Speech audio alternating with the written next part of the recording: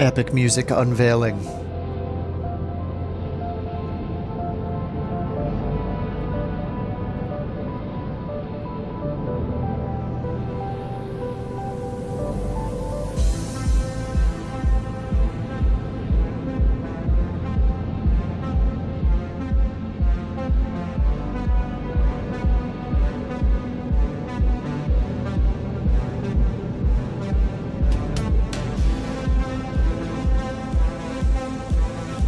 It's beautiful. We got a new website too. Look at that.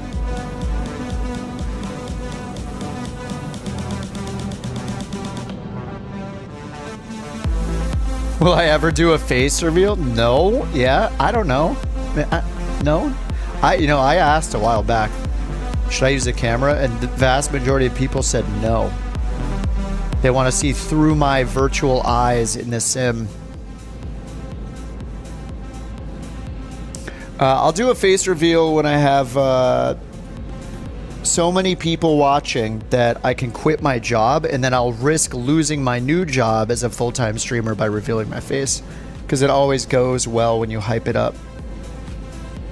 A young Tom Selleck. I mean, you could see my face. It's the emoji, like it's right there. What's the difference between NewSky and a pilot's life? Pilot's life is really good for going from one airline to another to another. NewSky is really good for doing a virtual airline. NewSky is like actually a great balance between, it's kind of like a simpler on-air company that's free, where you have a lot of control, but you don't have so much control that it's annoying. Like you can still choose which planes are being flown, what the routes that you guys are flying are. You have to make up the routes. That's one of the downsides, but you know, once you make enough routes for your virtual airline, then you're good to go. Yeah, I love a pilot's life. I think a pilot's life is fantastic if you want all the routes to be picked for you and you want to feel that progression of going from one airline to another, and maybe your hub moves, or maybe you get a new license for a new plane type. I think it's really, really good for single pilot stuff. But if you want to interact with other people, it's not really for that. Delivery in NewSky. You can do it on any plane. You can use NewSky on any plane, as far as I know. It just has to be in their database, but they have like a Cessna 172 up to the 777. So there probably are some holes, and you can just request that they add a plane if it's not in there.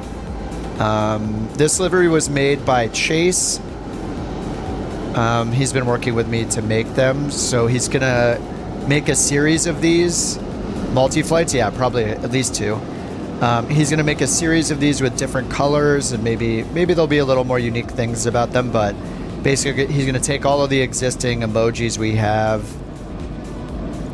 There's like 6 or 7. He'll probably, there are like 2 purple ones, so maybe there won't be 7, but you know, these things that I just threw in the chat, all the different emotes we have for the different chair types. And yeah, this is like the template for the 787, or sorry, the 737. And then yeah, we'll need like the 6, 7, and 900 variants. Maybe not the 900. I don't know that anybody's flying the 900, but you know, we're gonna go with most popular to least popular. But yeah, he started on the 787, and it's a totally different thing to make them for like the Airbus, I think. So that'll probably take more time than finishing these off. But yeah, the idea is to just keep going, more and more and more liveries. All right, I already picked a route here. I'm flying our plane Knox-Harrington on a scheduled route. I've been taking this plane all over the country, so I already have it. I already have the sim brief generated for it, going to Charleston. I'm going to pull up good old say intentions and see how it goes today. They did fix the cabin crew. Probably run into a push to talk button bug. If I do, then I'll switch to Beyond ATC, but get the cabin crew going for now. Right, Janet? You're part of the cabin crew? I do think it'd be hilarious to configure every plane in Couch Captains with all first class seating only. Well, Captain, I suppose I am. Just remember, if we crash, I'm taking the life jackets with me.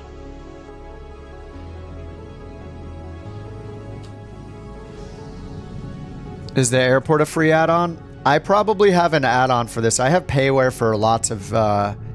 Yes, there's another couch captain delivery. Double couch, here we go. We're kind of treating these like Frontier, basically. Like, just change the theme of it and change the tail out. I probably have payware for this airport, too. I'm not sure which one I have. I have payware from the marketplace for most of the airports.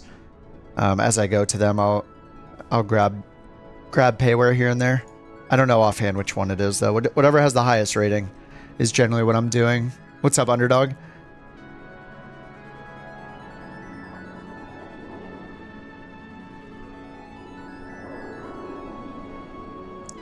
All right, let's see here. Let me get GSX going. Let me get this loaded in.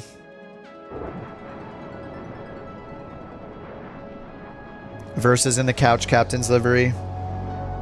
What's going to be great is that as we get more variants here, we're like Chase has basically been like trying to perfect the first variant, the first one, and it'll kind of become a template, and then kind of like if you picture the Frontier plane, so each one will have a different like tail and a different color associated with it. But I think this is a good start. Do I ever do VR? Not really. I have it. It's really cool, but I just don't like wearing a headset all the time.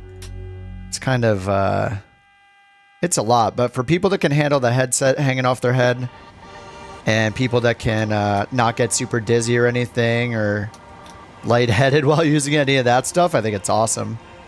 It's hard to beat the immersion of VR.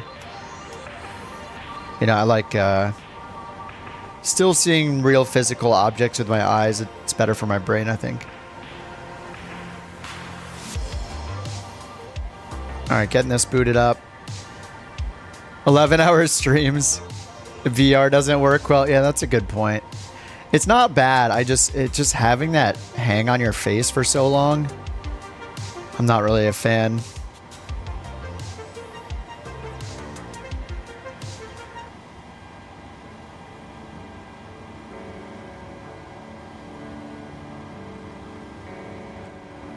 All right, let's check the departure METAR, and let's grab the ATIS. What's up, Cyber? Advise on initial contact, you have information pop-up. All right, the ATIS is bugged, so no ATIS. But we have information pop-up, so at least we can say that to them. Looks like we're going up to 370 to Charleston. This is a scheduled couch captain's flight.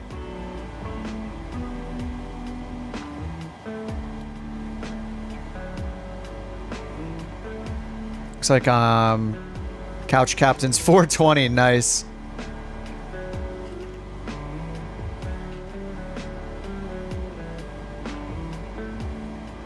Is this flight actually the 420? I mean, they have to be unique, so it looks like we have a 420. Yeah, this is Couch Captain's 420.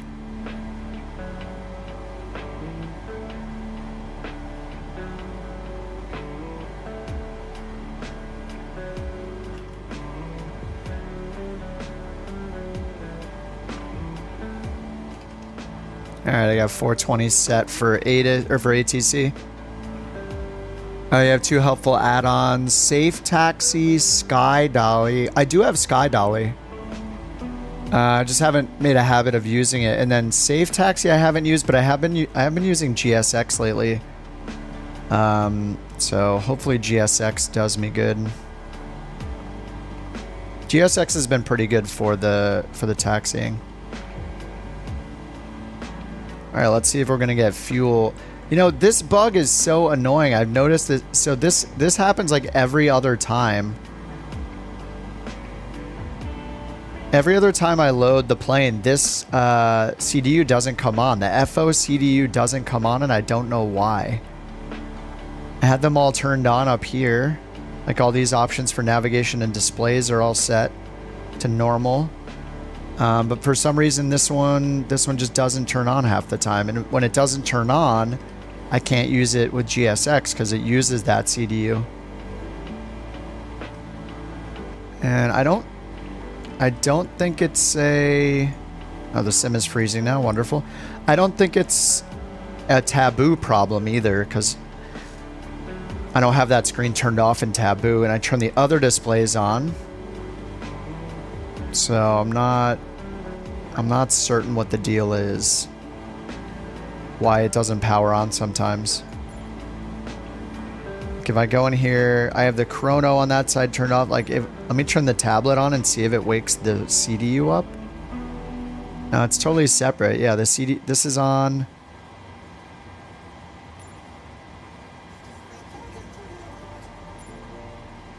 And CDU screen right here is turned on.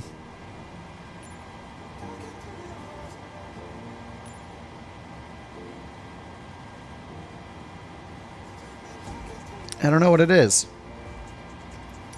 I don't know if you guys know if this is a problem, but yeah, I've been noticing this. This is when GSX just doesn't work. So I guess I'm not going to use GSX for the fuel. Actually, I don't think I can use it for the passengers either, because it uses the right side here to set it. I don't know why it's so buggy.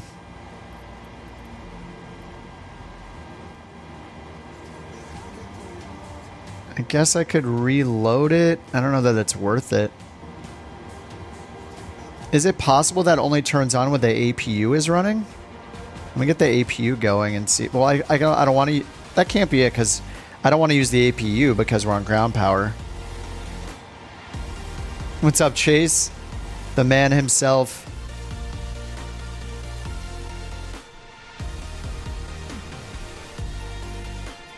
I'm not really sure.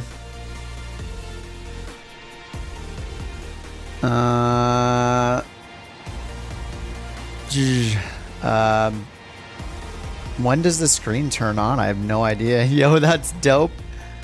There's another one in the distance.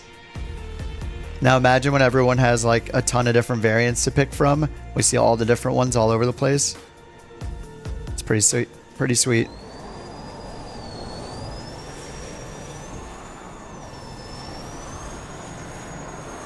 Great job, man. This is awesome. It's absolutely fantastic. Yeah, I guess I'm just going to skip it this time because clearly this isn't turning. All right, wait. I set mine 10 after. I have a half hour till departure, I think. I'm going to restart it. They're on the website, Dakota, or I put them in the Couch Captains. But yeah, if you just go to, you can go to couchcaptains.com. Or kipontheground.com. It's just a redirect to my site, but if you go there, it has them at the top. It's just a Google Drive you can download. You have to install it using the PMDG installer. All right, let me restore the flight.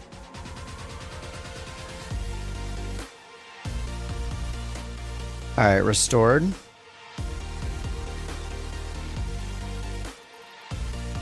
And let me reposition this at the current gate.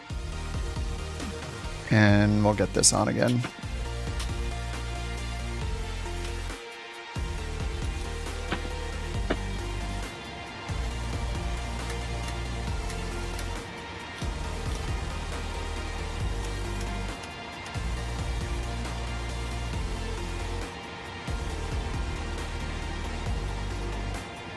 So this one only boots up first, which is fine, but once all the other screens turn on, sometimes this one doesn't turn on.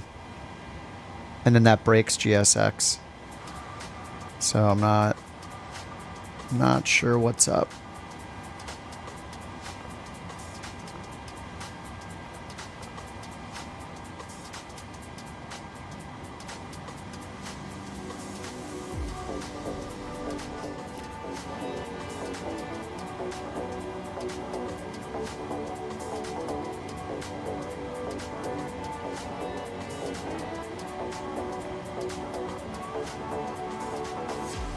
Will it load? Will it load?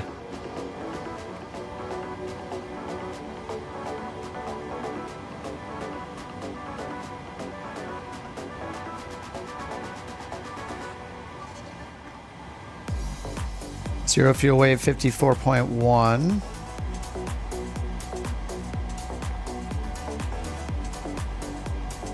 Gonna take a risk and assume that GSX will work. See, look, all the other screens come on. CDU doesn't come on. And it came on like 2 flights ago. It came on just fine on a different flight. But, and look, it even has messages. Just the screen itself doesn't turn on. It's not the brightness. I have no idea what's happening. Every time this happens, I can't use GSX. So even with Taboo, like this is turned on and Taboo, it works with Taboo. Like, I don't know.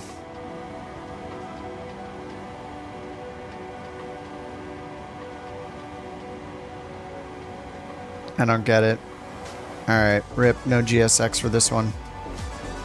So let me go back to position, route, flight plan, and I'll just instantly load the fuel and the payload.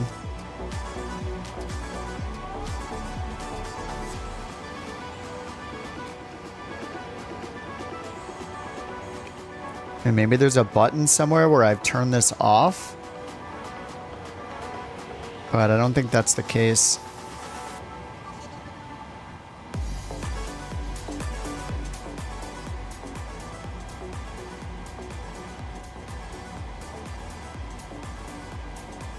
All right, Chicago to Charleston. Couch Captain's 420. Let's see if the import here works correctly. I've noticed like sometimes this will pull in the correct zero fuel weight, and sometimes it doesn't. Oh, I did update GSX, yeah, the other day. So I think I'm on the latest version. But this doesn't seem to be a GSX problem. It's a PMDG problem because this screen just won't turn on. And it doesn't matter that I have these screens disabled with Taboo. It still doesn't. Every now and then it'll turn on. I feel like maybe it doesn't turn on until I have the APU, but I'm never going to turn the APU on until I'm refueled. And I can't refuel until GSX can use this screen. So I really don't know what to do. Unless GSX is blacking that screen out. Maybe. I don't think that's it, though. I think it's just going to fail. Are the liveries out? There is one livery.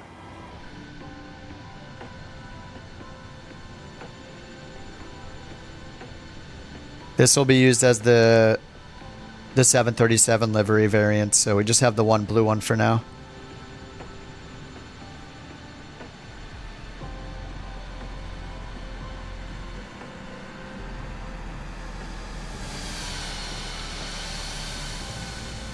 Alright, it says fuel trucks in position, but it's going to be like setting fuel, and this is not going to be usable.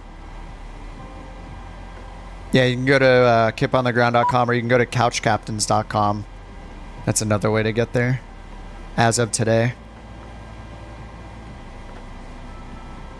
Yeah, it's just going to sit here going beep, beep forever because that screen's not on, so it can't do it.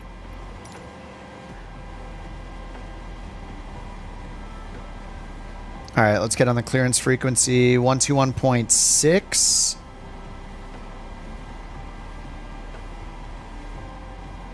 And let's get the... All right, SimBrief is imported here. All right, this is loaded. So let's see if the zero fuel weight matches. Zero fuel weight should be 54.1, but it is 119.4 for some reason. I have no idea why. Why is it 119.4? What? Where is it coming up with that? It's right here. Estimated zero fuel. These are all in kilograms. And this is clearly not using pounds, right? Because it would be less, wouldn't it?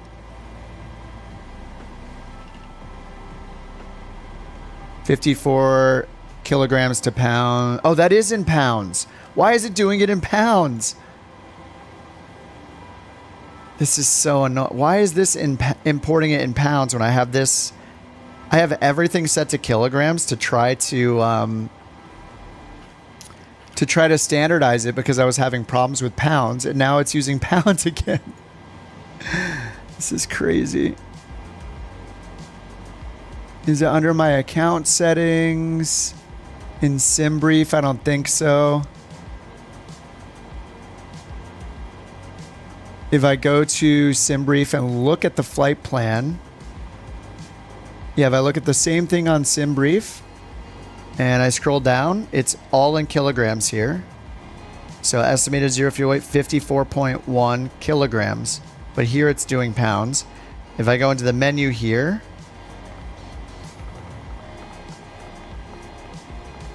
I had this set to kilograms.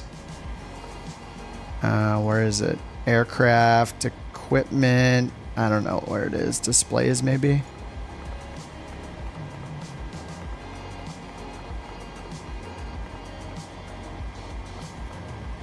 It's back in pounds. How did it get back to pounds? Oh no. I wish these settings were global to every plane that I fly, no matter the livery. That's probably what it is. I set it in one livery. Oh, that is what it is, isn't it? Yeah, because we don't have the eyebrow windows. That's why. Oh my God, that's so frustrating. Why is it per livery? Why would the same human want to fly a drastically different setup in one livery versus another? I don't get it. I don't understand the thinking. So I have to go through this again because I used a new livery. And now if we have 10 liveries for the 737, I'm going to have to set these settings in 10 different liveries. Oh, man. You hate it. Realism? Well, it's funny about if it is a realism thing, then why is my oxygen always the same in every plane? Even if I use the same livery 80 times, the crew oxygen never goes down. Where's that realism? The only realism is the annoying ones like this. This is so frustrating. Analog RMI, I think. Carbon, yes. Eyebrow windows, 2 class, new cutoff switches.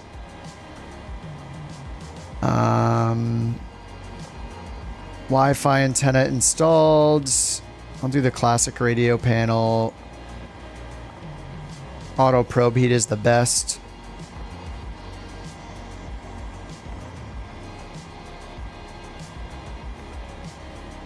Are the failures on? Hey, look, the random service-based failures saved from one to the next. Why is that? Okay, maybe that's fine now. Oh my God, now this screen worked. Wait, what? Why did this screen turn on now? I am so confused. Why would the FO screen not work until I turn on auto probe heat or something? What is happening? Okay. I don't understand. I have enough failures with say intentions. Hey, XN, what's up? Uh-oh. It's such bad timing for all the bugs because Brian went on vacation, so he's not able to address everything. It's just like all at once. He's probably like, yeah, of course. Of course. I go away finally for a nice little break, and then bam. All the problems start. All right, I got to be off blocks in 10 minutes or so. Ryanair 120. Ground frequency is 121.755. I'm going to have to fix all the volumes and say intentions again, I think. There's so many things to tweak everywhere. All right, maybe that's good. Okay, FMC. So this was in pounds, so let me cancel and re-import.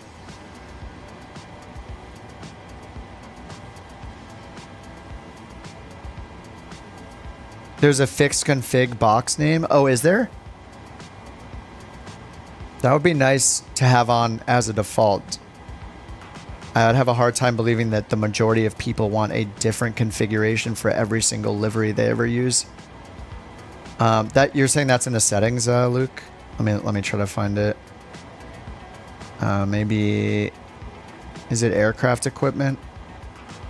Fixed.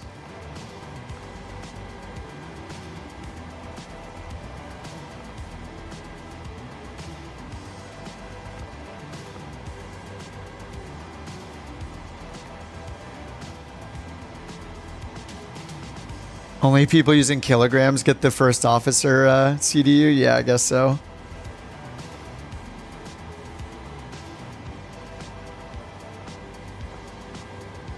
Back one. Yeah, I'm not with the delay. Oh, fixed config here. Oh, wait. How do I save one, though? What? I don't want to preload a config. I want it to remember mine.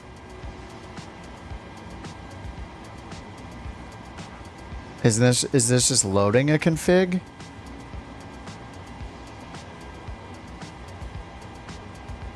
And do I have to go in and load this every single time? These look like presets. Load from another. There's no like save button, right? Oh, just type kip in the dash line. Oh, okay.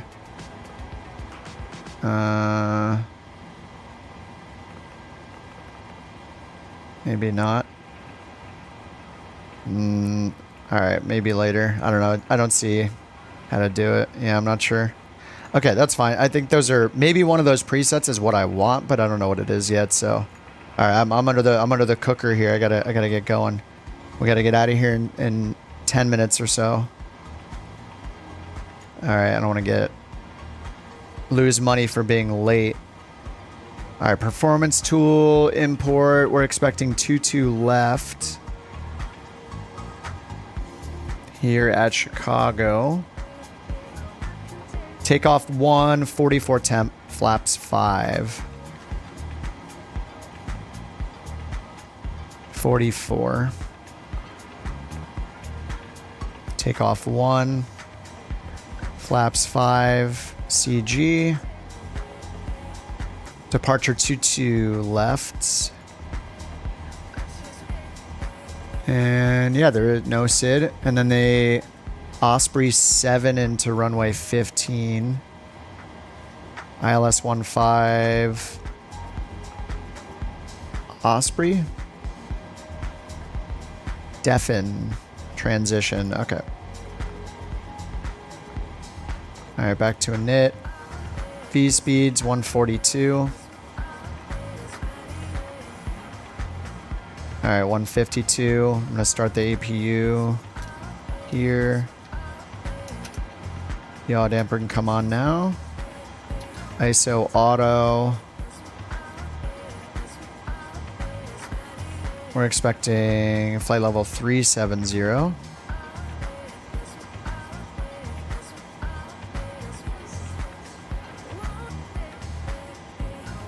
Okay, flaps 5, 4.9 or so on the trim. Clearance. All right, let's get some. Mike request VFR flight following to Fullerton, and we have Sierra.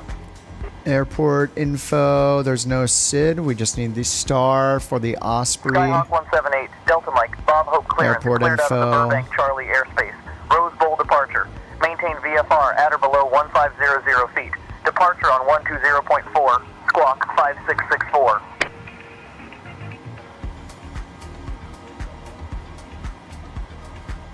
Installing the couch livery? Yes, do it.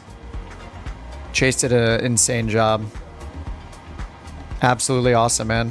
And put up with all my little nitpicks, too. Can you change this? Can you change this? He's like, somebody save me. He's setting a new bar. Higher than the bar I set for the deliveries that I made. Honor had an update, completely changed the interface. Now it's a flight scoring this system that works like a pilot's life. Oh no. Well, if it's not free, I don't see it taking us all away. NewSky, it's going to be so hard to do free. And the other thing about NewSky, I think I read on their wiki that maybe someday they'll charge for like owning and operating a virtual airline, which is great because then I can just pay for it and everybody can participate. But there's no easy way to do that with On Air. Everybody has to have their own subscription, so it's a bit crazy.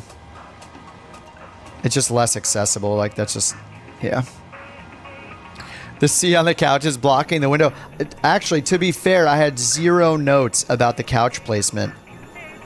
I think it's just really, I think it's like lucky just the way the letters are, right? A lot of them have openings, right? Like the U, the C. 4 of the 5 letters have an opening. The other one just goes straight through the windows. So it kind of just, yeah, it kind of just naturally fits along the windows pretty well. Yeah. Pretty sweet. Let me get my clearance. Chicago clearance, Couch Captains, 420 IFR to Charleston.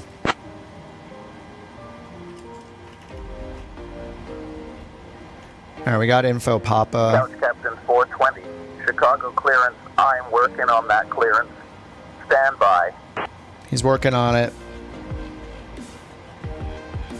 Downloaded the V8. Nice. We'll be going to Charleston first, and you don't even have to follow along on the same flight. Cleared to Charleston. Radar vectors earned, then as filed. Climb and maintain 4,000. Expect flight level 37010 minutes after departure. 370. Departure on 125.0, squawk 4562.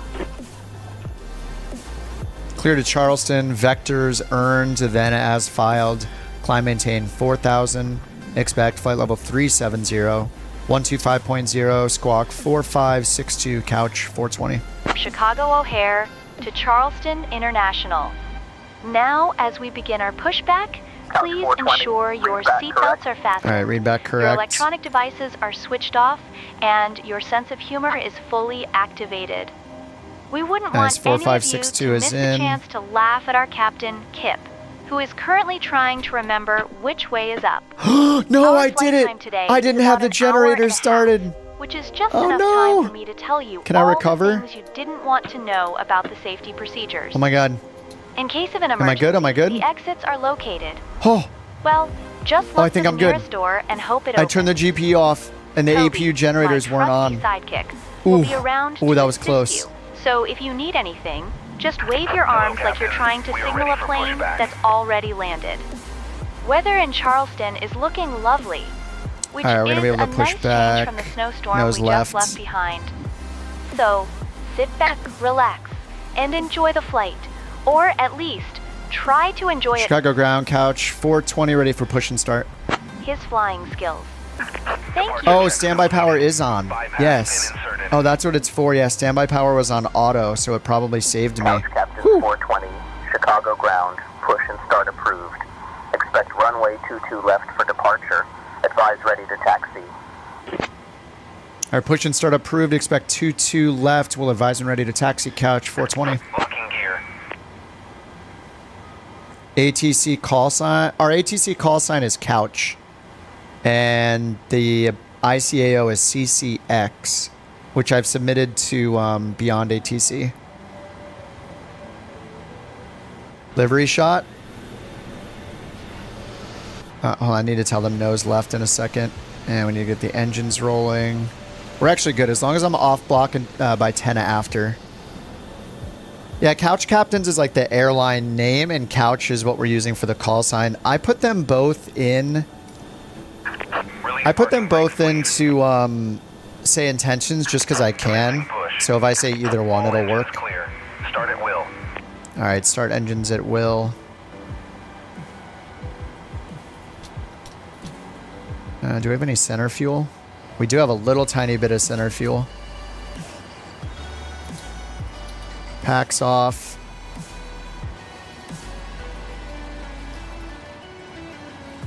All right, engine 2 starting up. Yeah, APU is for starting the engines more. Yeah, I started the APU early to try to wake up that second screen that wasn't working, and now it's working, so I'm not sure what the problem was. But yeah, I'm usually on ground power just until it's time for pushback. I usually get the APU on right away. Oh yeah, on-site air. Yeah, I've seen that too. Oh, you can start the main engines without the APU. Okay, so I could use that if there's no pushback required then, huh? If I don't want to use the APU fuel to get the engine started. That's pretty cool. I haven't tried that yet. Maybe when I do freighter stuff and I'm at a cargo ramp where I can start the engines on the ramp, maybe that'll work. Oh my god, there's 3 of us. Apparently I clicked the wrong button. Oh my god, there's 4 of us. There's so many Couch Captains liveries. This looks awesome. Chase, look at what you've done. The monster you've unleashed.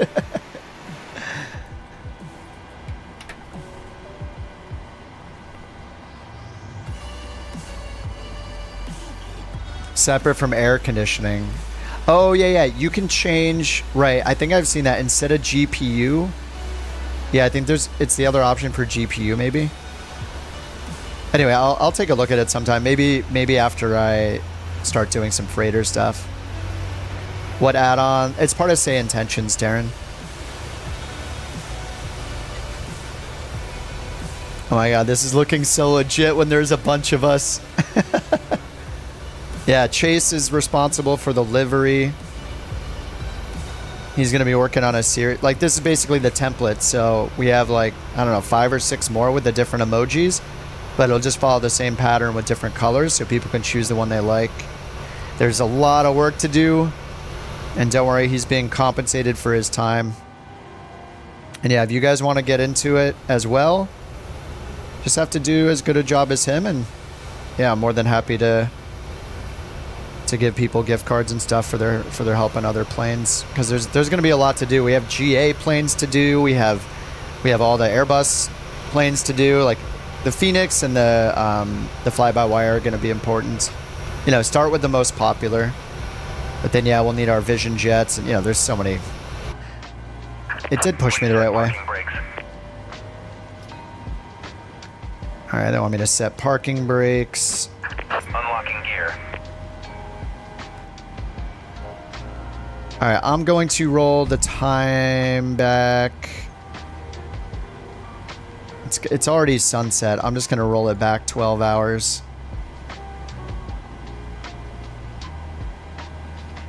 Let's see. Yeah, I want the minutes to be the same just so I can use the minutes accurately. Oh, the minutes aren't the same. Wait a minute. Hold on. What's going on here? Oh, there we go. That's live. Okay, I'm going to go 12 hours ahead. Should be 8 after. There we go. Okay, that's correct now. Tow truck disconnected. Bypass pin removed. All right, got engine 2 going. Left is clear. Right Flight is director's clear. on. And they told us climb maintain 4,000.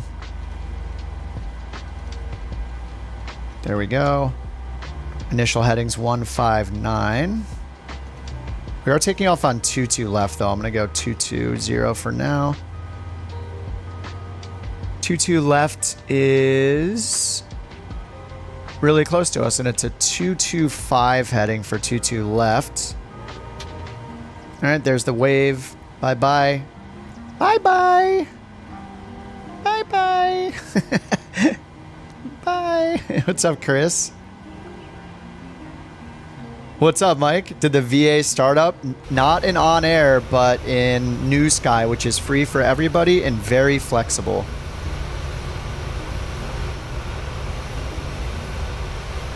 That was so cute. What, the wave? I think that's part of the official pushback process, is when they're done, they wave to make sure the pilot doesn't need anything else or something. I don't know. I was watching some A330 driver videos on it or whatever. I was watching his Airbus videos and he was talking about that a little bit. Okay, let's get the generators on. Packs back on. Probes are on auto, and get the APU bleed off. APU off. APU showing 0, and both the gens are showing power. Nothing scary up here. Let's get RTO set for our brake. Whoops, forgot anti-collision. Taxi light on. All right, let's talk to ground. Chicago ground couch captains 420 ready to taxi with Papa. Altimeter was... we just have to hit B for the altimeter right now. It's down with Say Intentions. Seatbelt and no smoking. There's no smoking light in this thing, so I have the seatbelts on auto. Taxi to runway 22 left via Alpha, A15, November. 22 left via Alpha 15, November. Couch 420. It's funny, I happen to be Couch 420 because that's actually the name of this flight. This is a scheduled Couch Captain's flight. Couch 420, continue taxi to runway 22 left Actually, via Alpha, A15 November. A15? By A15, do you mean Alpha 15? Couch 420. Right besides the seatbelt? Couch Oh, 420, no. continue Wait, you mean taxiing this? to runway 22 left via Alpha A15 November. Alpha A15 November to runway 22 left, couch 420. They keep saying A15. I gotta debug this. Debug. A15 taxi intersection being called A15 instead of Alpha. Would they call it Alpha 15 or Alpha 15? Thanks. Debug log. I don't know. All right, we got our taxi instructions. RTO. All right, that's good. Let's get our flaps down to 5. And it was 4.8, actually almost 4.9 for the trim. There we go. All right, I think we're good. Parking brake off. Passengers are lighting them up. We just turn to the left a little. So Alpha 15 is right to our southwest. So we turn right a little bit and then we'll turn. It says Alpha 15 November. Oh, okay. I need to turn to the right. Sorry. Alpha 15 is right here. So to our right, Alpha 15 November. And then we go all the way up to 22 left. Not to be confused with 28 right. Couch captains, assemble.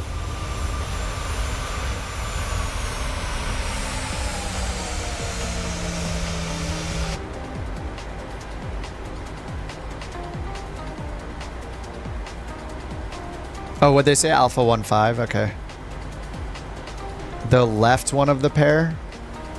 Right besides the seatbelt switch. Above the seatbelt switch. Hold on. All right, this is, I gotta go to Alpha 15, which is further to the right. This is Alpha 16. Alpha 15, they want us to go down this way so we can cross to November. What's up, Logan? A lot has changed since you last watched. I'm not sure. We're doing the virtual airline thing. We got a custom livery made by our very own Chase. Look at all those couch captains. We're going to have to delay to catch up to company traffic. All right, here's Alpha 15.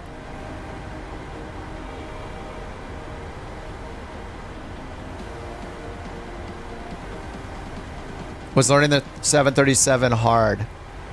I think all the time I put into the GA stuff, like if you are comfortable with other planes and you think you know them pretty well, there are some challenges with it, but I can probably help you if you have questions.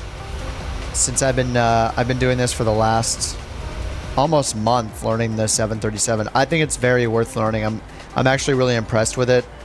For a while, a lot of the things there are some bugs here and there, like you have to restart the flight every now and then if it doesn't load in correctly, but overall I think it's really high quality.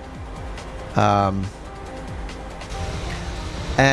if you've flown the CJ4 and you've used like the Collins Proline avionics or even flown the Airbus before, I think it's definitely learnable. The thing I had the hardest time understanding was really the disconnect, the auto throttle disconnect conditions. I'm still learning a ton of stuff, by the way. I've barely turned on the service-based realism settings. I don't know how to handle an engine out or any of that. None of the abnormal or emergency ops, none of that stuff. But I'm comfortable enough, like, with everything in non-failure mode to fly to most places. My hand landings are pretty crap. I am very bad. I think I'm getting like 1.4 Gs certain landings, 1.5. My landing rate is pretty bad, so I'm working on that. I got a lot of practice to do to get some smoother landings. All right, we're on November. We're just gonna take this all the way down. But yeah, I think that it's very worth it. And I also think that you can buy any variant you want. 6, 7, 8, or 900. The 800 is the most popular, but keep in mind that liveries are per variant. So if you want to fly with a certain livery from a certain airline, You might not get it in some of the variants if they don't actually fly those variants. So the 600, for example, you might not be able to get a certain livery with it. Like maybe you can get WestJet, but you can't get Southwest or something like that, or can't get, you know, American. Who knows? But besides that, the smaller the variant, the smaller, like shorter the plane. And as far as I know, everything in it is the same. It's just a standard. Everything the flight deck is standardized, I'm pretty sure, between all the different variants, 6, 7, 8, and 9. So if you need to save a little money by not getting the 800 because it's like $70 or whatever, then you could go for the 700 or the 600. The 700 is actually great, and I haven't flown the 600 yet, but I'm sure it's even more of a rocket ship than the 700 is. I think the 600 is like 30 something, $35 maybe instead of $70. What's up, Ninja? How did we get it? Chase made it, and it's on couchcaptains.com. Look, couchcaptains.com. You can just go there. It just redirects to my site. You can grab it from there, and we'll be adding more as Chase cranks them out. Check the nose wheel doors. Oh wait, is there an Easter egg?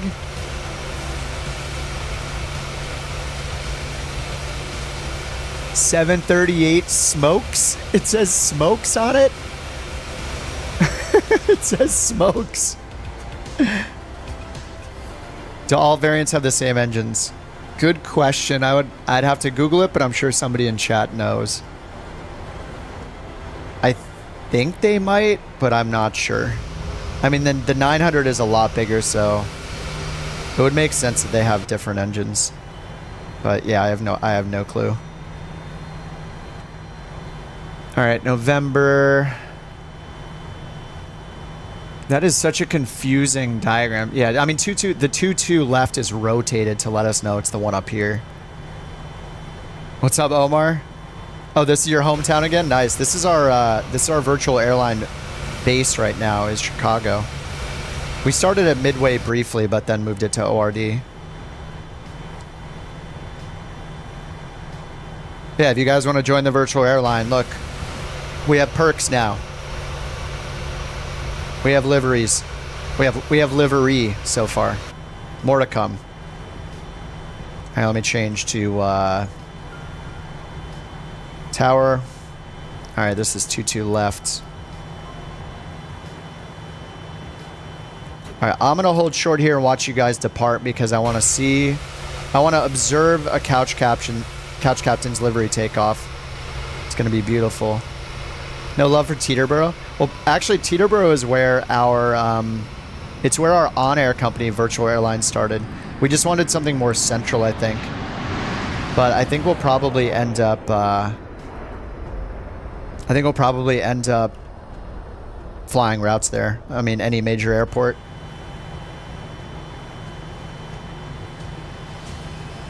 Chicago Tower Couch 420, ready for departure runway 22 left, holding short. I did that in the wrong order.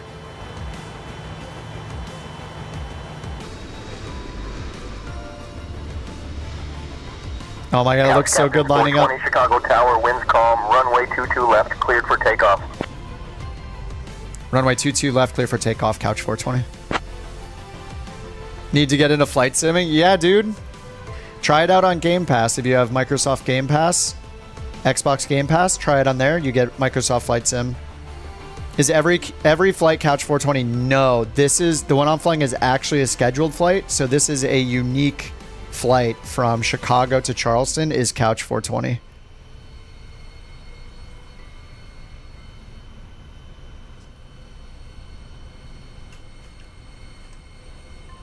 For the first time, we're witnessing a Couch Captain's rotation.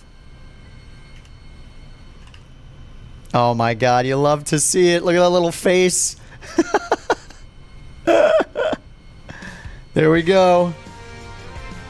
Looks so good. Any more couches ready to take off? Looks like you guys are taxiing. I see one over there, one over here.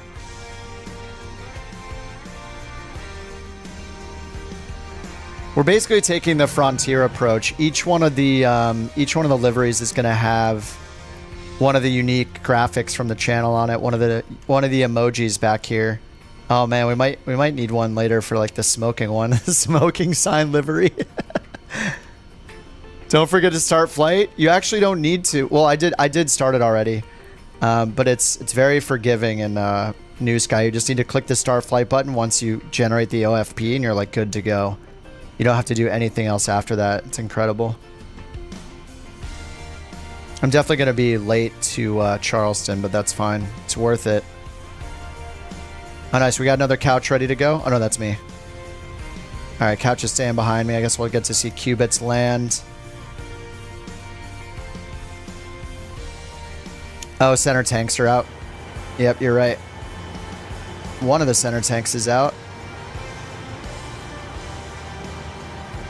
I feel like I should keep both the center pumps on. Am I holding the ones behind me? No, you can just go straight through each other. There's no collision damage, otherwise people in multiplayer would troll the heck out of other people, just slamming into them. Oh my god, I have a great idea. A Couch Captain Super Hornet livery, or Tomcat livery for the escorts. Official military variants. There are so many possibilities for the liveries. Alright, I gotta take off. Alright, we got cleared to go. Let's get up here. Landing lights on, runway turn off lights. Taxi light off, continuous, continuous. Strobes. Let's get the fuel flow reset. Let's get the clock on. Get the transponder to TARA. Get traffic on and check that we have V speeds. We do. Alright, let's go. Auto throttle. What the heck? Oh, something just fell off my desk. LNAV, VNAV, and auto throttle. We need heading select first. Okay. Couch Force 1.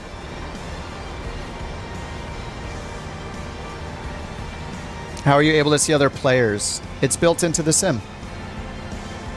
Multiplayer is built into Microsoft Flight Simulator. Alright, they already gave us clear to take off. I'm going to do an illegal rolling start. I don't know if that's an illegal. It's up to couch captains if it's part of our operating procedures. Alright, Toga, N1. V1 is 136. Let's listen to the engines. Oh, I didn't put the departure frequency on standby. That's going to be fun. I'll just get autopilot on fast.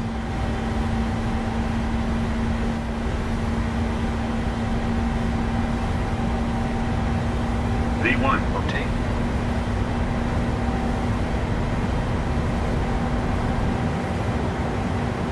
Positive rate of climb. Alright, gear up.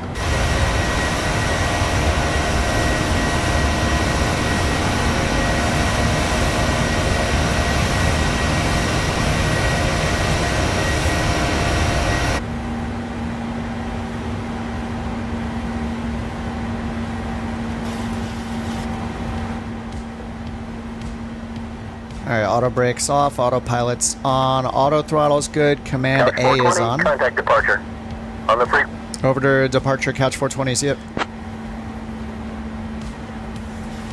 Alright, there's fuel for our other center tank, that's off, Couch continuous 420, off. runway 22 left, cleared for takeoff. We were already clear for takeoff, my dude. Flaps 2, flaps 1. Departure's on 125.0. We're just gonna hold this heading for a minute.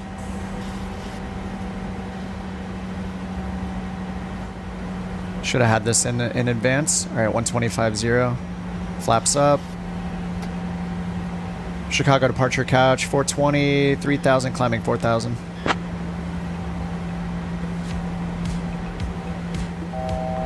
Couch Captain's 420, Chicago departure, radar contact. Cleared direct earned. Climb and maintain flight level 210. Direct earned, climb maintain flight level 210, couch 420.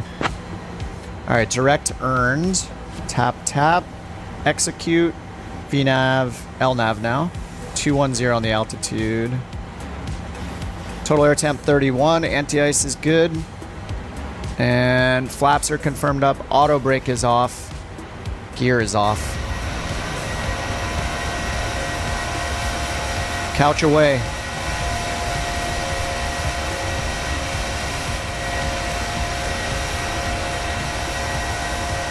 That was a plane, yeah, the lights in front of us. Yeah, I can turn the name tags off if I want. So this is a plane right up here. If you see the lights, and you can see contrails too. I don't know whose contrail that is. They're far enough where they're not visible anymore. All right, direct earned. That is set here, and we're going up to flight level 210. Make sure we're pressurizing. We are. And we got 370 set here. I'm going to double check our climb. Yeah, it's wrong. It usually is. From the import, 370. And I'm going to pull in the cruise winds while I'm here. Game takes so long to load. I know. It takes me literally 10 to 15 minutes to load the sim. It's insane. Assigned flights. Yeah, Fish, we have a bunch of them. Josh is doing tons of work adding routes to places people are asking for, and this is one of the assigned routes. So yeah, if I go look at my, you can just look at my home screen, see the scheduled route.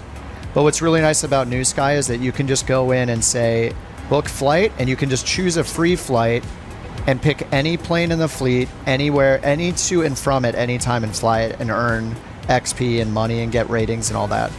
But if you choose schedule, then it will more realistically make you choose an available plane at a specific location. So I'm flying Knox Harrington right now, one of the 737-800s, and they all have unique names that we decide on. Say again for Couch 420.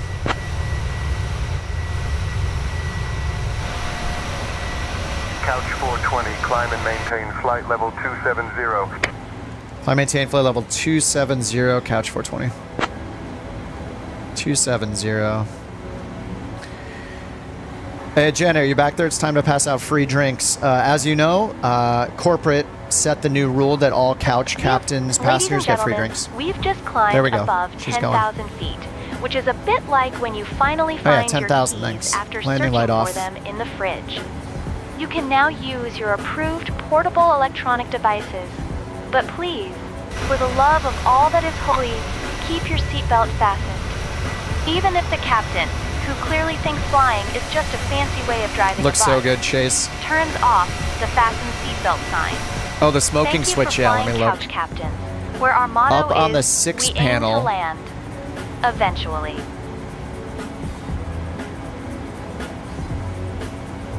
I don't know what a 6 panel is. Oh, Captain Kip, I'm back here, but I must say, if To your the left flying of the is seat any wobbly, belt switch. we might need to pass What is a out 6 panel? parachutes instead of drinks. But yes, I'll get the free drinks rolling for our lovely passengers. Just try not to the spill any overhead. on the controls, all right? Ladies and gentlemen, this is your lead flight Couch attendant, 420, Janet, contact speaking. Chicago Center on We're currently 133.95. climbing to our cruising altitude of 30 133.905. Couch 420, see it? traffic jams of Chicago. 133.905. Now, as part of our new corporate policy, we're thrilled to announce that all passengers on Couch Captain's Flight 420 No, it was get free drinks. 132.905. Yes, you heard that right. Free drinks. So if you see Captain Kip flying too close to the clouds, just remember, it's not the altitude, it's the attitude. Toby will be around shortly with your complimentary beverages. Wait, why is he Sit giving back, me commands? I relax, haven't switched and frequency. try not to think about how much better the pilot could be at flying. Oh my god. Quiet, Janet. Yeah, that does sound like old Janet. Alright, he gave me 320, but he's on the wrong frequency. He's not supposed to be talking to me. He passed me off to another frequency. Chicago Center, Couch 420, 15,000, climbing flight level 320. I'm just going to combine their instructions. All right, I had to turn her off. She wouldn't shut up. Just too much all at once. 420, Chicago Center, good morning.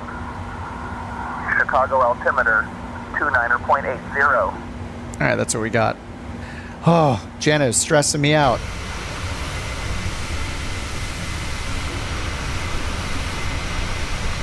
It's beautiful.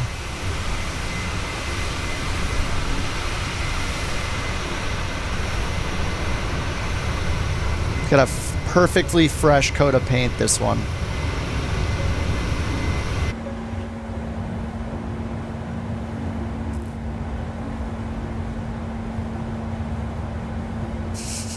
Oh, I think Chase already put one Easter egg. I bet he could put one here too, like you can smoke in here could be written here really tiny.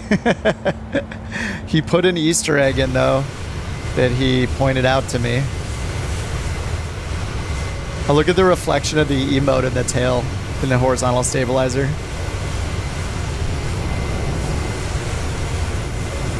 Let me find that. Where am I? Wait a minute, that's not me. Oh, there we go. Let me find the Easter egg.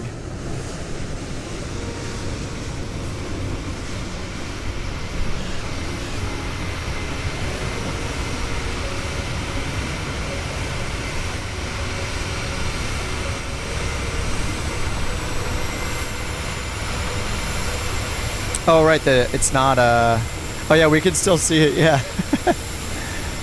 The 738 smokes. It just says smokes.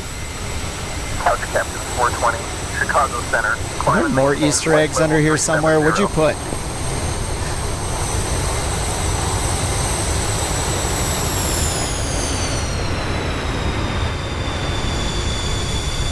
Give it a nice, cinematic livery flyby here.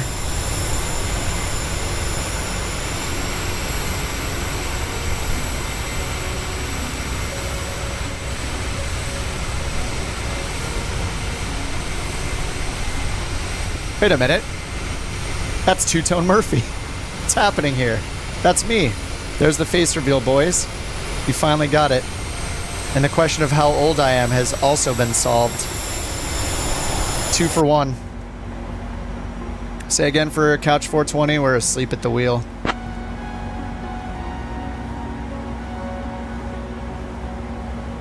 Couch 420, Chicago Center.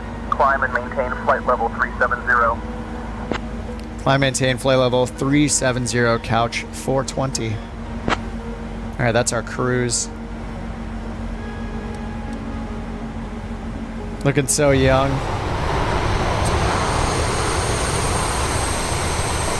Yeah, Chase, I know. There'll be, there's so many planes and variants. There are going to be a million opportunities to add little Easter eggs in. Put little variations in each one.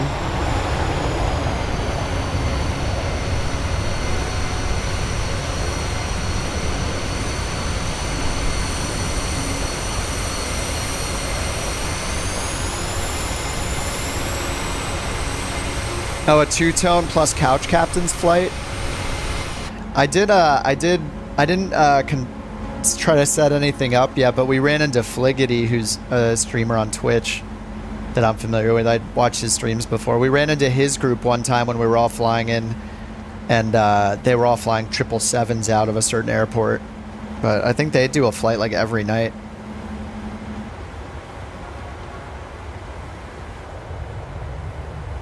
Oh yeah, I still didn't find the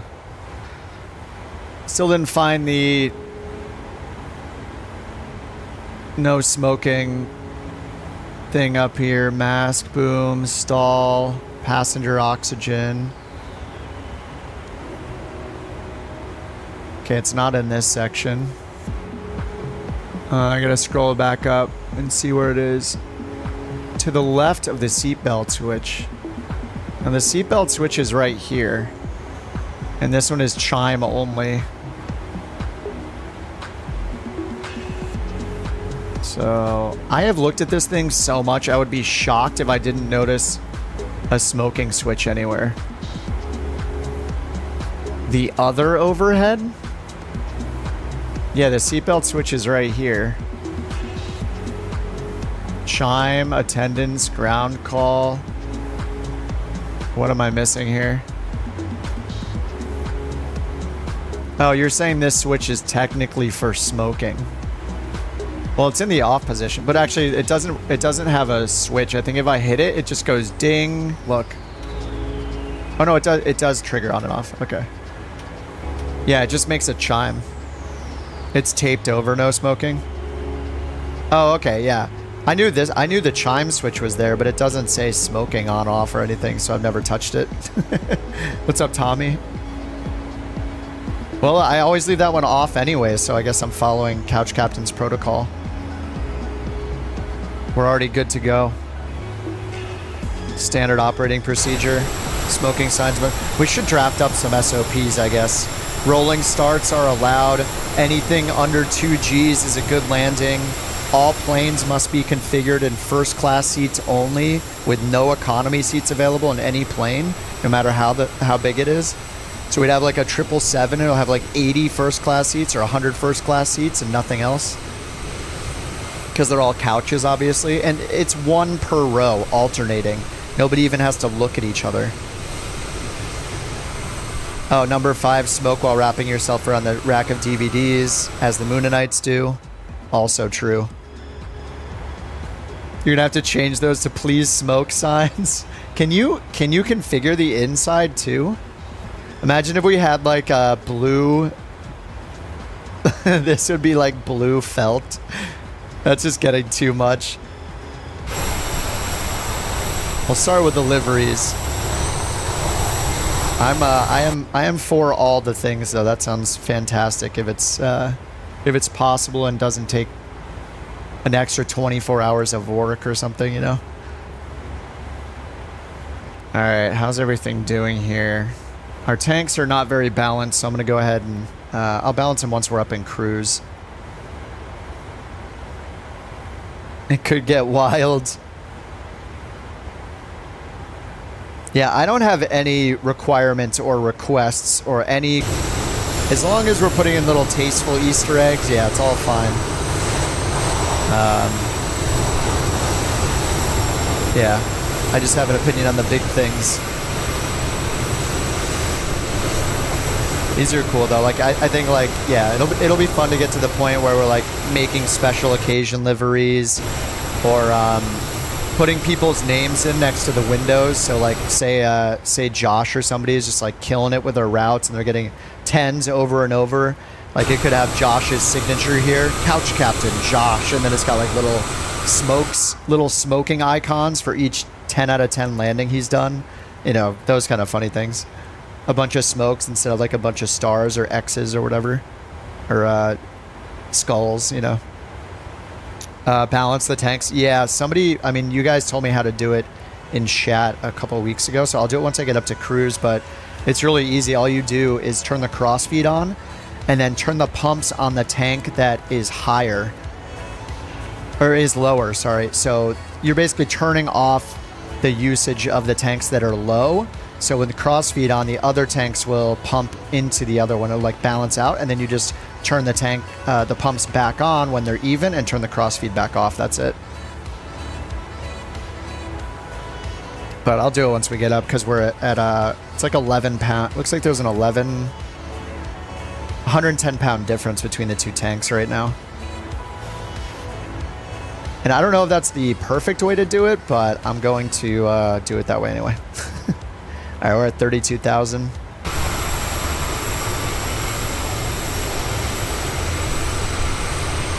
The sticks of butter, yeah. Oh, we have the milk emote too. What if the milk emote could be on the back? Oh my god, I'm getting ideas. What if the milk emote is here and it's pouring onto the plane, and then you have a continuation of the milk covering like half the plane? It's just like a spill of milk all over the body of the plane up until it says couch with the milk emote. And there could be a butter one as well with the butter spilling out. There's so many things we could do. And we still have more emotes to make. Like I do have a note for the Swiss cheese emoji, the bye-bye, a crab emoji. We could have a giant crab on the back. Bob Ross. A note on the strobes, on the strobe? In the light switch set to the bottom right. Wait, what? Strobe switch is weird. Oh yeah, exactly. Yeah, up is strobe. Yeah, you turn it to up for position, for strobe and steady. Yeah, and then down for steady. And middle is off. It's so weird. An anti-collision like the normal. Yeah, it's weird how up is not off. Yeah, it's kind of strange. You have to turn it through off. I don't know. Boeing things. You have your notepad open. No, you don't have to worry about anything other. I think right now, because this one looks so good, now that this is like a template, next is just using the other faces and making a couple variants using a couple other faces, like the stool face, so it's on black with like a yellowish, brownish, goldish color. You know. Yeah, it's looking great. It's a lot of fun. How far is this flight anyway? 579 miles. A little 2x acceleration might be in our future. Oh, this side up. Pilot's ice dinged you for lights.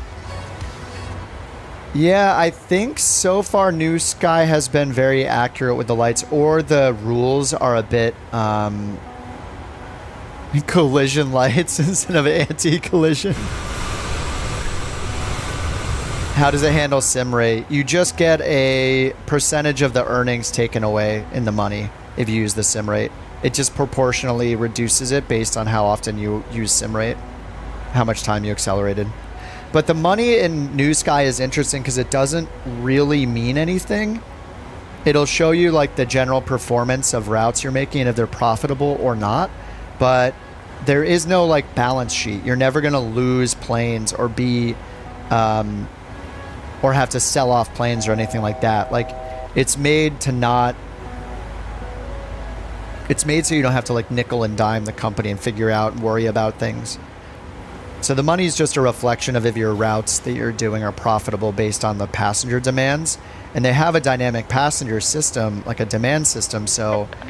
Ladies and gentlemen, welcome aboard Couch Captain's Flight 420 if you go to the map and you click on any airport, we've reached our cruising altitude of 37,000 you see this sidebar opens with passenger and cargo demands in what direction. So as you click through each airport, it shows the real-time demand. So feel free to unbuckle. But do remember that keeping your seatbelt so if I click on Portland, for example, you can see there's a big spike in cargo demand to the east. Snack and drink service will be coming around shortly. So but not really in the other directions. And then most of the passengers want to go south and a little southeast. Or not. So that's how you can figure out where to schedule your flights or where to do a free flight even to maximize how many passengers or cargo you get. And remember, if you see any clouds, just pretend they're fluffy cotton candy. Enjoy the flight. And so here are the flights I've done so far. And so the rating is like the pilot rating. But then the passengers and cargo, when it's green, that's like a full or near full capacity flight, which is what you want, to maximize the money. If you're tracking the money, the red is like way underbooked, and the orange, the yellow's in the middle. So there are 4 tiers, like red, yellow, blue, and green. But what's nice is like you don't have to sit there and just stare at the money the whole time and worry about it. It's just something to use as a metric so there's like something to care about, but it's not going to punish you if you mess things up. And like as far as like the airline rating, I was reading, I think the overall airline rating as it goes up, you get more full flights because passengers want to fly on your airline more. So as you improve, as all your pilots do better, you get a higher airline rating. And then therefore you get more passengers and cargo payloads when you do book flights or do free flights. But it's nowhere near as strict as On-Air Company. We're not like, 55 people signed up, since what, Sunday? Yeah, we just started this 2 days ago, so we're at 55 so far. We gotta become number 1 on the list. Are we on the first page yet? Not yet. There are 41 pages. We're on page 2 already. We're in the top half of page 2 so far, with 99 flights, 55 pilots, and 53% of the pilots have been active in the last month. So half the people haven't done a flight yet, it looks like. We will take over. It's pretty cool though. 99 flights, yeah. Pretty crazy. deliveries and coming up with our own routes. Oh, another thing you can do that's also really cool about NewSky, you can define awards for your pilots based on routes that they have to fly in certain planes with certain ratings. So this one Josh set up to test it, and this one's just called first flight. Oh, we have to update this. Whoops, it says from Midway to Nashville. Anyway, if you just fly from Midway to Nashville and complete the flight, that's all you have to do. You can do it in any plane. You can do it with any landing rating. Then you get a badge, and then you get the award, and then the award shows up on your profile. So I can see it on my rewards. So we can make challenges to fly to certain airports or certain routes. We can restrict it to certain planes. Like, hey, fly this route in the Piper Meridian and put in 3, and you have to fly, a route of 3 airports that are challenging or something, and we put a badge in for it. So you can like make your own little challenges. Yeah, it's pretty cool. You won't be able to fly till Thursday. What's nice is it doesn't matter when you can or can't fly. You just fly when you're ready. There's no nobody has to worry about a schedule. When you hop on, you can either choose a free flight that lets you choose anywhere in any plane, and you just decide where you want to fly, or you can choose a scheduled flight that we define, and then the planes get moved from one location to another when you do the scheduled flights. So I'm flying this 737 is called Knox Harrington, and I'm taking Knox Harrington down to Charleston right now. So if I'm done after this, the Knox Harrington is, physically, if you want to call it that, in Charleston. But if someone does a free flight, they can use Knox Harrington or any other plane that exists, regardless of where it's located. It's pretty cool. I'm enjoying it so far. All 48 hours into it, I think most people are. And you guys can tell me if you disagree. I think so far so good. Make one called the Love Seat. We've been naming a lot of them based off the Big Lebowski because of my love for it, but I think Josh made one called Chevy Chase today. Center on 119.55. We just want to give them all names. 109.55, Couch 420. 119er it should be. 109er. Is it a VOR frequency?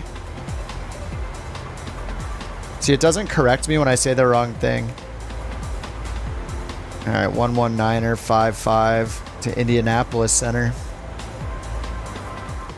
Indy Center, Couch 420, flight level 370. All right, we got 300 miles, so I'm gonna prepare for the descent, and then I'm gonna start the. 420, Indianapolis Center. Good morning.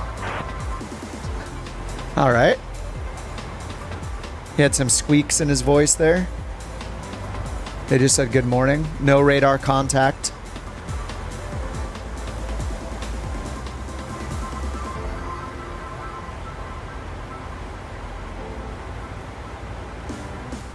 Oh, 788. Bravo airspace? What do you mean Bravo airspace version? If you need one, if there's no 788 here, I can add one. Oh yeah, there's only a 9 and a 10. I can add an 8. 7087 8. I assume the passenger, just a 788. Do we want 214 passenger version or the 237? Oh, the Bravo airspace one right here. Yeah, no, I see what you're saying. That's why you said version. Okay, I wasn't familiar. Okay, Bravo airspace version. This is in kilograms. Uh-oh, we need a name. I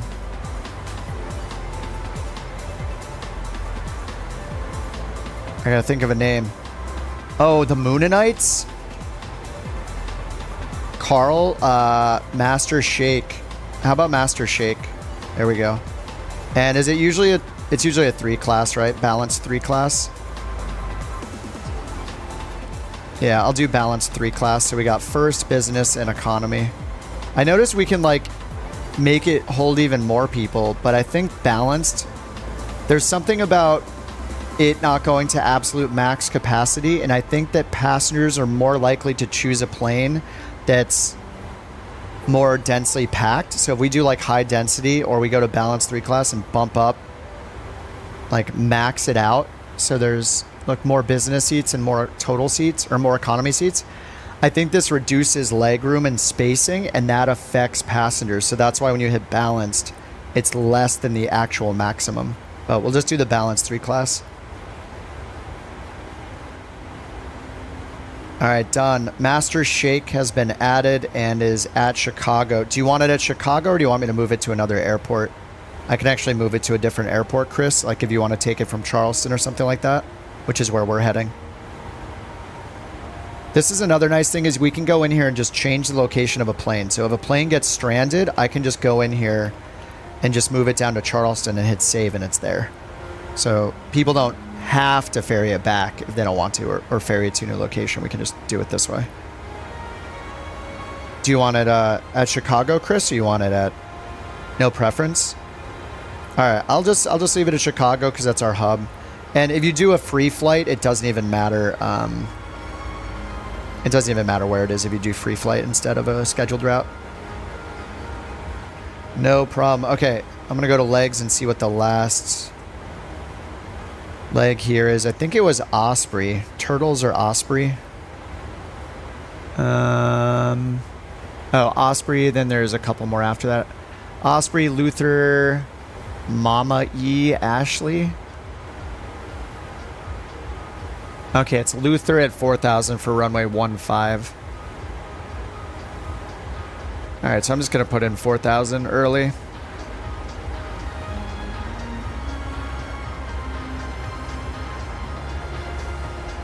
Just in case I forget. And I'll set up for runway 15. See what kind of approaches we got. Oh, no auto lands. I'm not going to get a 10. I'm not going to get a 10-0. All right, ILS 15, Cat 2. And Luther's the IAF.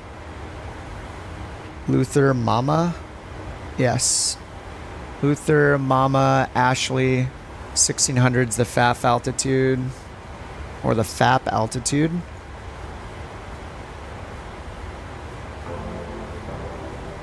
.7 154 course and RA 97. So let's get all that in. 109.7.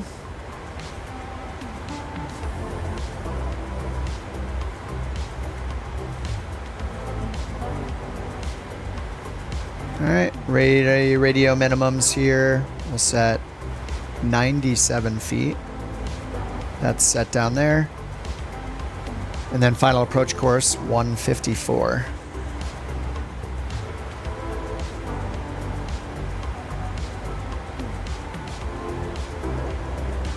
All right, 154. And I pinned that. And I pinned the airport already. All right, let's unpin Chicago stuff. And let's check our landing elevation. I guess it's on the star as well. Let's see.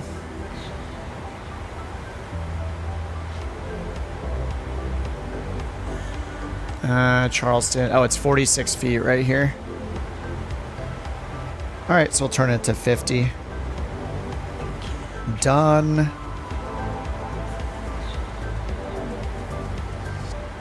All right, so yeah, we got 4,000 for the star. I think we're good to descend. I'm going to take a look at the airport real quick. I'm not really familiar with Charleston. Okay, so we're laying on 15, 9,000 foot runway, and we're going to turn off to the right, which is where the terminal's at. There are hangars and a terminal. Looks like maybe no... Oh, there's the main terminal down here. Okay. Looks like there's like two sets of gates. So we'll probably want to... We usually land, what, 5,000 plus feet, 5,000 to 6,000 feet. So we'll be pretty much at the intersection of 2-1. So we'll probably turn right, exit at Alpha, straight down to the terminal. would be nice.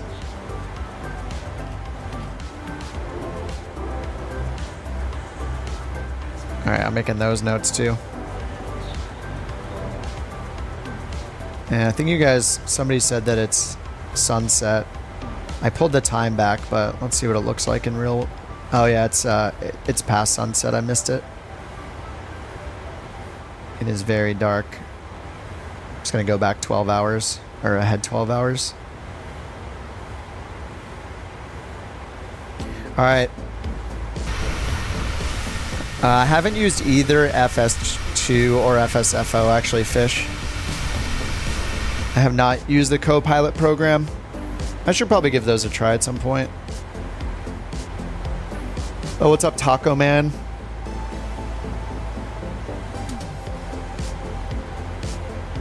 All right, I think it's time acceleration time, if you guys are ready.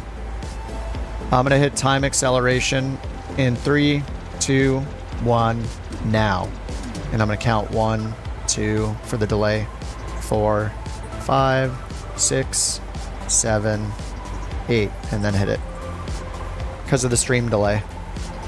We'll lose a little bit of money doing time acceleration, but nobody wants to sit and cruise for 300 miles, do they? I don't think so.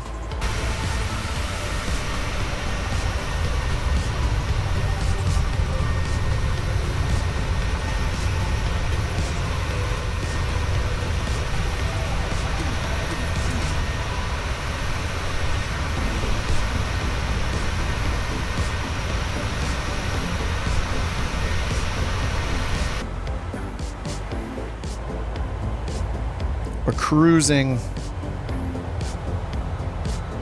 God, the livery looks good.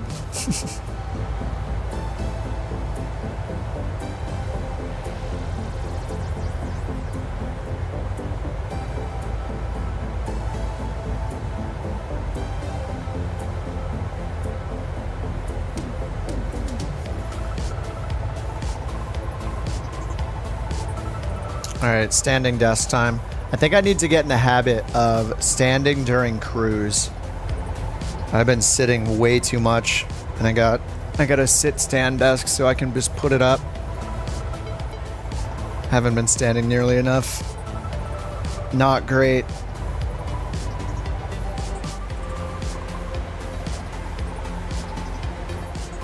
The emote. It's a good one.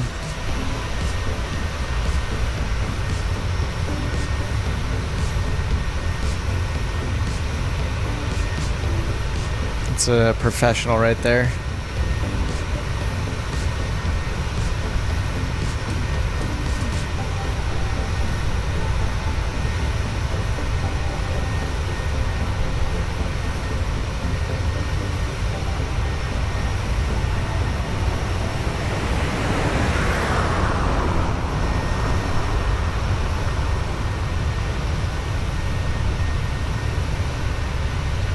That is an SU-57 going in 2x speed, or maybe he's going in 1x speed and he's that fast. Probably in 2x speed, right?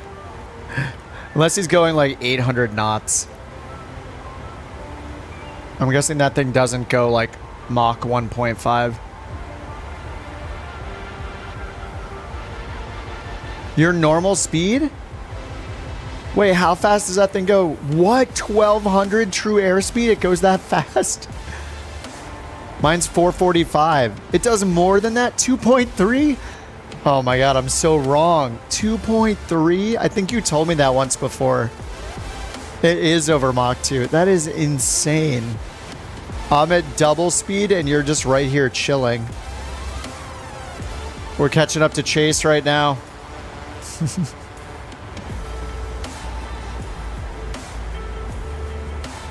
I don't know, we'll never catch him.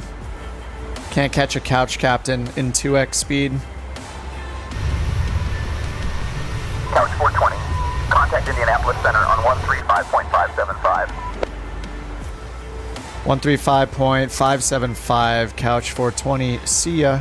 Oh, I forgot to say bye-bye. Oh, I keep forgetting. 133.575. Indy Center. Let's go to Indy Center. Indianapolis Center, couch 420, flight level 370. Should probably turn the RA off and just do TA, just in case we get close to each other. All right, they hit us with a good morning. They don't even care about radar contact. Other day when you guys were using time compression, I was cruising along the F-22 at regular speed. Are you past me? My cost index for this flight's pretty low. I think it gave me like a 6 cost index. Oh, no, 5. Actually, maybe that was a different... yeah, it is 5. Cost index 5.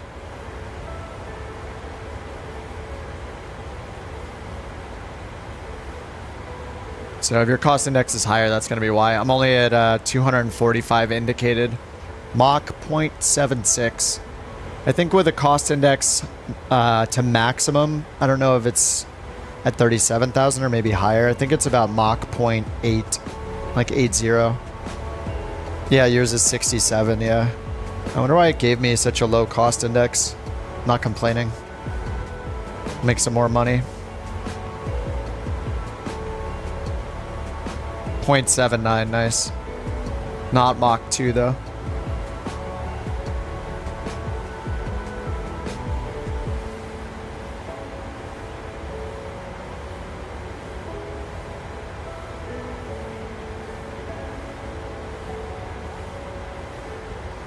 What's up, Fly 365? I don't even want to be in the plane anymore. I just want to stare at the emoji the whole time.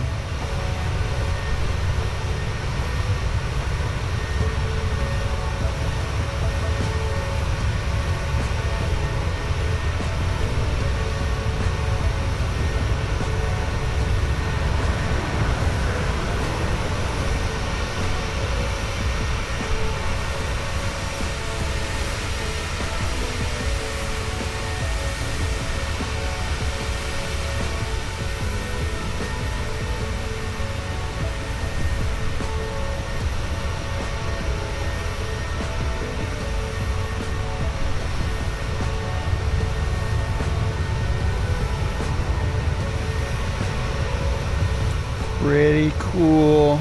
I love when you can see the reflections on the wings and stuff.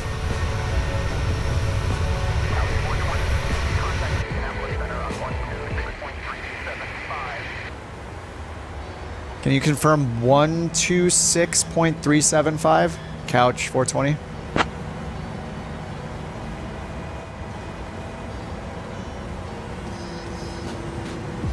I barely hear him.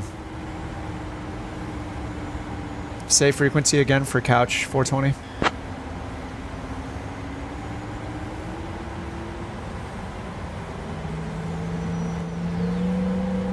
Hello?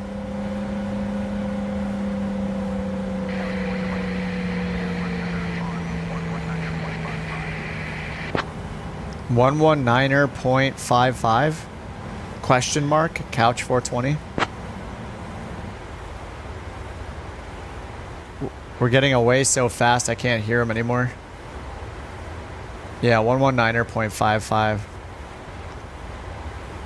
All right.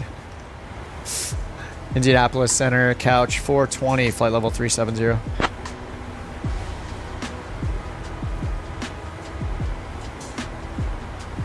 Couch Captain 420, Indianapolis Center. Good morning. Good morning. 200 miles to go still.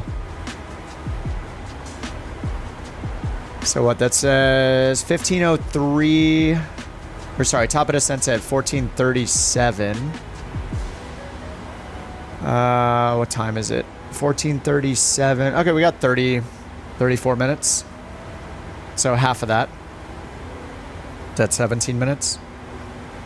Chilling for 17 minutes. Talking. Looking at the livery. Standing, not sitting.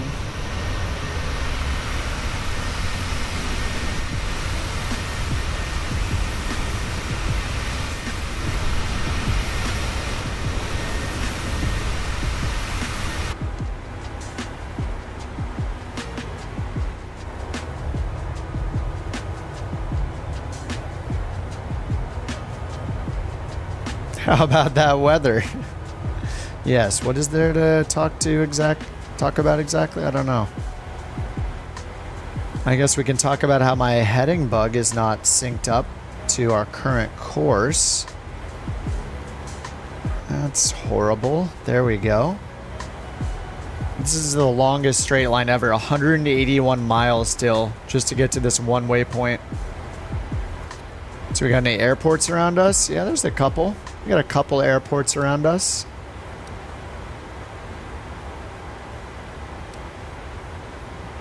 Excess data. It's hiding data. Of course. A little too much.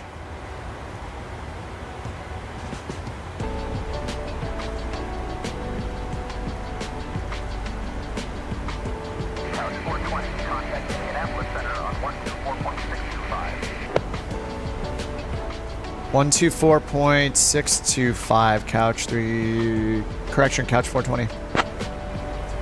124.325? We're changing frequencies so fast because we're moving double time. No, it was 124.625. What am I doing? I mean, we shouldn't really be changing frequencies every 5 minutes.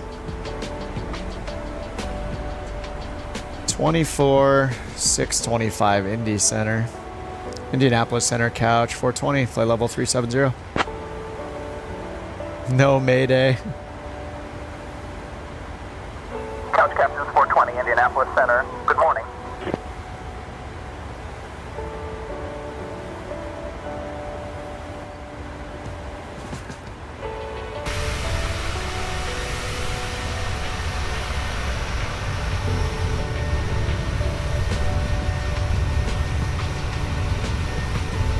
We're bouncing around quite a bit.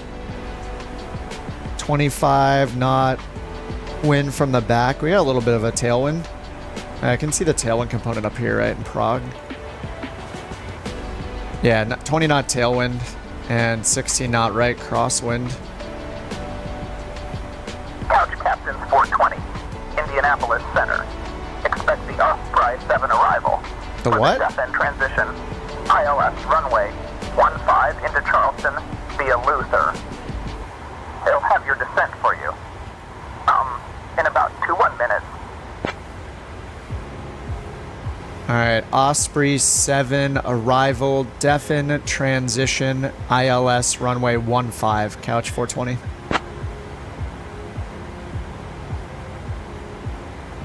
Visible moisture. Alright, we'll get the engine anti-ice on. We're at negative 20. True air temp. Top of descent, 134 miles. So we're already set up for that runway and that descent, that star, so we're good. Osprey 7, deafen, and that's 4,000 at... Oh, actually it's at Myers, isn't it? Myers is after Luther. Oh no, we go Luther, then Mame.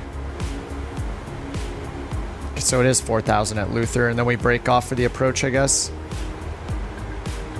Oh, right, okay, yeah. Landing runway 15, we expect the approach here at Luther, and then if we're landing runway 21 down here at Myers, we get a 3,000.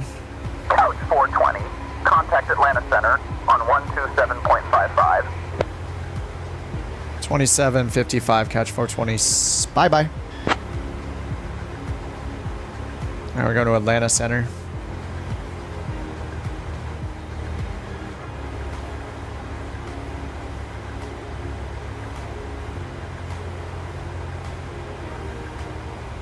Atlanta Center, couch 420, flight level 370. All right, let's look at our landing performance. Couch Captains 420, Atlanta Center. Good morning. Runway 15, packs on. And flaps 30. Okay.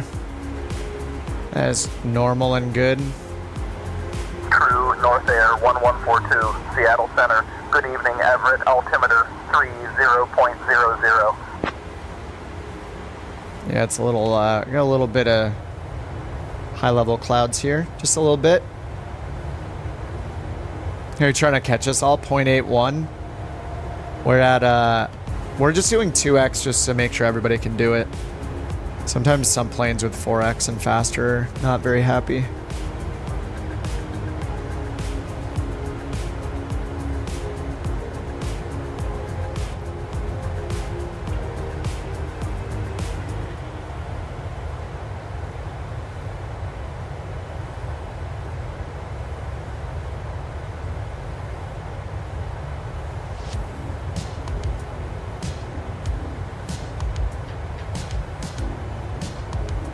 Where are we flying over right now?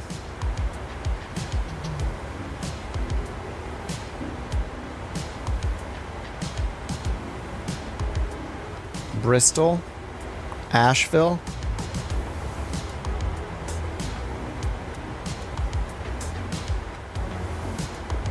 Coming up on Charlotte. Boston Center, Flight 1521, passing 5,800 for 20,000. 87 miles to descent. 20.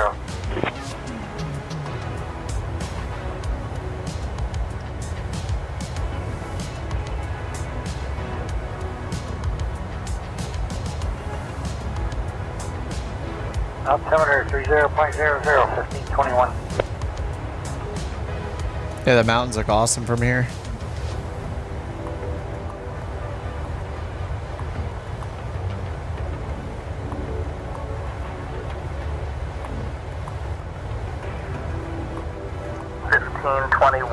Climb and maintain flight level 220. Better on this side. Ooh, we got some snowy peaks. Beautiful. They're blurry, but they're down there. And a dirty window. Don't even worry about it. Maintain flight level 220, 1521.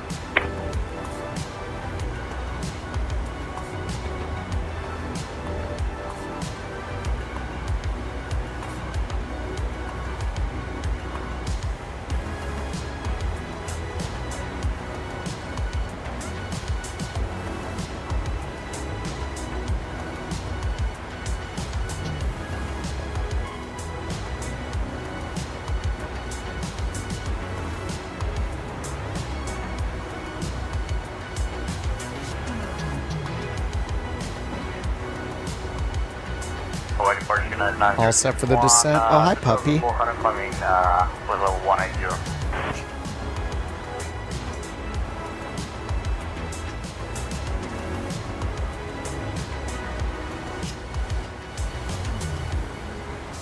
The puppy is all amped up. She's got the zoomies.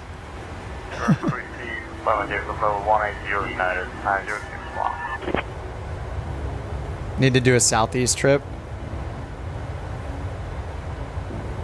Oh, thanks, Rock. Information Golf 3001, 15 left. Is that what you're using? Beyond ATC, right? I'll put in 3001. All right, 50 miles top of descent, so I'm going to turn off acceleration in probably like 20 miles or so. Maybe like 30 left.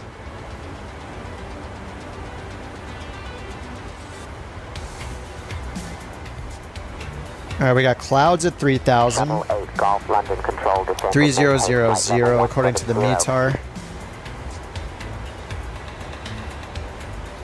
And then let's see what ATIS information. Actually, the ATIS information doesn't.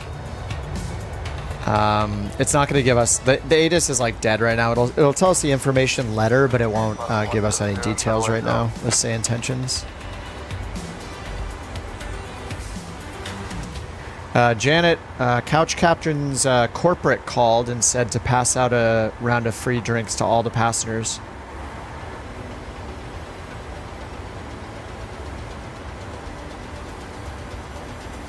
Sure thing, Captain Kip. I'll just remind everyone that if you spill your drink, it's not my fault. I mean, you're the one who chose to fly with Couch Captains after all. Ladies and gentlemen, this is your lead flight attendant, Janet, speaking. We're cruising at an altitude of 37,000 feet, which is about the same height as Captain Still need the Kip's anti-ice ego. on? In celebration of our journey, we're serving complimentary drinks. Please remember, if you spill, it's not my fault, it's the captain's flying. Cheers! Contact line control 133.6, satellite stall. Man, really glad we have the anti-icing on. Total air temps minus 21. Cheers. Let's see the what's the static air temp? Minus 47.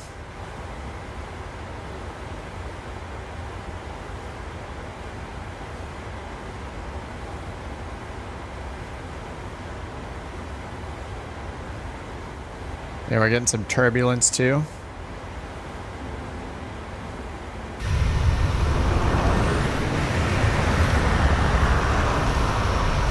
Couch Captain 420, Atlanta Center. Descend via Osprey 7 for the ILS runway 15 approach. All right, I'm gonna go back to real time now. Altimeter 29.94. 2994. Descend via the Osprey 7, Couch 420. All right, they gave me 2994, but the METAR says 3000. And I guess beyond ATC for Rock is saying 3001. All right, I guess we can just start our descent now. Just gonna hit descend now. Execute.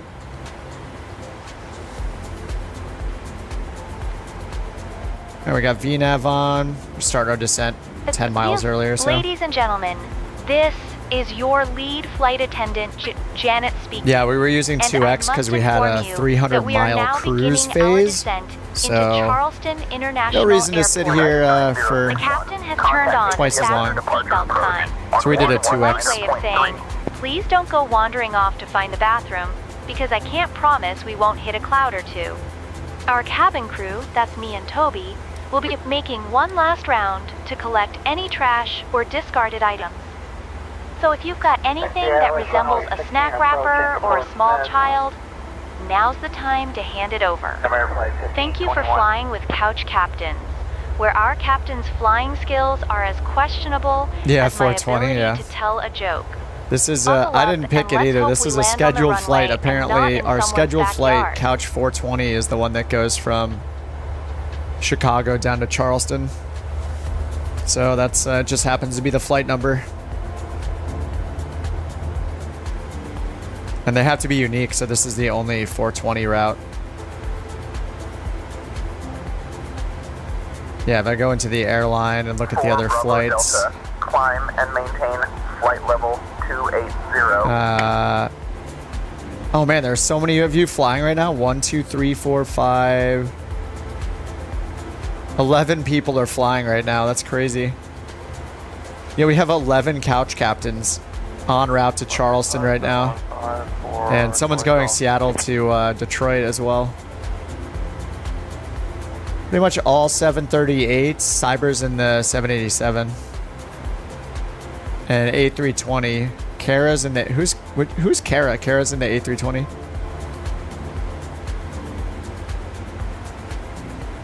Couch 420. Contact Atlanta Center on 135.35. That's us. 3535. Couch 420. See it? I keep saying see ya. 3535. Puppy, jeez. All right, Atlanta Center 3535. Atlanta Center, Couch 420, flight level 350, descending on the Osprey 7 arrival.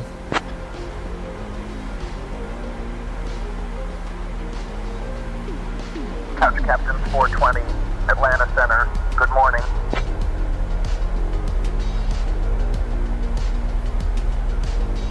Yeah, time compression being allowed. I think all of them allow time compression. Like the Pilot's Life allows it. You just your hourly rate is only a real-time hourly rate. And then an on-air company you can do it, but then when you land, it holds your plane as if your plane is still flying until the scheduled landing time. And then yeah, in NewSky it just deducts money proportionally based on how long you were in acceleration or something like that. So what's up, MC? Am I using payware? Yes, I just picked up the Charleston one. I forget who makes it. It was the only one that was in the marketplace. I think it had kind of like mid, maybe low 4.0 rating, something like that. But I'll buy anything that has like pretty much over a 3.5 if I don't have anything already. But yeah, I try to get payware for the big airports. You're waiting in Charleston? Nice, Nick. I don't know where we're going after that. 767, Hong Kong radar. Good morning. I think we're still in all of the... I don't know, I can't tell if we're below this icing or if we're still in it. Might as well leave the anti-ice on for now anyway. Oh, I forgot to balance the engines. Yeah, we got like 100 extra pounds in the right engine. So I'm going to turn the fuel pumps off on the left engine. So we're just going to open crossfeed, left fuel pumps off. And watch them balance. Should have done it in cruise, I forgot. 018, maintain 9,000, fully go. 5 and 16. So this one will stay still because we turn the pumps off and we'll just be draining from the right side.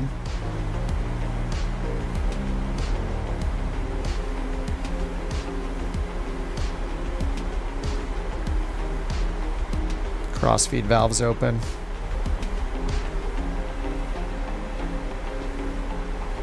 All right, almost at 30,000 feet.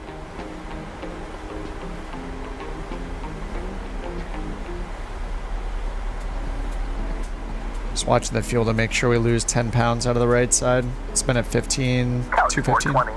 Contact Jacksonville Center on 127.875. 27,875, couch 420. Bye-bye. All right, Jacksonville Center.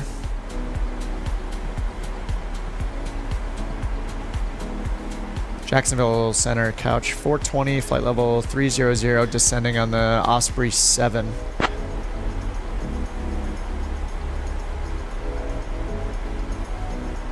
Couch Captains 420, Jacksonville Center. Good morning. All right, auto brake 3 and...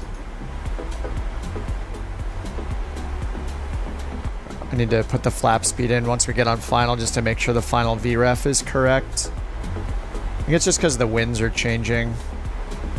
It's got like a wind correction in automatically.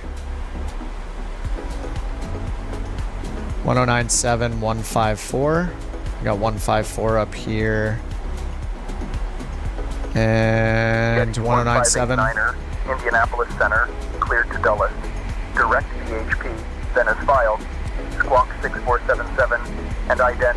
All right, 28,000, and we did lose 10 pounds on the right tank so far, so I might not be able to balance it until we get on final. We'll see. We got a ways to descend, so hopefully we got time. 121.205.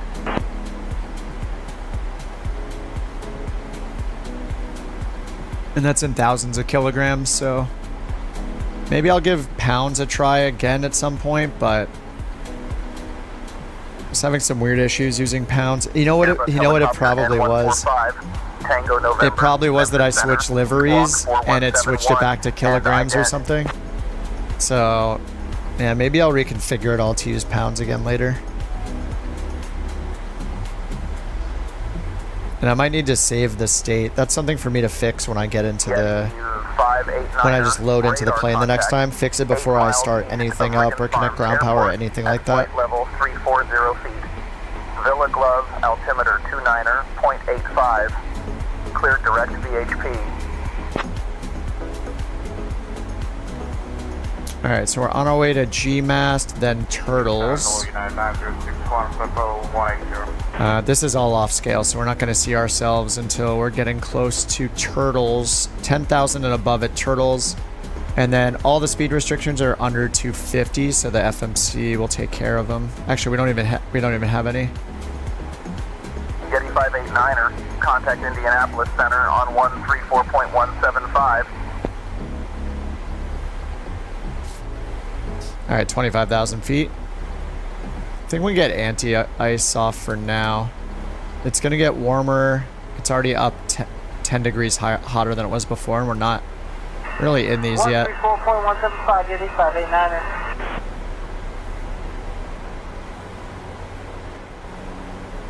Okay, Omar, have a good one, dude. We'll see you peel off. Look at that pollution behind that thing. Descend and maintain 12,000. He's out.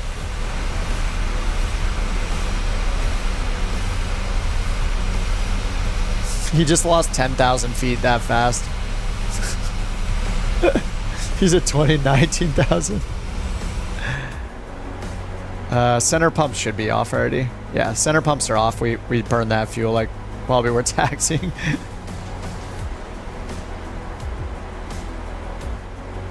All right, 250 knots, 24,000 feet. All right, fuel's halfway to being balanced. 90, 80 pounds over here. All right, we need to burn 30, 40 more pounds. Or sorry, kilograms.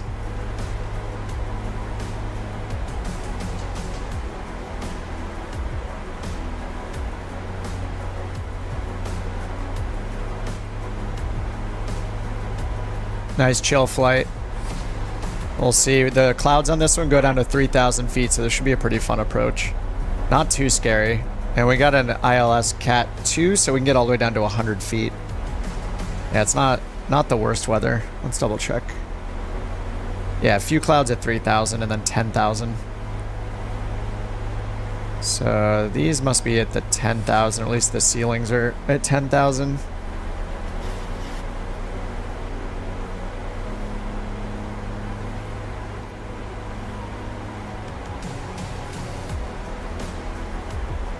All right, 1097. All right, we can see ourselves on the star now. And then we're on our way to Turtles right now, which is over here. Osprey and then Luther. And then when we're nearing Luther, we're expecting vectors for runway 15. So we're expecting some right-hand turns to go down this way towards 15.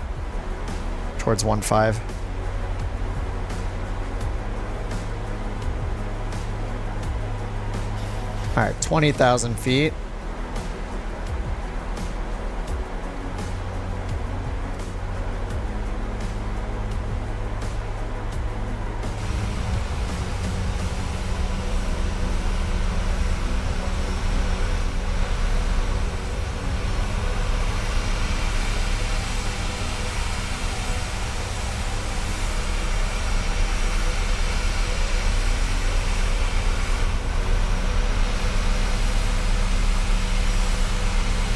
Yeti 589er, contact Indianapolis Center on 134.175. All right, we're on with Jacksonville still. We're almost at 18,000. And what are we expecting for our frequency next? Charleston approach maybe, 120.7. Throw that in standby. All right, 120.7. All right, 18,000 local altimeter. 2994 is the last they gave me. And total air temps over positive 10. It's positive 14, so we'll leave the anti-ice off. Auto brakes are set to 3.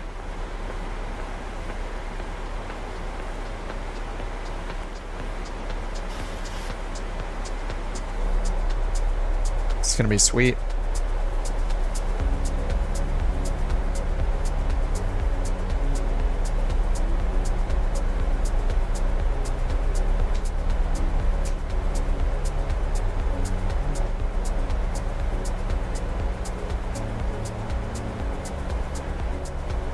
What's up, Fly?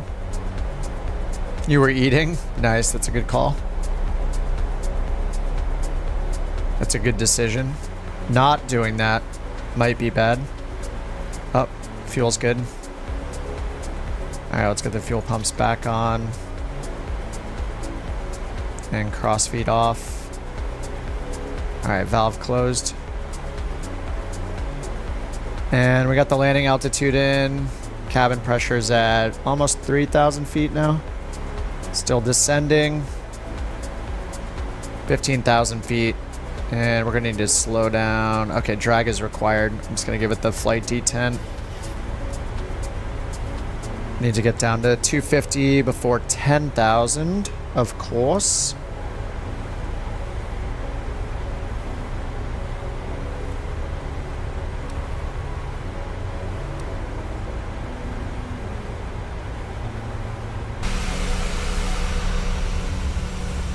And after flying request direct Alana for GPS 04 right and descent.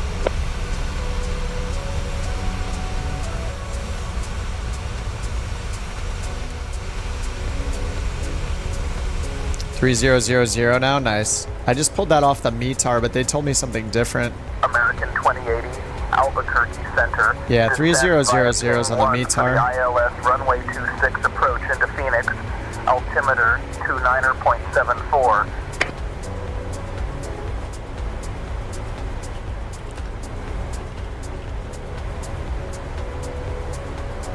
All right, missed approach is climbing left turn 3500 direct to Wando. Good evening, Madrid, QNH 1023. It's on a specific radial, direct Wando. Or not direct, but you know.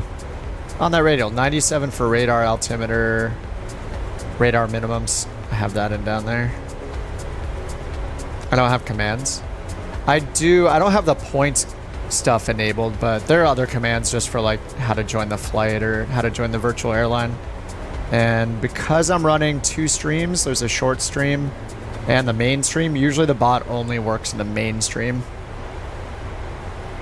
What's up, Jake? May have asked the other day if I use VATSIM. I'm using Say Intentions. It's AI with, and you hear other people that use it at the same time on your frequency, or I have it so I hear people all over the world wherever they are. So that's why we'll hear random accents and stuff come through, non-American accents, even though I'm in America, flying in America in the sim, and I'm American. You'll hear other accents like from across the world where people are using Say Intentions. I just happen to have that turned on because I like it. All right, we're coming down to 10,000 feet. Speed looks good. Oh, you always get sucked in via shorts. It's funny, I was just thinking about turning the short stream off. 420. Yeah, sometimes it'll bring new people in. We've gotten a bunch of new people flying along because of it, so yeah, it's been nice. I just missed what he said. Say again for Couch 420. All right, here's 10,000 feet. All right, put these on. Jacksonville Center, contact Charleston approach on 120.7. 120.7, Couch 420, bye-bye. All right, 120.7. That's Charleston approach. Then we'll get tower on 1260. Put that in standby. 260. Done. Charleston approach, Couch 420. 9,000, descending 4,000, Osprey 7. Keep it going, yeah. Oh, they break up your feed, allow me to come back. That's cool. Couch Captains 420 Charleston approach. Good morning, Brad. Oh, you too, Nick. Nice. 29.97. All right, they gave us 2997 for the altimeter, which is, they're just giving us the local altimeter, like nearby to us instead of what's at the airport. All right, I'm gonna go to half detent because our speed's good. Looks like we're able to maintain 240 right now. And we're bottoming out at 4,000 feet on the star. After that, we're expecting some turns to the right to line up with the approach. Let's take a look at the map. Yeah, so once we make this left turn to Osprey, we're gonna expect, actually I have it set up to turn us right automatically. Anyway, they'll probably give us vectors anyway. 4,000 and 1561, 1600. Yeah, we need to put in 1500 for the final altitude, but they haven't cleared us down for that yet. All right, 7800. It's plus 23 on the temp, so no anti-ice.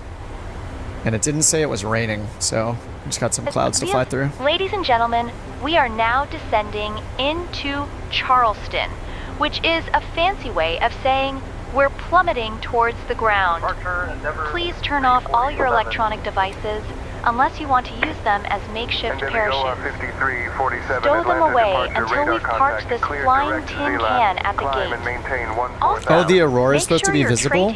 Yeah, we could go wherever. Do you have a route, Robert? We just need 2 airports, and we're all flying jets, so like if we can get any 2 airports that might let us see it, that would be super cool. Thank you for flying with Couch Captain. I don't know if everybody has.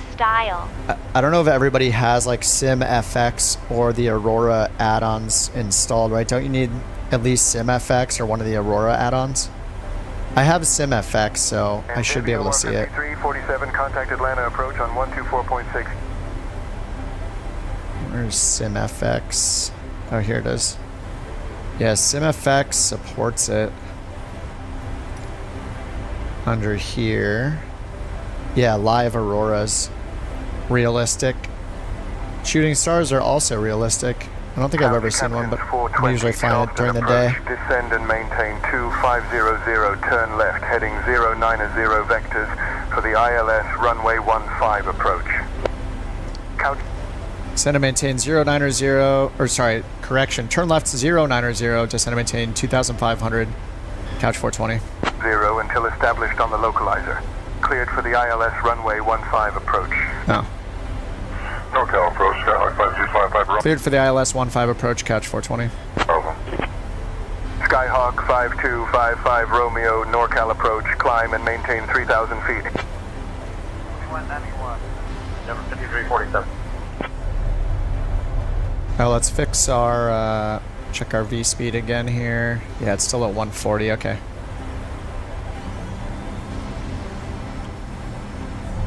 I said we're good until established, so they cleared us for the ILS.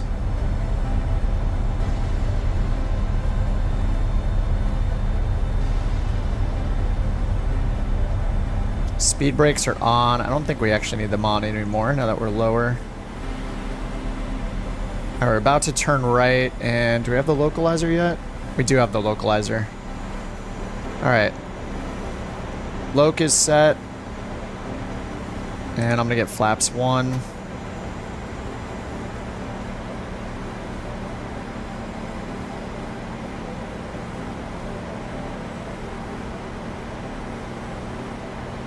Alright, 1 mile till Luther, then we have Mommy, then Ashley. Alright, FMC's reducing our speed.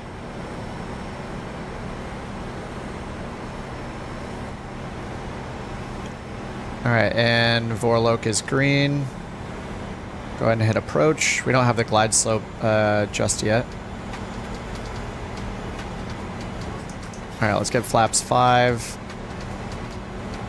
Can see the runway already. 154 is the final approach, and alright, there's no DME on this ILS. I need to put in 113.5 for our DME. Alright, there we go. 15 DME on the Charleston BOR. Alright, there's glide slope. Nice. Alright, let's go flaps 15, gear down.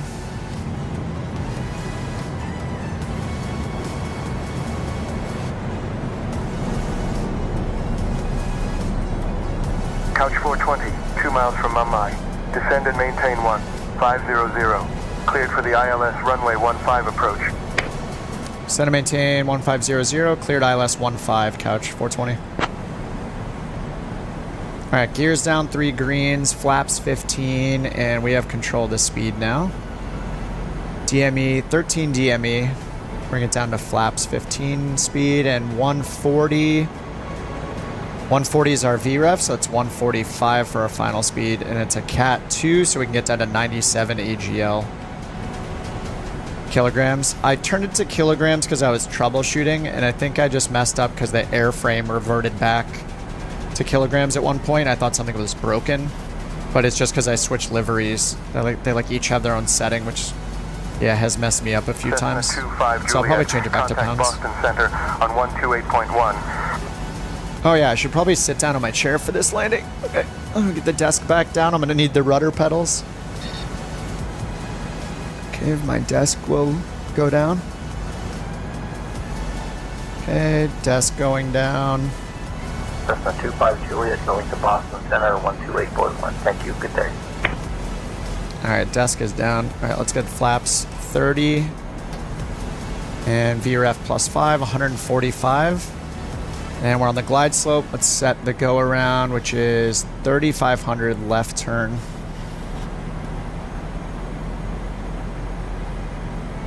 And it says drag required still. Just got flaps down though. Still says drag required. Alright, we'll give it a little. Alright, let me get my throttle set to the current position. 25. Final for runway 04 right. Alright, 2,500 feet.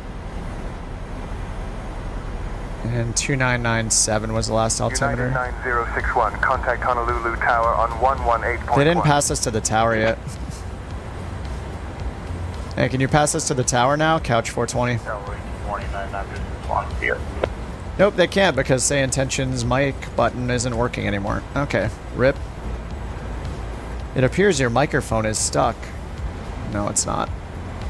It never is in any app ever. Except this one. Yeah, and I can't wake it up. Alright, I guess I'm closing say intentions. It was just talking to me, but I couldn't reply, so... Alright, we're gonna have to go back to Beyond ATC next flight. Alright, 1,700 feet. We can go down so low on this approach. It's no auto land, it's a Cat 2, not a Cat 3, but still pretty awesome. Alright, let's get engines, turn off lights, and cabin's still depressurizing a bit. We hear that outer marker.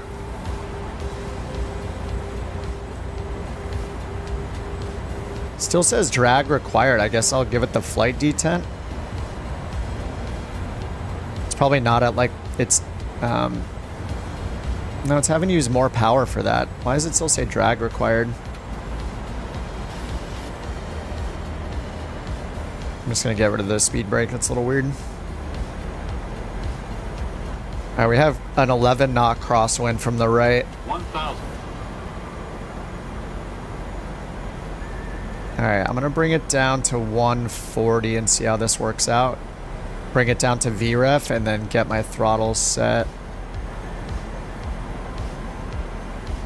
Usually I just leave it at VREF +5. Alright, time to mess up this landing. Autopilot off, auto throttle off.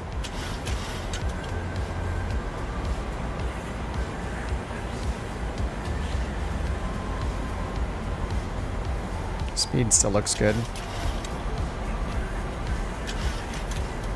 500. Just have a crosswind from the right. 8 knots.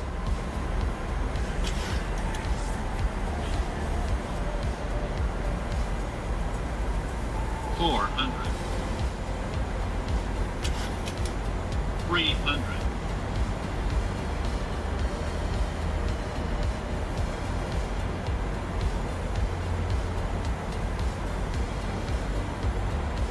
200. Approaching minimums.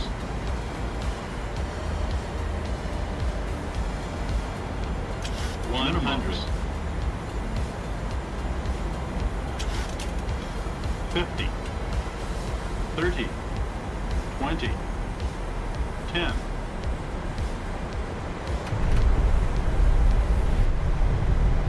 Alright, reversers. 1.17 Gs. That's better than like 500 feet per minute.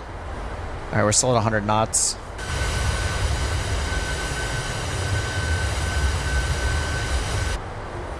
$70 knots. 60. Reversers off. Idle. Oh yeah, and we cross this and turn right. This is right where I wanted to exit anyway. Beautiful. Alright, speed brake up. Auto brake off.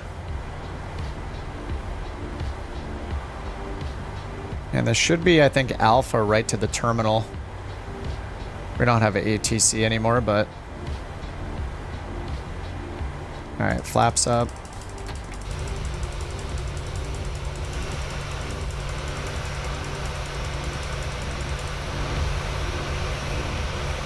Once I exit the runway, I can watch. Oh no, you guys are landing. Underdog's landing right now. I'm gonna pull forward here so other people can get off.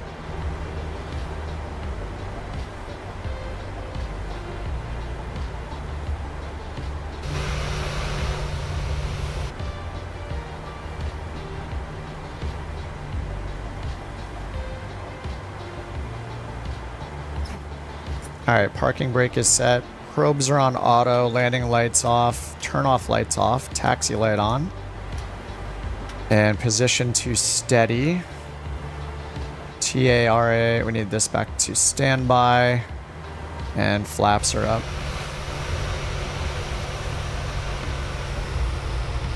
Mr. Newbie. Alright. Here comes Rockwolf in this longitude. Making my way over. So many virtual airline flights being completed all at the same time.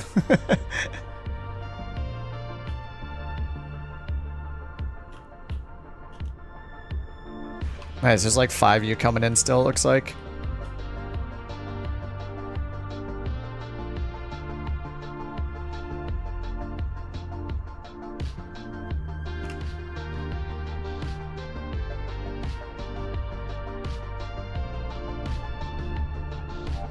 Oh, you got dinged for incorrect altimeter at takeoff. I think it compares to the METARs, and there's some sort of variance, like it needs to be a certain amount from the real one.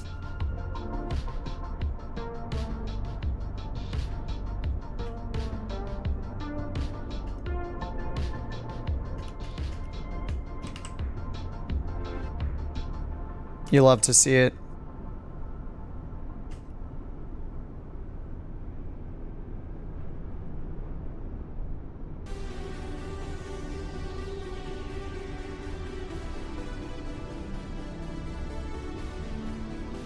There's so many people still on final. This is awesome. I'm gonna make my life easier and just end the flight here. I don't know if what do you guys, why does it always do this? I'm just like moving around. After I use the drone camera and get back in. Do you guys want to fly from here, or do you want to go chase the Aurora Borealis? Do you guys think it's worth relocating, keeping it at nighttime, and trying to see the northern lights? People do need to have an add-on, I believe, to be able to see them, though.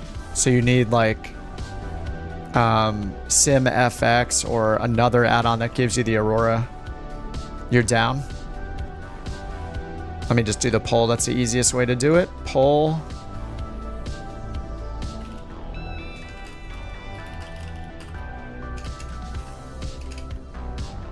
Alright, do we chase the northern lights for the next flight? Yes or no? Poll has begun. And just remember, you have, you do need something on. I mean, you'll at least be able to see it on the stream, in theory, if you don't have it yourself.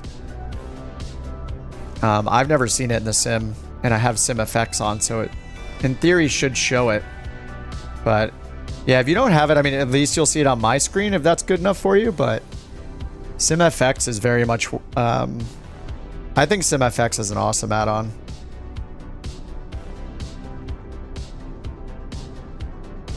It is kind of pricey though, but it does have the Aurora, shooting stars, turbulence, wet effects like tire skid marks, dirt getting kicked up, rotor wash. It has a lot of features in it.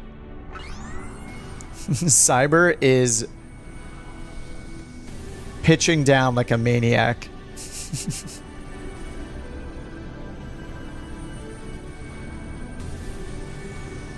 Alright, Cubits, have a good one, man. Thanks for flying along, dude. Oh my god, Cyber, careful. He's taking his passengers on a couch captain's flight is what's happening.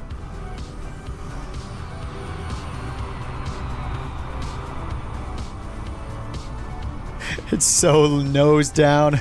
He's down. Stay on that runway and you're good. He's a little bit high because I got the scenery for this one to check it out.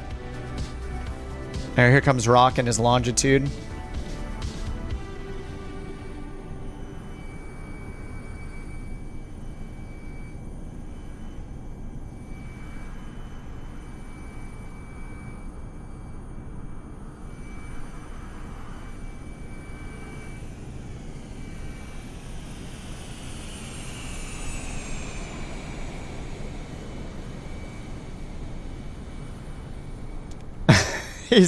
He's bouncing it.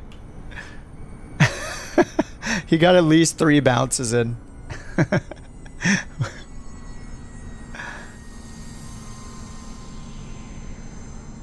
What's a B73M? Oh, is that the that's a 737 Max. Why does it replace it? Why does it replace it with a Bonanza?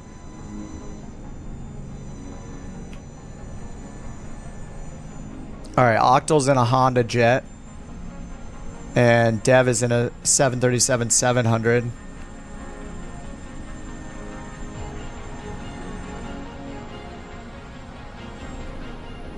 Incoming Honda Jet. Maximum speed. Barf bags deployed. Oh, the approach didn't catch on?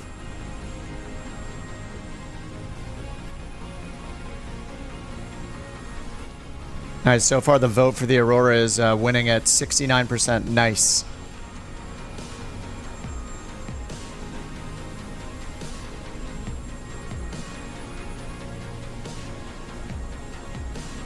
I wonder if they're going to improve the multiplayer code in 2024.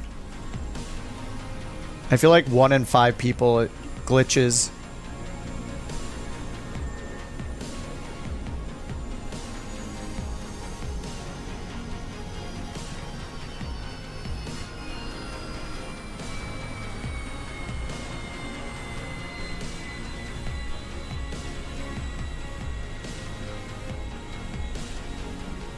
Honda Jet down. Alright, we got Luke in the A320 and Dev in a 737-700. The new 737 Bonanza. They rebrand the Maxes to Bonanza. 737 Bonanza 7.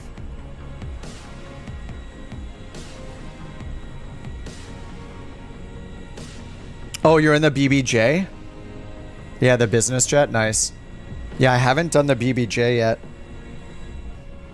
I think did I configure one? I think I configured 1 or 2 of them for BBJ, or maybe Josh did some of them. I wonder how much money they make compared to the normal configuration, because it's like all first class seating, right? Or like first and business class with 0 economy.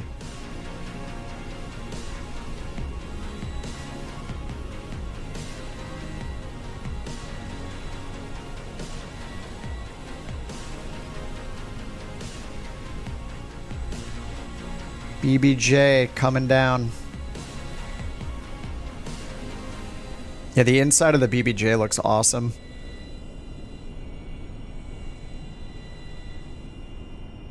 Alright, Luke is the last one coming in. Classic A320. The Phoenix. The ringer cannot look empty.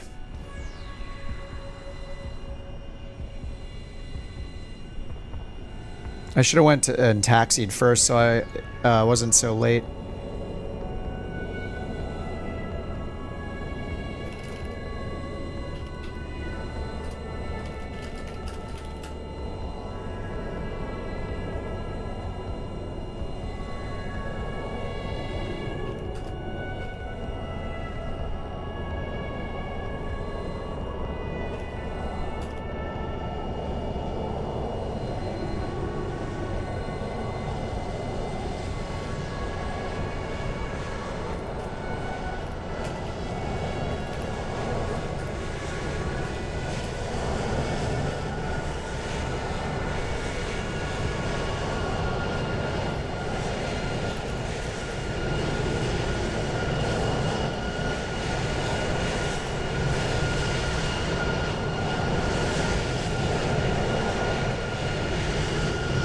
Alright, sorry, Sand Tensions is trying to troubleshoot my issue, but I don't think it's going to be fixed without a client update.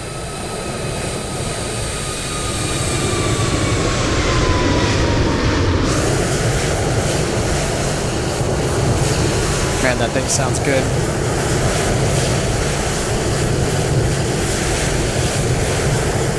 Not enough gates? Uh-oh. It's okay, we'll have to find some ramp spots. Oh, Cone's coming in. Oh, is that the Embraer? The E-Jet? Oh, he's flying. He's going around, it looks like. Or he's still at 3,000 feet. I'm going to get dinged so much.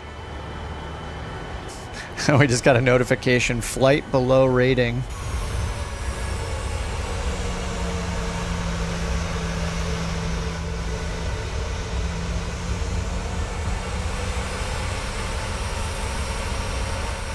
Oh, whoops.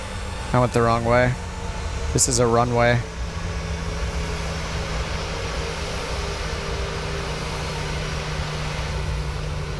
This is fine.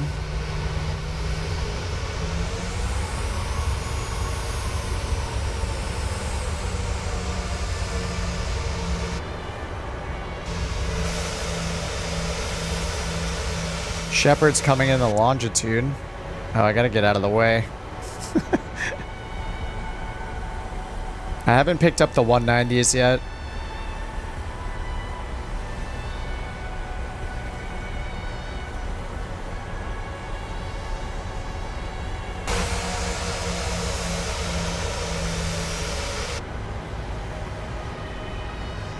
Sorry I missed the Shepard landing. I actually think I'm going to get dinged a bunch for being so late. I was delayed on the way out, now delayed because I just stopped after landing for like 10 minutes. Hey, where'd he go? He's gone. Oh, there he is. Oh, he went all the way down, like a smart person.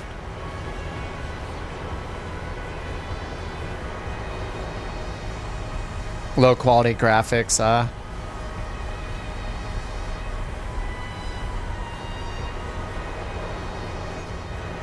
Alright, I do have my landing light on. I guess we're going to go chase the Aurora. 74% of people said yes, so let's do that. I just need to figure out where it is so we can go fly there. Need to find 2 airports. Somewhere far north. I don't know, where do we go? Canada? Scotland or something? The Nordics? It matters where it is in the real world, like where to see it right now, depending on what the weather. I have to look at like a real Aurora tracker. Oh, Alaska?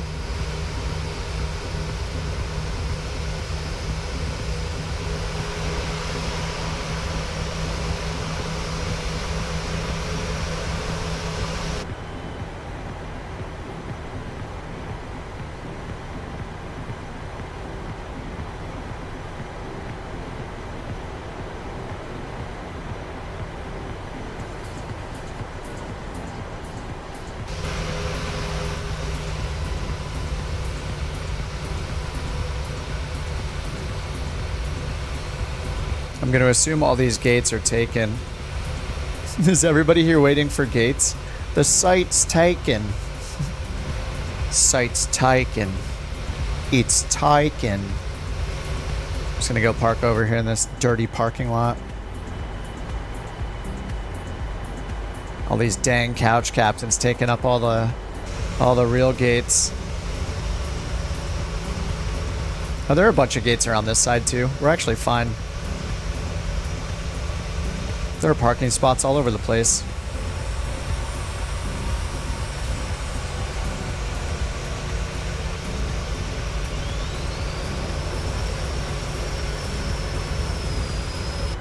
$4.75 because of the bounces, right?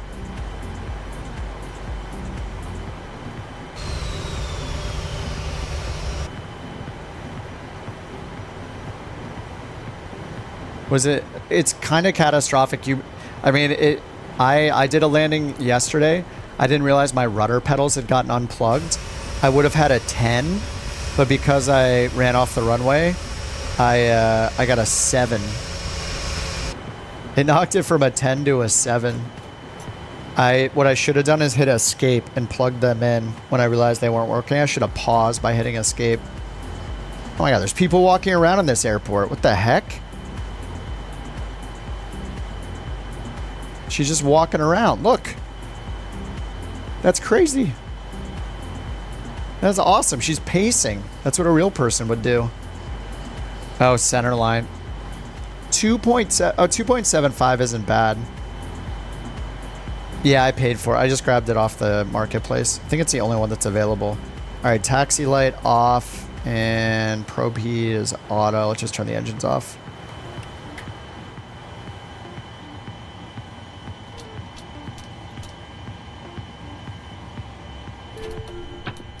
All right, close flight. All right, we're gonna go chase the Aurora Borealis, the Northern Lights.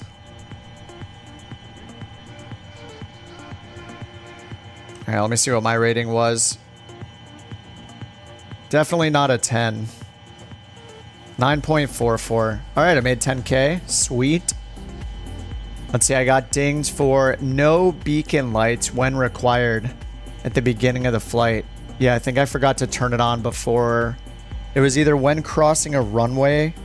I think it was when crossing a runway, actually. I know exactly when it was. It requires you to have your beacon lights on when you cross a runway. And then time acceleration use, so it reduced revenue, which is fine. Yeah, see, the revenue was 19. Oh, it says no penalties. I guess the revenue itself was just reduced, but I still made 10K. And then great touchdown. Okay, I didn't get dinged for the touchdown. 1.17G. I'm getting a little better at the touchdowns. All right, we're gonna do a free flight. So just click book a flight in the top right, and we're gonna hop out. Actually, let me fix something before I jump out. I'm going to go to the menu and load the KIP state, which is my default state. And now I'm gonna go to aircraft equipment and make sure that everything is set how I want it. Yeah, there's no window settings or anything. It reverted all those, so let me go in. Hopefully I can find these quickly. Water and cyan.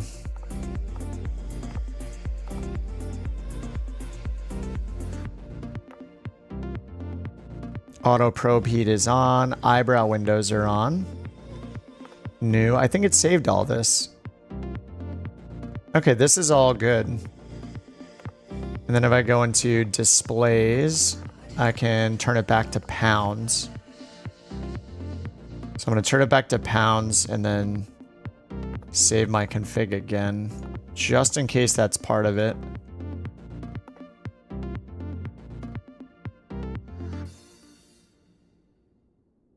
Wait, no, not this way. I need to go save panel state. There we go. Overwrite it.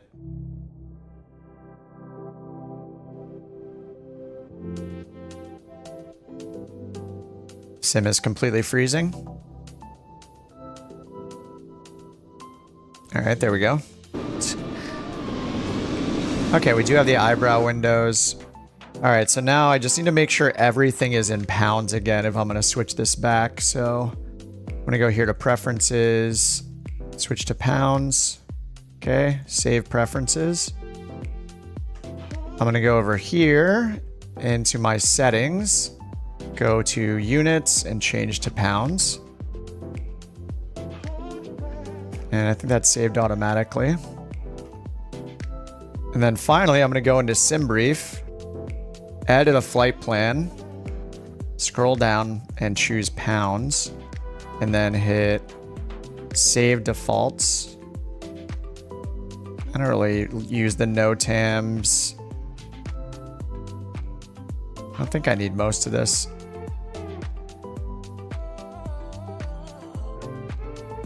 Maybe the net. Yeah, probably don't need that either. Try that out. All right, so then just double checking that this generates in pounds again. All right, we got pounds everywhere here. And then once I use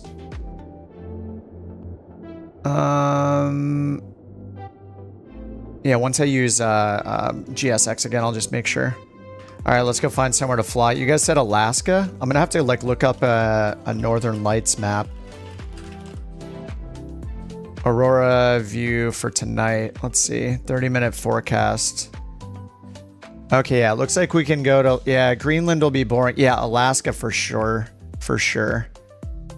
Pretty much anywhere in the northern half of Alaska, it's like straight up red. Likelihood of Aurora, super red. Just over on this, on the NOAA website here.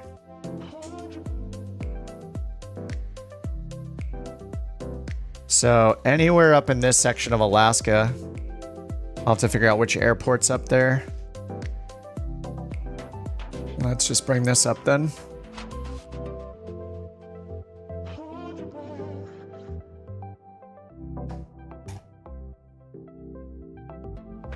All right, so pretty much up here we have PAFA. There's not many. We got Fairbanks. This will probably take forever. Fairbanks to Wiley Post. Is there even another option? I mean, these are going to be the biggest airports, of course.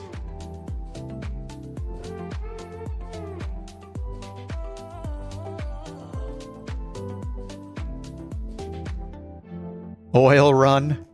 And that's probably a really long route.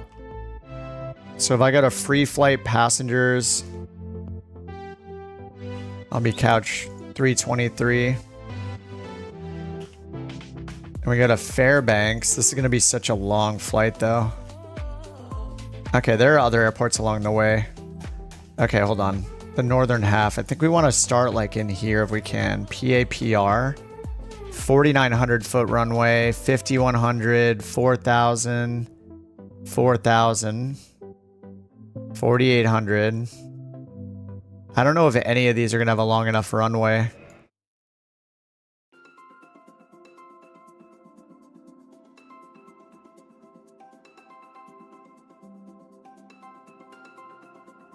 I mean, another option is in the Yukon.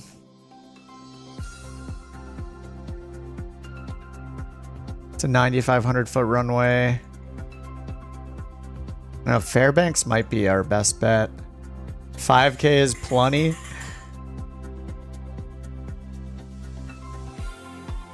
Yeah, there's not much further north. Except for this one.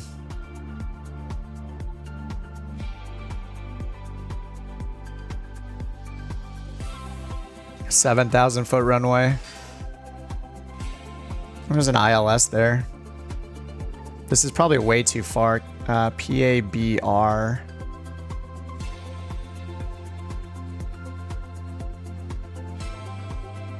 Fly the Knox Harrington. 101 passengers want to fly there.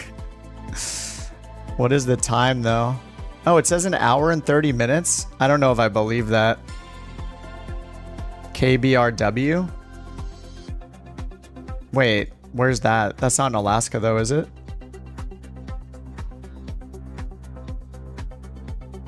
Or do we just want to fly south? I mean, Fairbanks is like right in the middle of where we should be able to see the Aurora. Isn't it? No, Fairbanks is a little bit south. We really need to be up here near the mountains. I mean, it'll probably be okay there. It's hard to tell. We need to fly north. Like, we need to get into this area up here. We could take smaller planes. Like, we don't need to fly the couch captain liveries for this flight. We could hop in some turboprops, grab our TBMs, our King Airs, our M500s. That would be doable. And just find some smaller airports to fly between. Like these two right here. The route I have should be good. This one, yeah, PAFA to PABR seems okay. Let me just double check how far this is. Let me go to SimBrief and throw those in. Let's see if it's actually that long. Yeah, it doesn't have to be an airliner. I also think it might be cool to land an airliner in the very northern end of Alaska, though. Sounds kind of fun at the same time.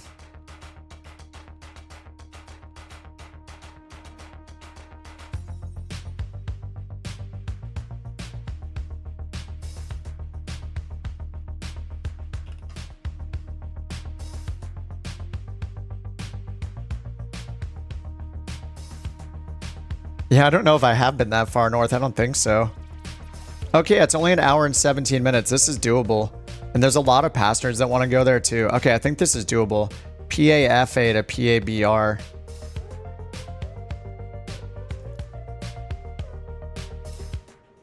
All right, I think this is going to work. Departure time, it's 3:20, or it's 3:11 right now. I'm going to go 3:35 just to be safe.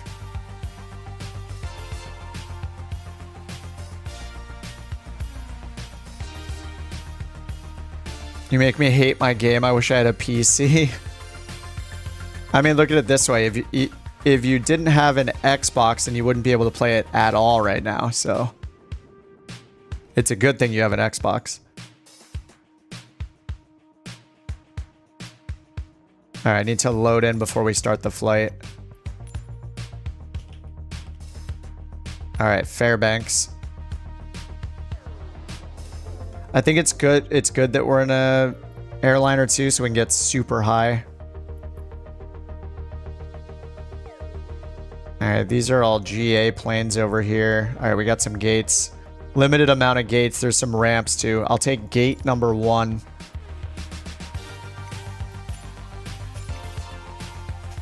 Oh, is there an airport for Fairbanks? There is. 3.5. It's only $10. 3.5 with only 20 reviews sounds like a bad idea. I'm not going to grab it. All right, so I'm going to do just doing a free flight so I can earn some XP and all that with the VA. Yeah, broad daylight. Yep, we can go live. Oh, are we going to be able to see the Aurora? Wait, how are we going to see the Aurora if it's daytime? Wait, I don't think we've thought this through. Don't we need to go? Wait, I think we need to go to Greenland. Because, yeah, it's... it's probably based off real time, too, right? All right, let me try this. Let me just go super high up above these clouds and see if we can still see it.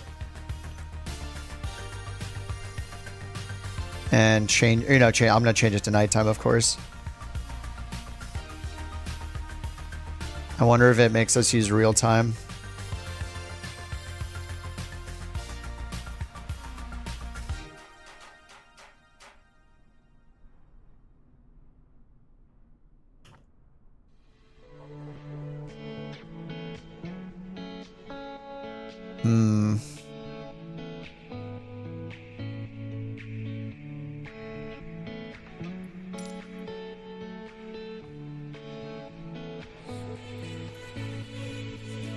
I mean, I could cheat and just turn this on.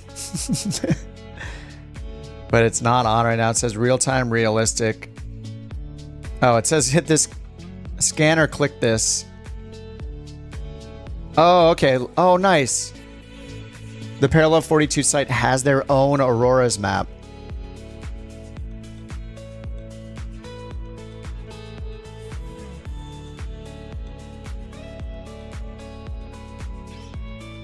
Loading.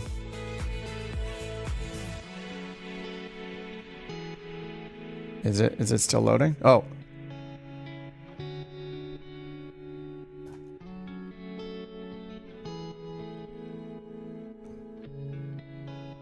Yep, it's Antarctica only? Wait, where's the North Pole? There we go. There's Greenland. Yeah, they're not in Alaska right now. Oh, it shows where I'm at. What the heck? How's it doing that? Okay, looks like we need to go up here. All right, where is...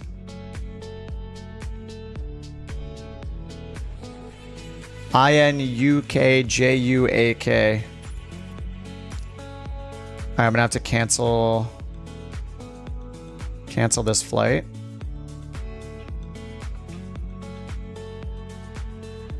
Wrong pole. Yes, yes. All right, so I'm gonna need to find this city.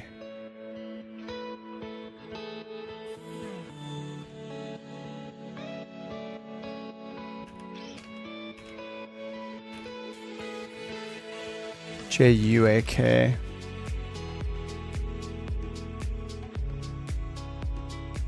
Okay, longest runway here is 3,500 feet. Okay, but that's fine. We just need to zoom in and see what airports are in this area of the world. We might have to go GA.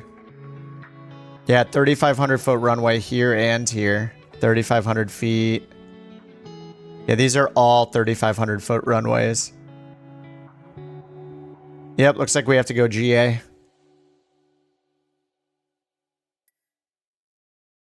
So this looks like the right area all along here. We can even go as far north as up here. This is the biggest airport up here.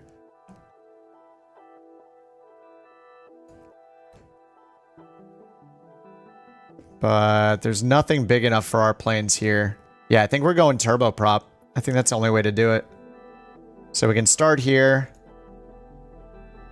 CYPH.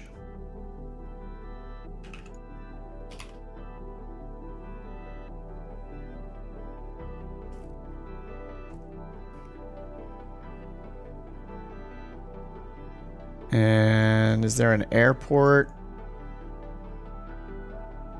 There's one up here. CYPX. Maybe the M500.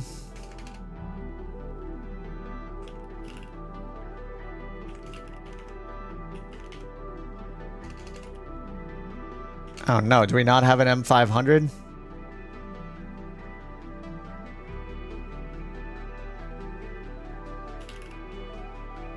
No aircraft available.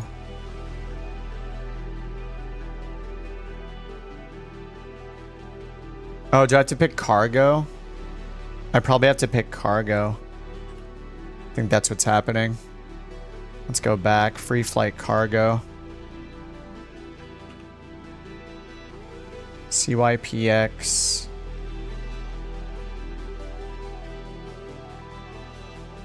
Or sorry, CYPH. CYPH. CYPX.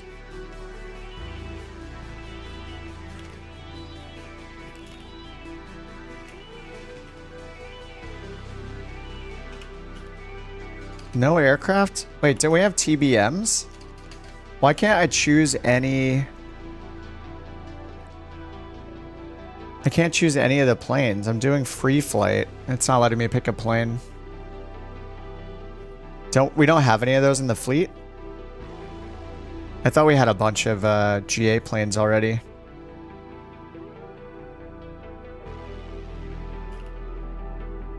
Yeah, there it is right there. Carl Hungus. I added this one. It's not showing up. Maybe it's just not allowed because there aren't enough passengers, or I don't know. Yeah, there's Carl Hunkus.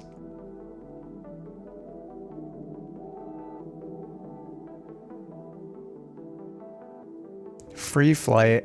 Like even if I do cargo. Is it doing the same thing for you guys?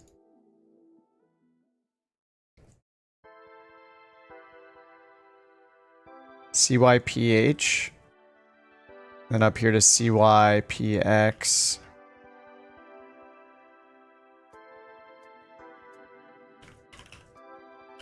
Oh, now it shows up. What? That's so weird. Look, if I type M500, it doesn't show up.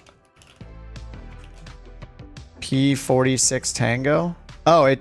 Okay, you can only type the type code or the name of it. They all exist. Okay, yes, right here, like for some reason it doesn't match when I type Piper or M500. So you need the name or the code. So if I type Carl Hungus, I can find it. All right, if you guys want to do the Meridian, it's Carl Hungus. Or you could do the T... What's the TBM? Is it TBM 8? I don't see a TBM 8 or a TBM 9. PC 12. King Air is the B, what, 380? Looks like I need to add a bunch of planes.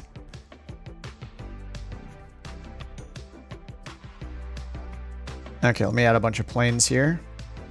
Couch captains, fleets. I thought we added TBMs. Maybe not yet. Oh, 350i. Okay, let me add them quickly. I'm going to need some name suggestions, though. King Air. 350i. Oh, no. All right, I have to look up its weight. Don't worry, this is doable. SimBrief it's pretty fast for me to look up the airframe. All right, find an airframe. King Air. King Air 350. All right, in pounds. Fuel. Takeoff weight. Landing weight. What are we gonna call this one? We got Master Shake, right? I guess we need Meat Wad from Aqua Teen Hunger Force. All right, King Air is set, high density.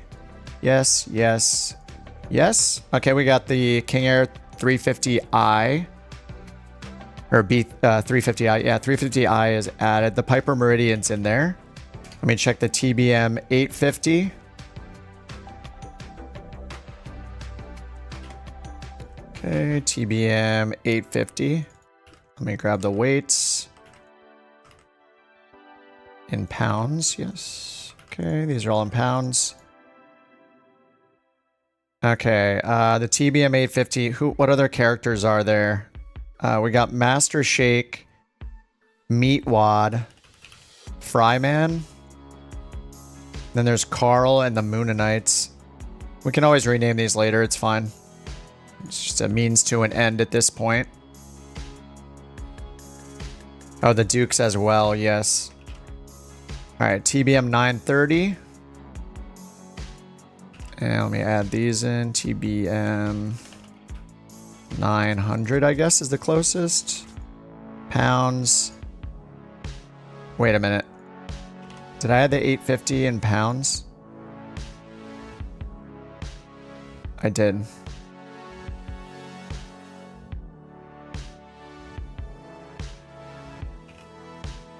All right, TBM 930 pounds.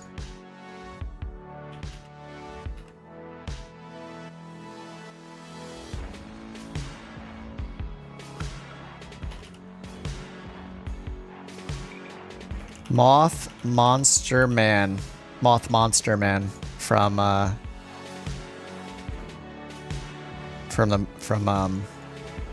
Aqua Teen Hunger Force. All right, we got a 930. And now we need the Turbine Duke. Are you guys going to be flying anything but the Turbine Duke?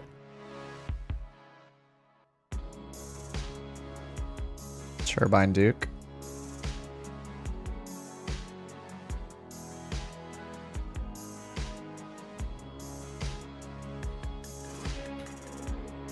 This is going to be Chewbacca. For now, we can always change these. Okay, that's set. High density. I got the 850 in there already. Okay, so I just added the TBM 850, the TBM 930. We got the Piper M500. We got the Turbine Duke.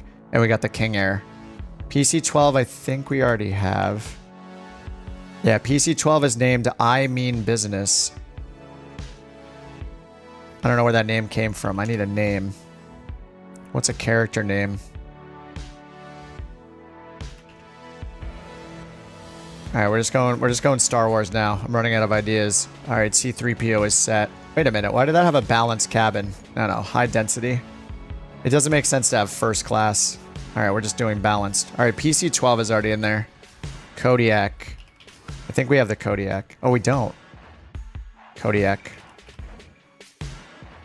Nice. Wow, how does it not have a SimBrief one for that? Kodiak 100. I can do this fast, no problem. 0 fuel weight, takeoff weight, landing weight, bam. And we need a name for this. R2-D2, of course. I have no better ideas. We can be more creative later. Okay, that's added. And a Skyvan. Was it the SC7 or the 300 or the 600?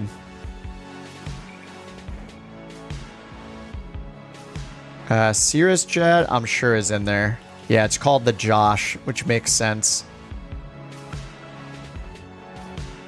SC7, okay.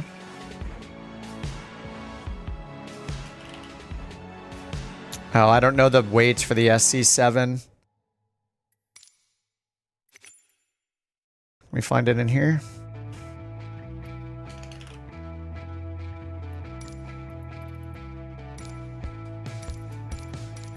There we go.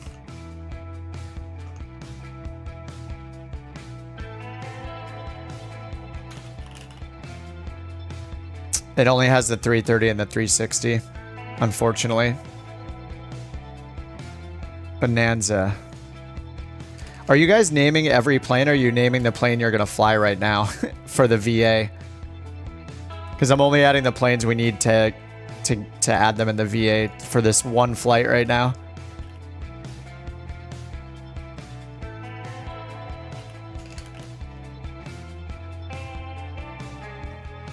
Oh, there's the V35B, but we want the 36TC, right? Yeah, that's the 36.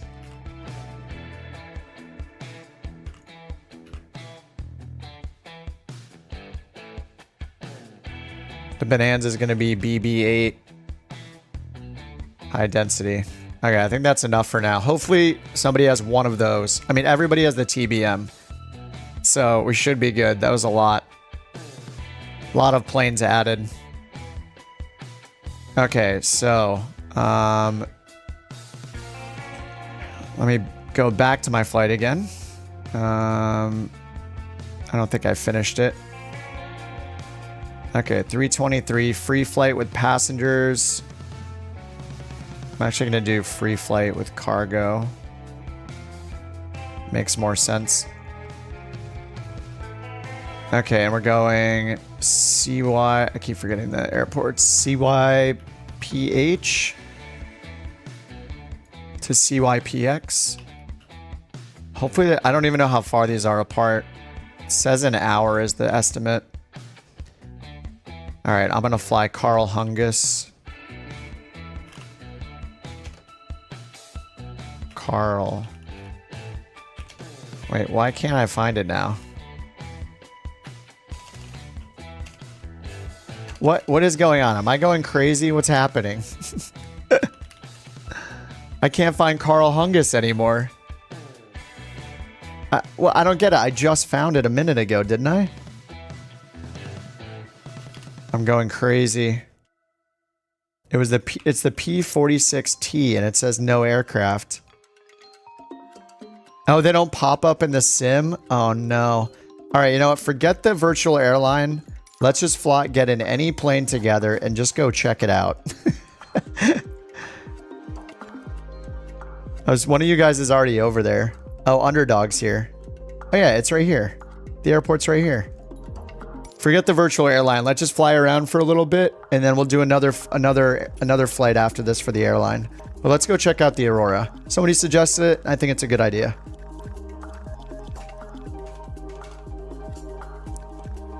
Runway's going to be too short for a turboprop? Wait, too short for a turboprop?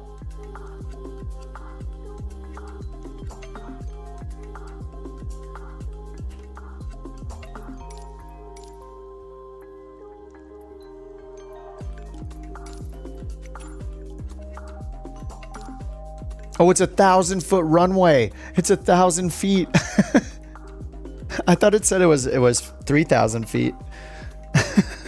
Oh no. Hey, that's okay. We can just slew up into the air and launch. It'll be fine. We'll see the Aurora real quick. Then we'll hop in our beautiful Couch Captains airliners and do one more flight. and then we'll call it a night. That'll take us till 10:30, something like that, my time.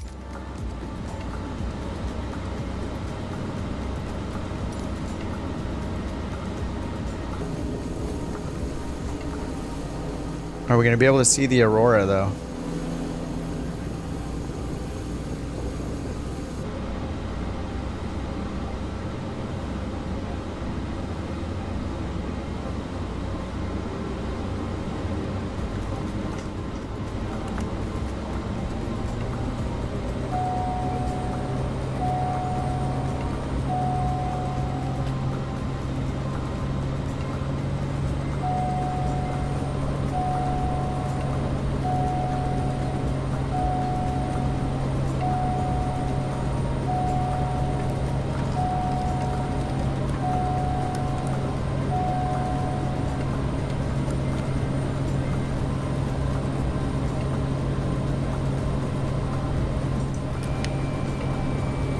This is fine.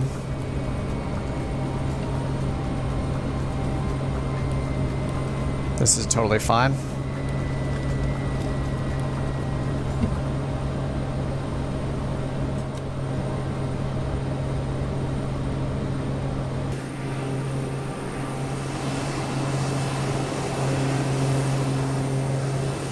Oh my god, the skeleton's light. The skeleton's eyes do glow in the dark. I've never seen it before.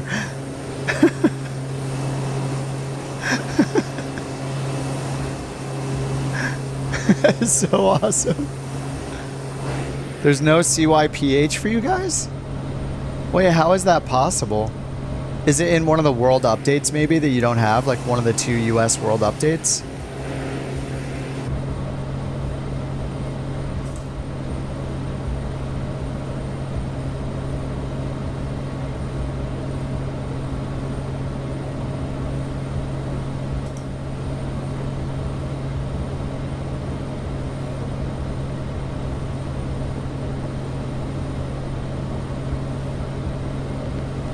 Yours are current. I don't see the Aurora anyway. Maybe I have to get, maybe there's clouds. Or do we have to get, I mean, we're supposed to be right in it. Do I have to get higher? I don't know how it works to observe it. I don't know the physics of it.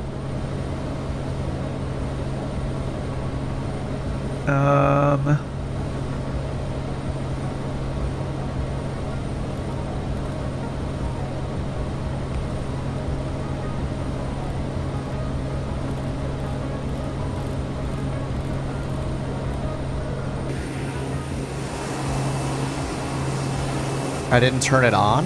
Well, I didn't turn it off either. Is it really not on by default? Why would it be off by default? No, it is turned on.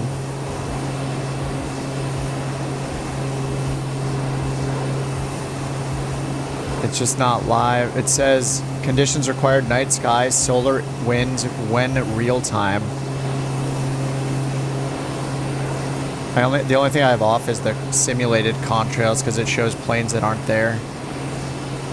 Oh, is that it to the left? I think I see it in the off the horizon. Is that it over there? Past those clouds? I might just need to get higher.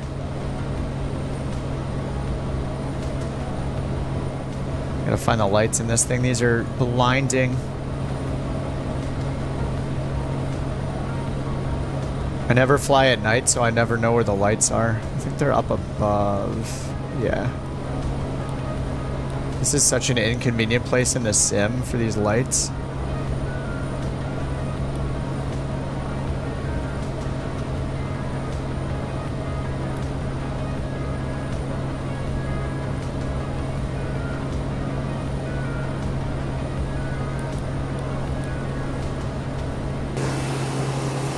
Is that just a sunrise?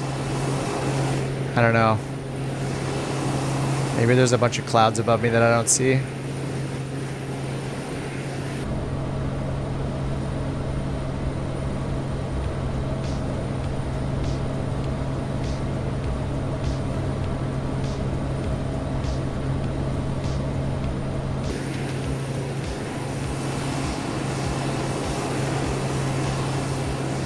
We're just in the middle of nowhere.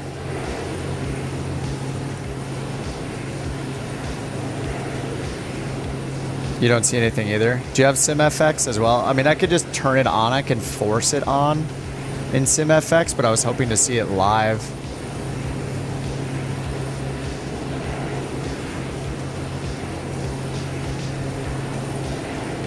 Yeah, see, I can turn... if I turn it off, it just says off. So it says SimFX. Visibility real time, so if I change this to always...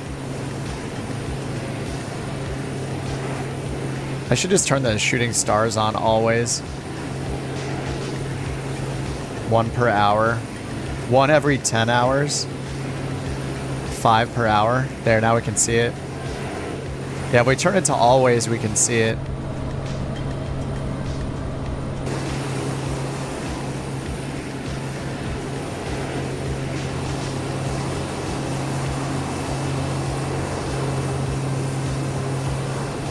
The skeleton likes it because it's green.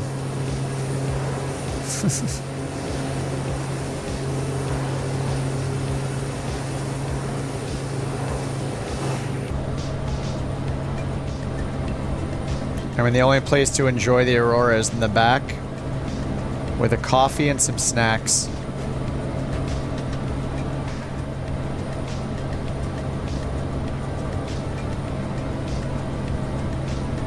Oh, we have to be 20 or 30,000, is that why?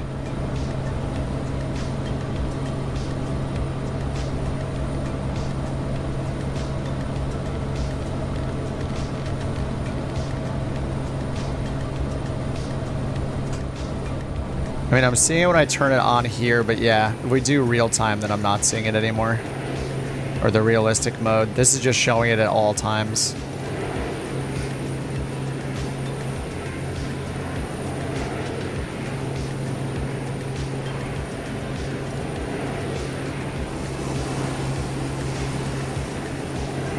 Alright, we can see the moon.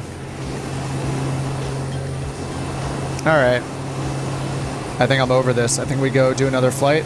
Yes? Sound good? Do you guys want to do another one? You got it in you? I want to see the livery again. More 737.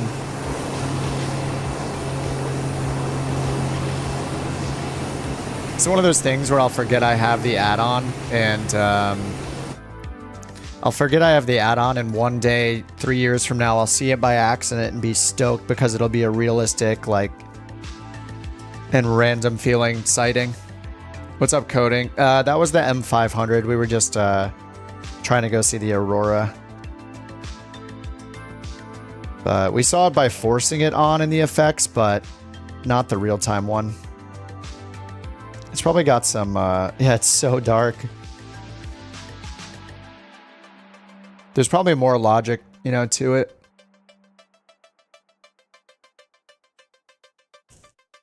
All right, back to Couch Captain's time. One more 737 flight. We have easily over 100 flights now because we all just, there were like a dozen of us just completed one. All right, so we can do a free flight, or I don't know if everybody flew a plane there scheduled, right? There might not have been enough planes. Let me see where the fleet's at. If I go into operations.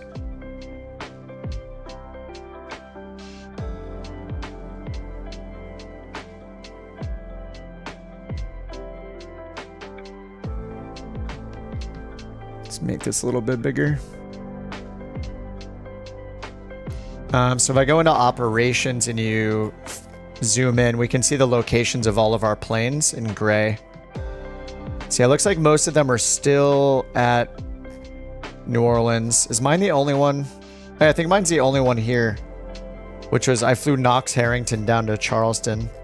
And you can see that the routes are being connected. I think Josh was working on, oh wow, they made a bunch of ones in Europe here. Lots of round trips. Oh, classic Toby is all the way here. All the way in Munich.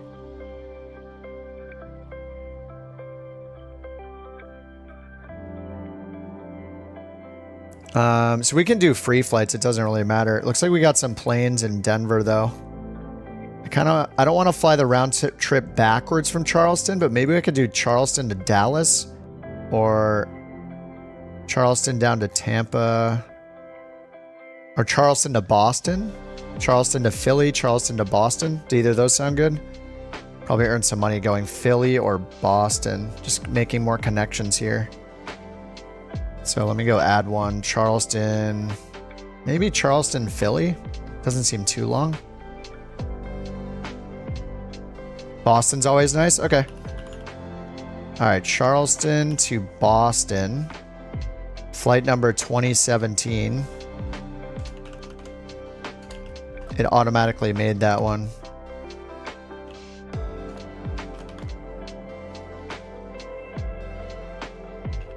This will be the elite flight 1337.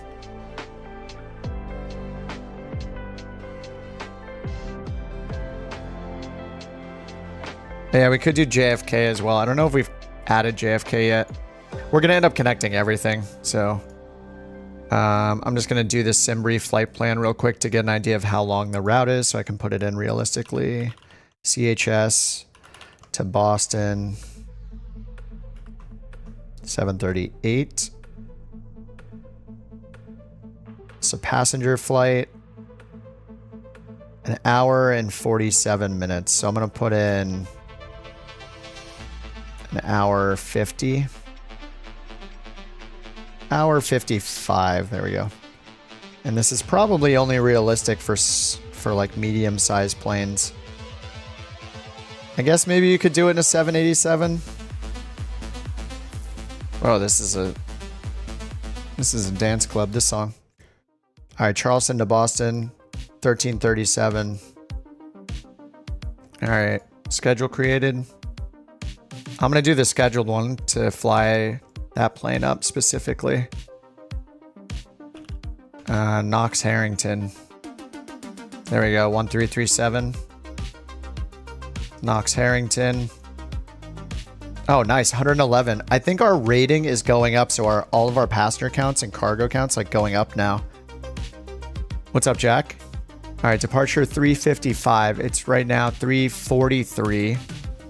So I'm gonna go like 410 to be safe. All right, flight booked. Generate the flight plan, and I'll load into Charleston. KCHS.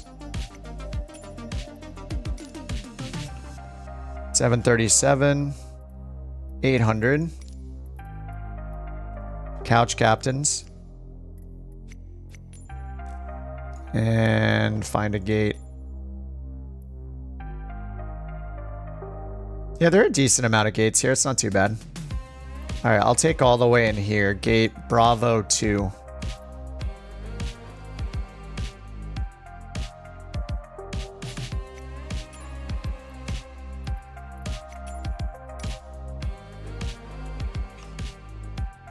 All right, Beyond ATC is going to be our friend this time. I don't feel like talking.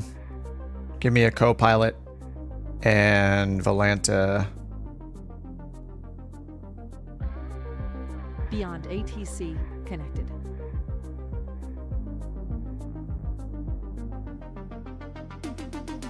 All right, Charleston, Boston. Let's do it. No, the sim crashed. Dude. The sim crashed. Feels bad. Oh no. It's gonna take like 10 minutes. All right, well, while it's loading up, I guess we got time to use the restroom and grab a beverage. Dang. Feels bad.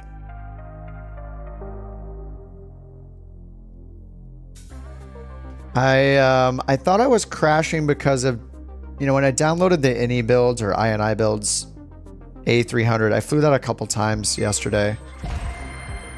And the first time I loaded in twice in a row or something with it, or the first 2 times I loaded in, it crashed. And I thought it was the plane. But now it must be crashing for other reasons.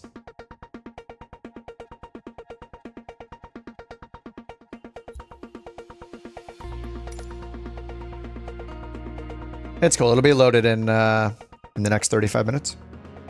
Happened to you once. All right, I'm gonna go use the restroom while it's loading. I recommend you guys do the same. Hit up the restroom, hit up the bar, whatever you got going on. I'll be back in like 2 minutes.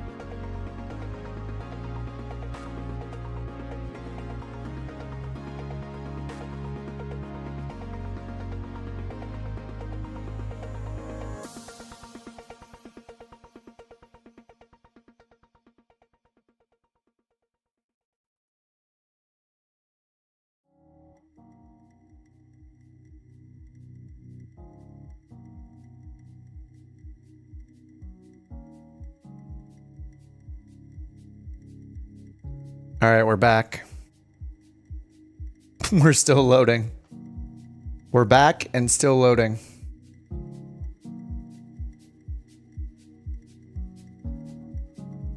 This is fine. Yeah, I updated the website. It doesn't show a screenshot of the new one yet. I'll add that probably tonight or tomorrow. But either of the links that you use, all the links just point to a Google Drive. I'll probably redo how that looks on the site and just show a couple livery examples and then have one big link that says download all the liveries here. What's up, Morgan? Soap? Is that soap? Wash your hands? Is that what that means?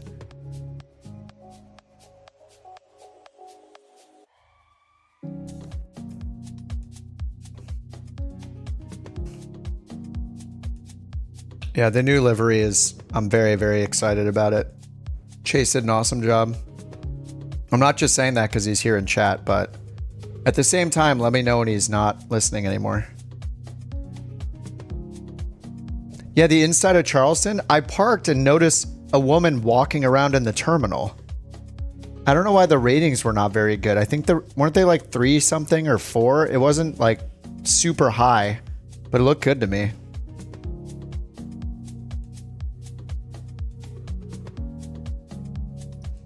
I'm very, very excited about the liveries. Like, seriously, dude, you did an awesome job.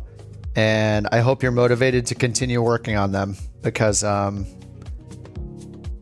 I'll continue to shower you with gifts periodically for all the time you're putting in. And, yeah, I'm like envisioning this hilarious fleet of all the different couch captains, ones flying around.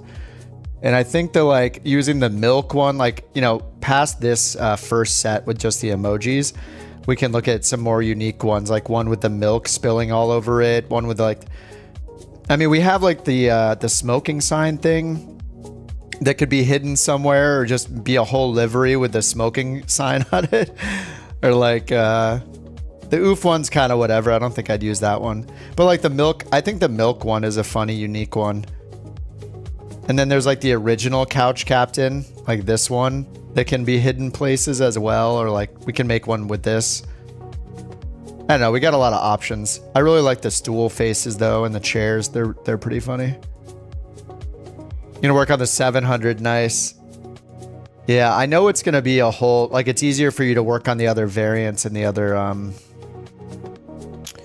like take the 800 you've already made and just swap out the colors, swap out the emoji, and just match it to the emoji color, you know, like that's the color difference. Because you could probably knock out the other like 5 or 6 of those with the different emoji faces on them. So then we have a whole set. Actually, I don't even know if all of them are worth it. Like the 2 purple ones are kind of similar, you know? Like there's the captain one and then the first officer purple one. And then there's the gaming chair purple one. And then there's the last one was meant to be like a couch, but it kind of didn't turn into a couch really. Anyway. That's probably easier than... It's probably easier to make a bunch of 800 varieties than it is to start the 700. Put a hot dog somewhere. Yeah, little hidden cigarettes or you can smoke. I remember the original one I made, I pointed at the windows on the CJ4 and it said, you can smoke in here, and pointed it. Maybe I could make some more things too that say like couches, all first class, or we have like a slogan like the only class is first class or something like that. Or first class is the only class. Like something that says that all we have is first class seats because they're all couches. They're all comfortable chairs. There's no economy. There's no business class.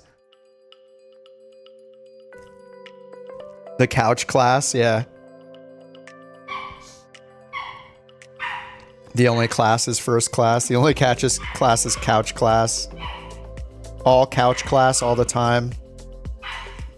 Oh, your sim crashed too? What is going on today? I don't think I've had a crash on stream for a long time. I think I was just... Okay, is she gonna stop? I don't know if... I think the last... Was it the last stream I was talking about how I haven't had a crash in so long? And then all of a sudden, I crash, of course.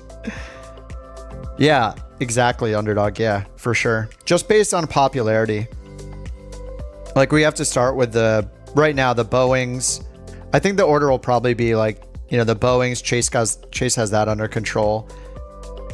But then there's learning how to do the Phoenix. The Phoenix is number 2, I think, right after the 737s. Then we have like the 777, and they're all different challenges too, because they're going to be slightly different looking. Like the 777 is so long, it's going to take some work. Like I might need to help you make some more assets and things where we have more things to put more places if you need them. But yeah, there's so much bigger. So like 787 and 777. Think of more slogans, yeah. Yeah, we don't have like an official slogan for the airline. It would be funny to say, instead of the smoking thing, leaning into the like, every seat is first class, basically. That kind of idea. We only know first class. I don't know what would happen in the... Because I could actually come into NewSky, and if I could edit a plane... Oh, I'm going to delete the booking. I'm not going to be off in 10 minutes. I could go into managing it, and you configure the seating configuration. So we could decide that every plane only has first class seats. Like I've been flying Knox Harrington around. So Knox Harrington is profitable right now, 27K. I could go and edit it and do this. I could just go, I could go like this and do this. All first class, all business. There, so we could do something like this where we only have 84 passengers on a 737, but it's all first and business class only. So the default 2 class gives us 160 passengers total. If we do balanced business balance, this gives us 140. And you'll see that it doesn't fill it all the way up because passengers are less likely to fly in a plane that's too crowded. So the fewer seats, the more space there is and the happier the passengers are, but then the more it costs. So we could try something like, maybe I'll try this for this flight. I'm just going to do 8 all first and business class, 0 economy, and then save it. I'm going to see what this does to the profits and how many passengers we get. Because this is just like a funny thing to do with a virtual airline. It would like match our slogan, you know. There's no economy in couch captains. Okay, can load back in now. And of course, like that wouldn't apply to our smaller planes and stuff, but you know, just for the sake of the passenger jets, we could try that and just see what happens. I think it would be fun. All right, I'm gonna load in at Alpha 3 this time.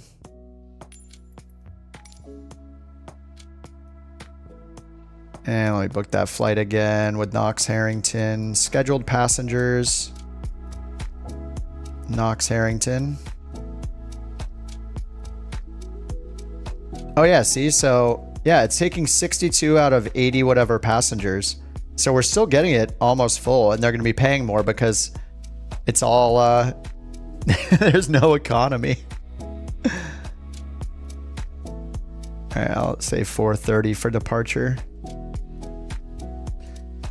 Generate the OFP again. This is a good time. I love doing this stuff.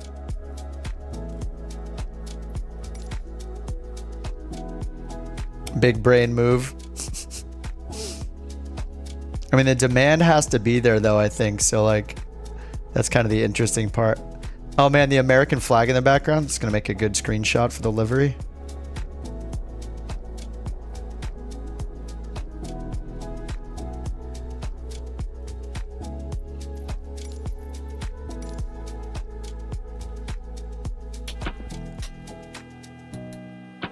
All right, ground power on. Hey, look, the other screen came on this time. I'll take it. All right, alignment. Oxygen's at about 1,600 pounds.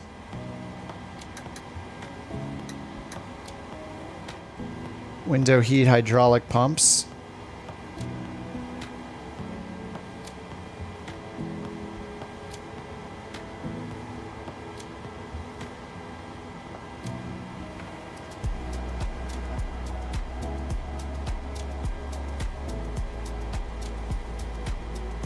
All right, sim brief data.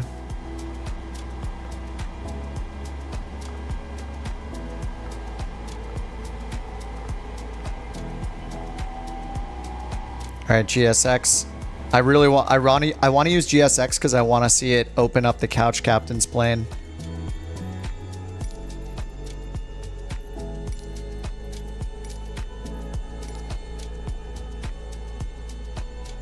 I want to see GSX in action with the custom livery.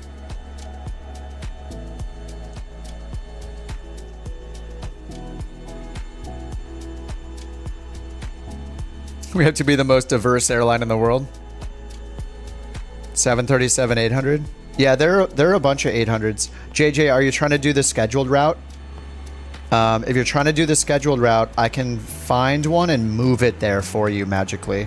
But whenever you do scheduled routes, it locks the plane down in use by one person, and it physically moves the plane from one airport to another. But if you want your own, I can just create a new one for you. Do you guys all want one? Do we need a few more 787s going? I think most of them are in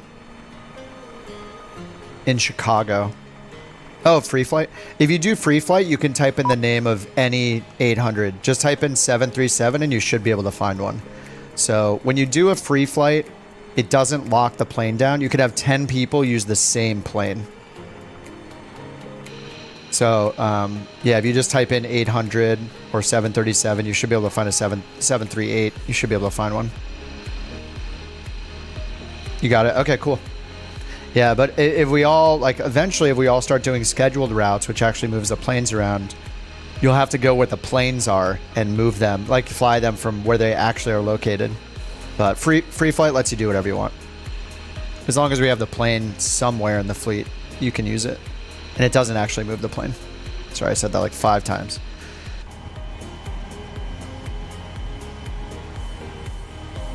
Okay, looks like it's loading. So I do need to make sure it's all in pounds now because I switched everything back to pounds. And I need to start the flight. All right, so our zero fuel weight's 109.4.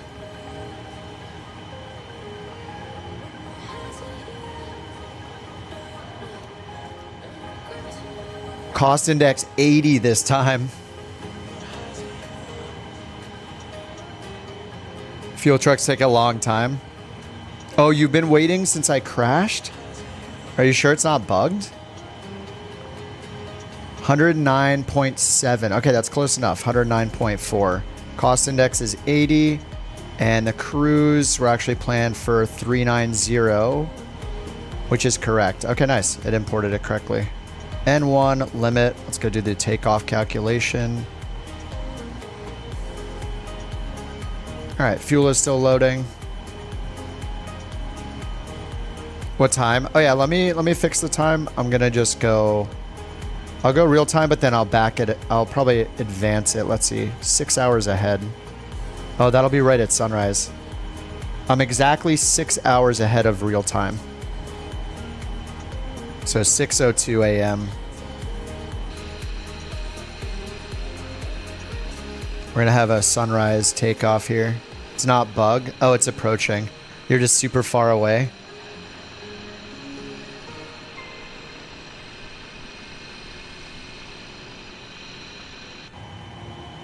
And I can start the passengers while this fuel is happening, I think. The cargo just won't come in until after the fuel is done. But I think it's fine to do both at the same time. I think it would stop me if I couldn't. No gate for us, or no jetway for us. We're in this little weird middle spot. Yeah, this one's for this spot over here. Hey, let me check out the inside. Oh, dude, Flight Sim 2024, we're gonna have a walking mode for walkarounds and stuff. It's gonna be pretty nuts. Oh my god, this is awesome.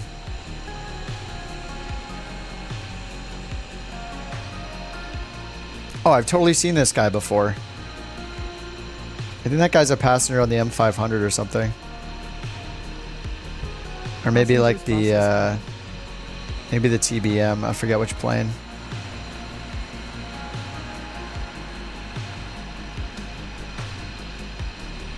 This is us running to the airport late for our flight. Get out of the way! Do you know who I am? Oh, nice. This is pretty nice. I don't know why it got bad reviews. Welcome to Charleston. Maybe I'm just making up that it got bad reviews. Maybe it didn't.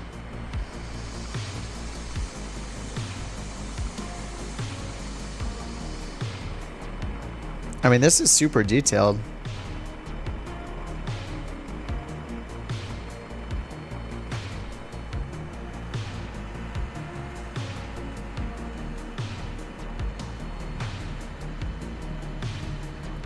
Oh, maybe performance, yeah. Oh man, this gives me anxiety looking at this. This is just the drone camera. I'm just using the normal drone camera and using the keyboard shortcuts, like WASD. I remapped the pitch and roll of these controls like this to my arrow keys, so I just have my left hand on WASD, and then R and F go up and down. And then the arrow keys are basically my right stick and left stick.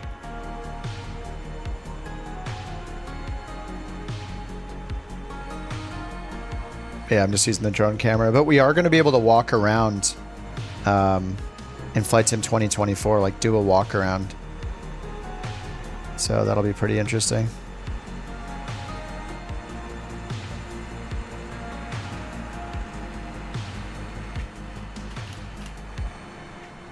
Stop disappearing.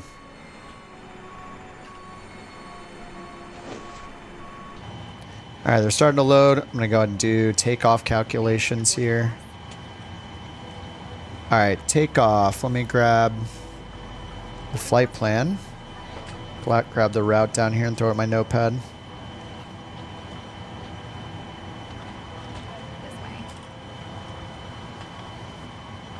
And I'm gonna get beyond ATC going. Alright, we're expecting runway 15, 9,000 feet. Looks dry out. Good morning. Import. Boarding pass, please. Alright, packs on, takeoff. Takeoff 2 and 45 for the temp. Good morning.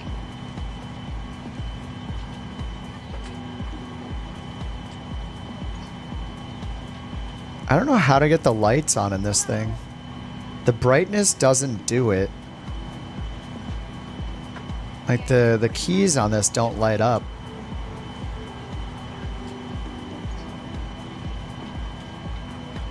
Hello.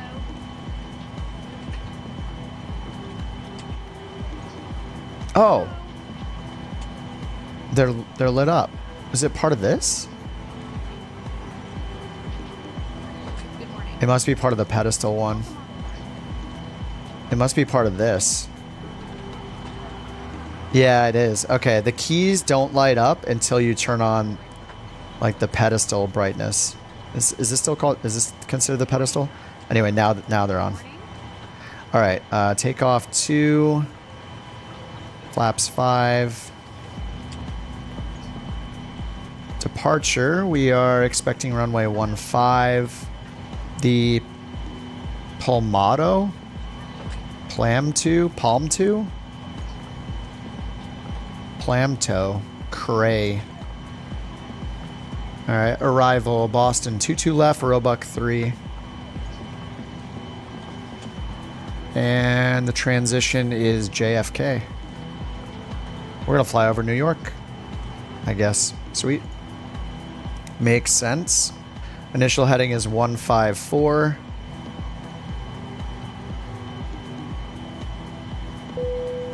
How do you import the livery? You need to use the PMDG app. They have their own app that you install the liveries through. So you can get the app and download it from their site. Even if you bought the planes through the marketplace, you can still download the app and install all their liveries with it for free. You don't have to buy them in the marketplace, and you can install custom ones. So once you get it open, you just click liveries at the top, and then there's like livery utility or something, and then you can import the file.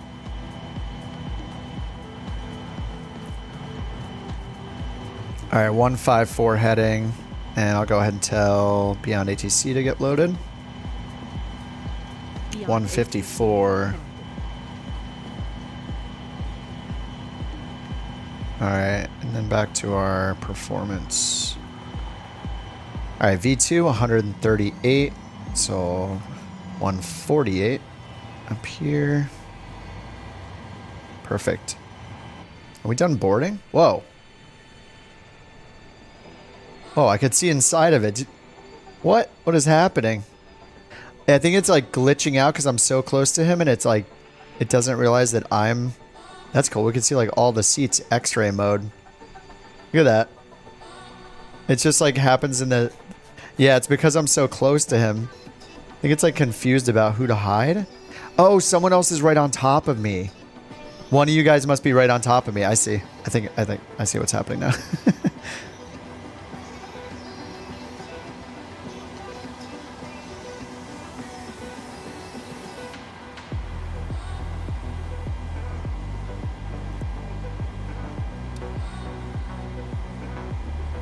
All right, let's pin some charts.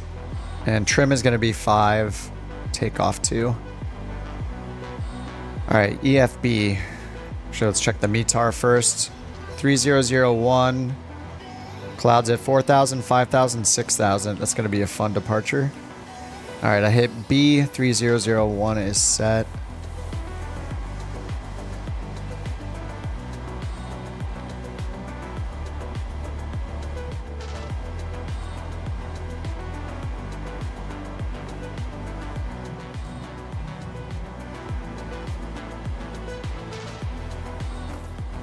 All right, charts. Departure, airport, Charleston airport diagram. SID is the Palm 2-3. Arrival star is the Roebuck 3.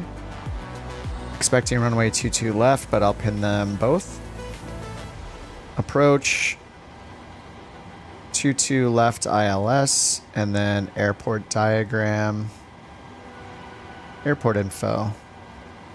We're expecting flight level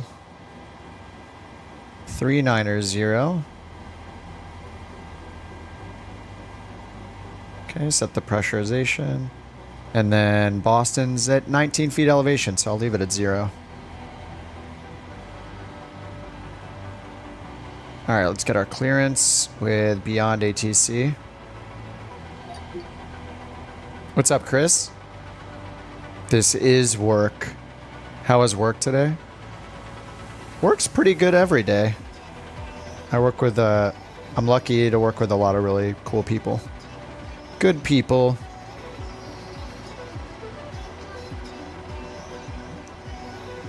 We're still working though. Now we've transitioned from working the real day to working the sim day. All right, let's get the clearance. Colt 1337. Request IFR clearance to Logan Airport. 33 left is Cat 3. 1337. Charleston. That's what's important. Clear to Logan Airport. Palmetto Tree departure. Oh, Palmetto. Transition. Then is filed. Maintain 4000. Departure frequency 121.275. All right, 4,000. Squawk 5155. Clear to Logan Airport. Palmetto 3 departure. With the ground strand VOR transition. Then as filed. 5155. Maintain 4000. Living the dream. Frequency 121.275. Work all day, work all night. 5155. Colt 1337. Now this is fun. Colt 1337. Read back correct. Contact ground 121.9er when ready for push or start. Ground 121.9er when ready for pushback or engine start. Colt 1337.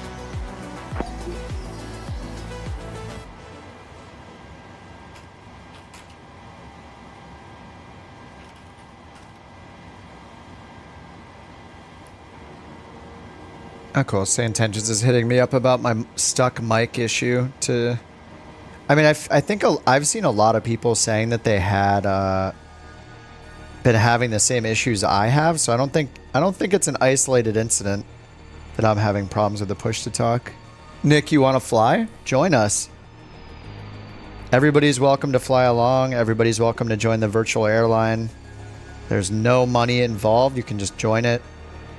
There's not even an approval process. You just join.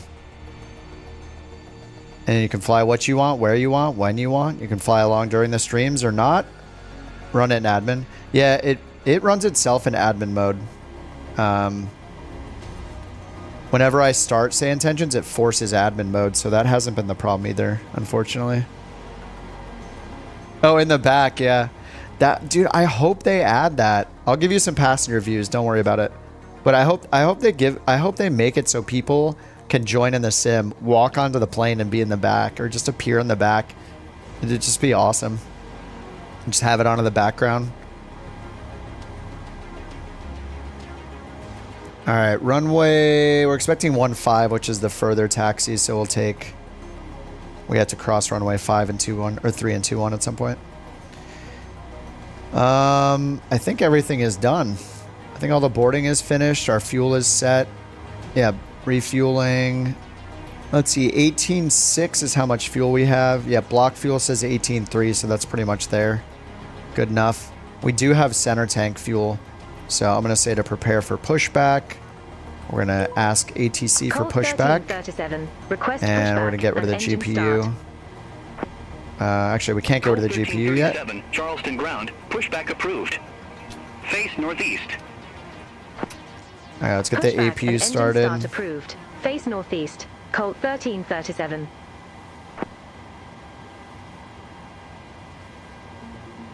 Oh, you've been playing on air? Nice. Yeah, I've kind of tried everything. On air, it's hard to summarize them, but I would say if you're playing alone and you want the pilot, like moving from one airline in the world to another, and then maybe like moving up in plane types, and you want like a strict schedule that you follow, then A Pilot's Life is the best one. On-air company, or what we're doing, NewSky is good because it's free and it lets you do the virtual airline thing, and it's not very strict. And then On Air Company is like all of them rolled into one with like the most hardcore rules ever. Or if you want to be like a tycoon managing an airline, then On Air Company is like for that, because it's the most expensive. It has the most hardcore like rules and features, like where if you forget that a plane is sitting somewhere and it's like draining your bank account balance from parking fees, you just can go bankrupt. So it's kind of hardcore. But it does have the most features, especially with the industry stuff. Like it's kind of awesome how you can like build a base camp physically in the world somewhere. A lot of GA, yeah. But yeah, they're all good for different reasons. All right, bleed is on, packs are on. Now we can turn ground power off and get rid of the chocks. Menu, ground actions, chocks are removed. Ground power is gone. And there's some doors open, I guess. Doors, lots of doors open. All right. All right, doors are closed. All right, our buddy's here, ready for us. Hello, Captain. We are ready for pushback. That's him.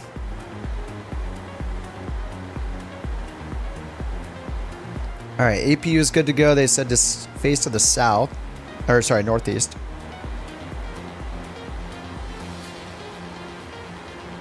Oh, what's up, Kale? Oh, you're home from work? Nice. You could start on the runway if you want to join us. Departure checks completed. Startup procedure memorized? Yeah, I haven't been using checklists, which isn't like a flex. Like, it's actually at this point now that I have a lot of it committed to memory. It's actually harder for me to force myself to use the checklist because I'm being lazy.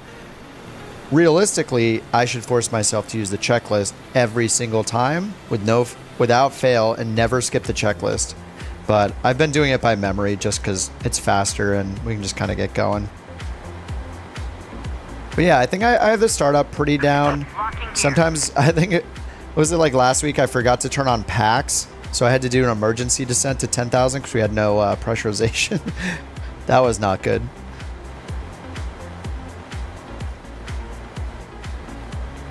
All right, so we're going to go nose right. Or if we can, no, yeah, we're gonna go nose right, face north. Release parking brakes, please. All right, parking brake released. All engines clear. All right, we have center fuel, so we're going all pumps. Packs off, and engine 2 first. Monitor Gen 2 up here.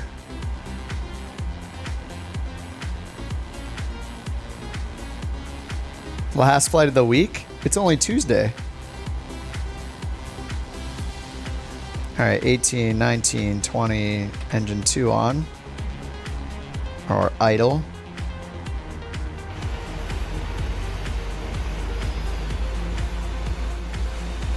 We're gonna get a nice sunrise here soon.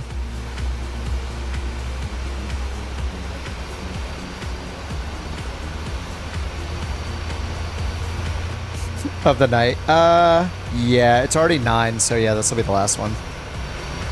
By the time we're there, it'll be 11. Yeah, SimBrief says this will take an hour and 47 minutes. We will use, of course, use some time acceleration and cruise, like a 2x, but it'll probably take us like an hour and 15 or something.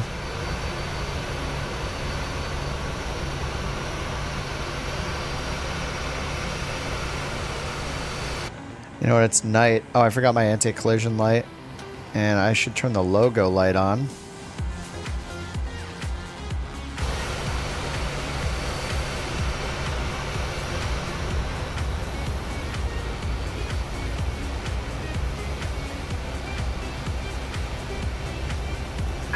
Please set parking brakes. Alright, set parking brake.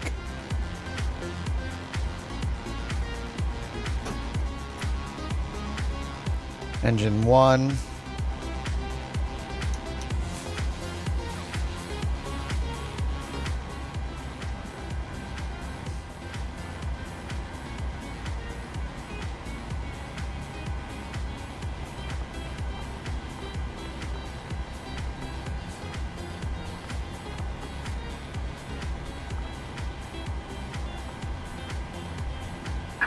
Unlocking gear. clear. All right, 27, more than enough.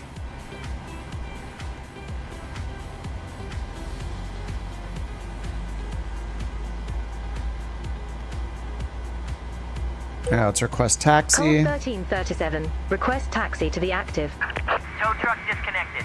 Call Bypass pin 1337, removed. runway 15 taxi via Alpha, Foxtrot, Delta. Left is clear. Right is clear. Runway 15 taxi AFD. via Alpha, Foxtrot, Delta. Colt 1337. All right, Alpha's here, going north. Turn left on Foxtrot. Looks like they didn't say to cross the runway, but I guess we're just good. Then Delta all the way up to 15.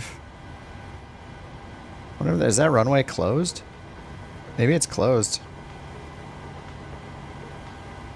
All right, we all done, dude? Bye-bye. Gotta look for the wave every time. See you. Bye-bye.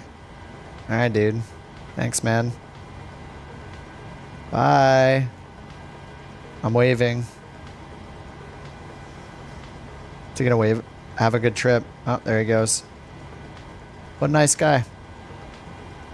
All right, Gen 1 and Gen 2 are ready to go. Gen 2. Gen 1. All right, positive amps. Oops, yaw damper.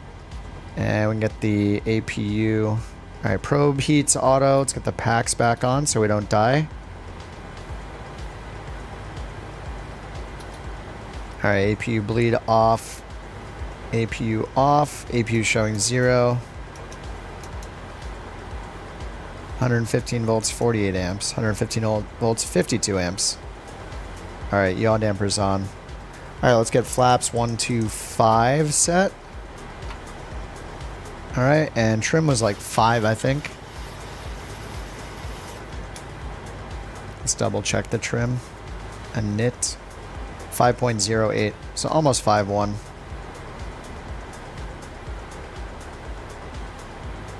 Yeah, started a gate, hit the auto setup. Yep. The moon at the skylight was super cool. Oh, I didn't even notice it. Wait, on my screen, or did you see it? I don't think I could see the moon. Yeah, you're in real time probably. Or did we see it way above me?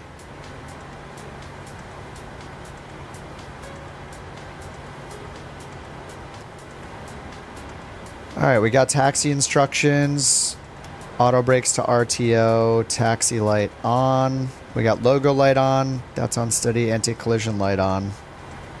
And the panel looks good. APU bleeds off. Everything else is on auto. ISO valve auto. There we go.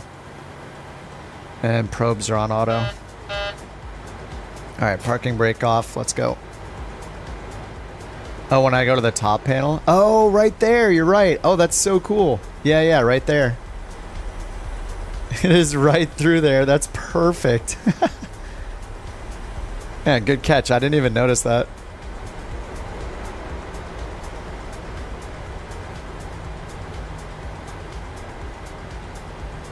All right, let's take a look here at the map.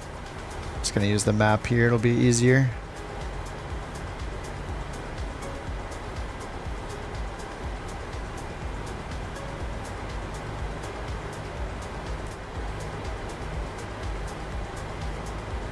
All right, we do have center fuel, and we have a little more in the right tank than the left.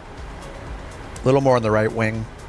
So I'm going to taxi with the right wing, or right engine right now.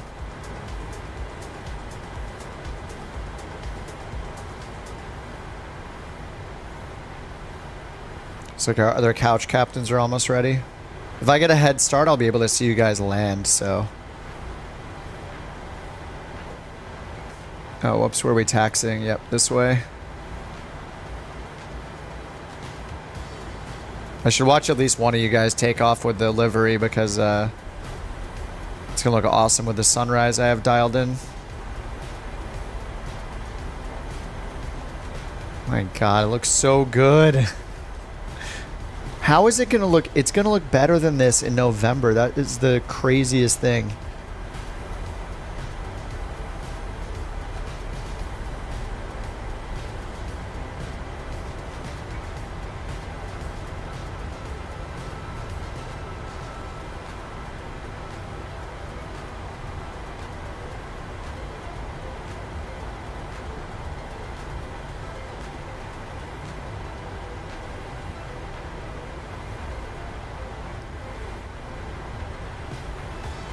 Did a 787?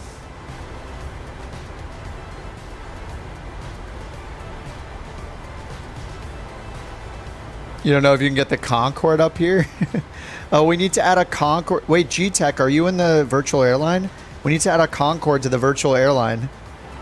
Actually, I wonder if it's part of the virtual airline or not, if we can even add it. I'm actually really curious. Can we add a Concorde to the fleet? Yes, we can. You don't know about it? Oh, dude, you should join. Are you on PC? We're using this app called NewSky. There's over 50 of us on it already. We just did it on Sunday, so this is only day 3. It's been like literally 48 hours since we started it. I don't know if the bot is dead. Anyway, it's free to download. It lets us do a virtual airline for free together. It tracks your flights. It actually has traffic injection if you want to use that, but I would just use the Microsoft Flight Sim. Today Chase made our first livery for Couch Captains, starting with a 737. And there are going to be plenty more channel branded Couch Captain liveries.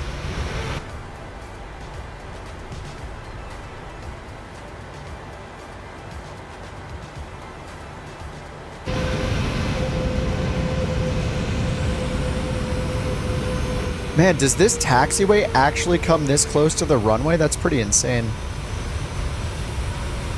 Yeah, this is the work of Chase. This is the first of many.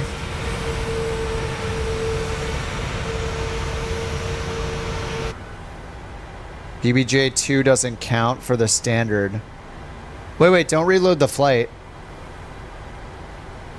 Wait, don't change your plane. Let me just add a BBJ2, Kale. Hold on, let me add one. We don't have one, right? And I assume we'll do the first class version. You need to change the in-game plane? Oh no, I could just add one to the fleet. Do we have a BBJ?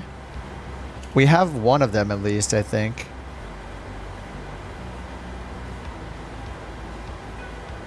Yeah, maybe not. Yeah, I could have just added it, dude.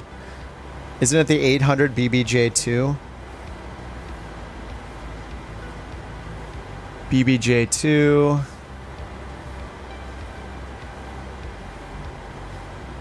Who's on the top of me? Oh, JJ, just turn off. If you go to traffic, just turn off the option that says show people in proximity.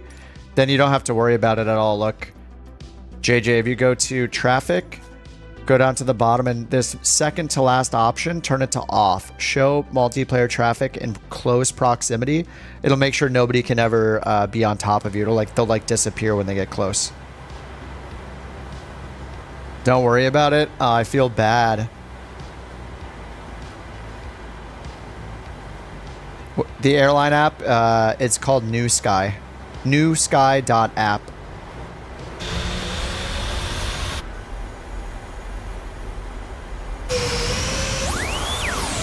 Yeah, we've done over 100 flights since Sunday with 50 pilots. I think about 25 to 30 pilots have been active.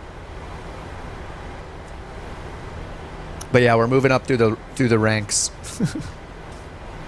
It's a good blend of flexibility and strictness. So like, we're starting to define a bunch of scheduled routes and airports that we fly to as an airline all over the world. So every single flight you get to choose between doing a free flight, which means you can fly from any airport to any other airport. You define your to and from and choose the plane. Doesn't matter where the plane is located, and you just fly. And you earn money and like rep and all that and money and XP and whatever. And then there's the scheduled flights where it'll actually physically, physically, of course, I mean in the virtual world, it'll move the plane. It'll leave the plane where it's left if you do a scheduled route.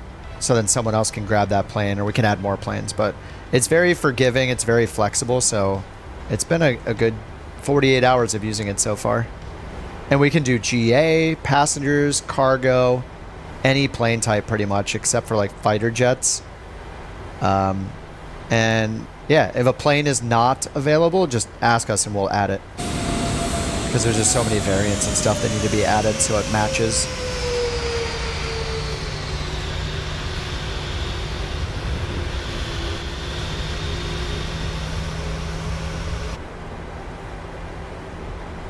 Oh yeah, get a screenshot, I will. This is gonna look awesome all lined up like this. The right, bro. You could take one passenger. I need a name for the BBJ2. Oh, the BBJ2 should be Uncle Rico. Alright, this one's gonna be Uncle Rico.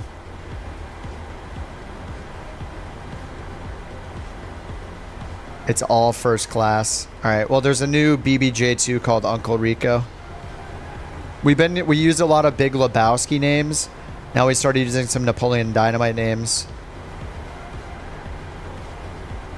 But there's so many planes to add, it doesn't matter. And I think once we all start doing more scheduled flights, and like free flight's great because you don't have to ask for a scheduled route to be added or anything, but anybody that has any ideas of cool scheduled routes they want to add, like today Josh was working with, I forget who was recommending all of them on Discord, but Josh was adding a bunch of new airports to our that are airline services, adding a bunch of scheduled routes to different places that people were saying would be fun. So we already have a bunch of routes in Europe. We can do them anywhere in the world. There's like very few limitations, which makes it really easy to use. We're not sitting here counting money. The money you earn is really just more like a rating style thing. You don't have to worry about balance sheets or lease fees or anything like that. So it's pretty cool. I like their I just like their how they're setting it up. What do you call it? Like their mission to keep it simple. Oh yeah, you can link your Discord, your VATSIM, and your IVAO. It supports its own traffic injection, which is kind of crazy. So if somebody is on a different multiplayer server, you would see them, but I wouldn't, because we're all already on USA West. Like we see each other pretty well already, and we see people that don't happen to be using it. Using the VA, so I think multiplayer may be better to use.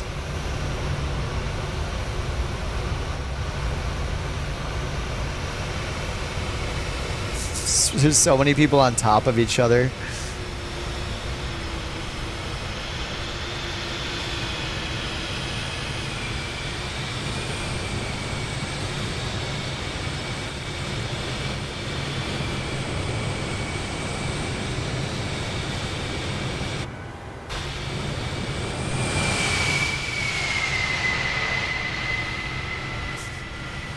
In the Concorde. All right, let's get it going. Let's get it going.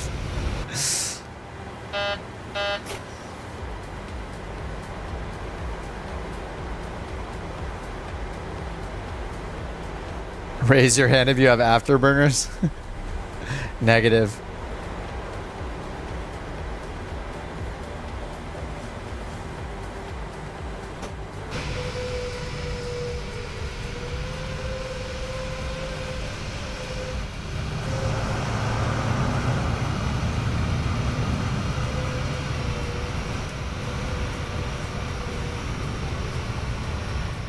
He's floating because I got the scenery for this one.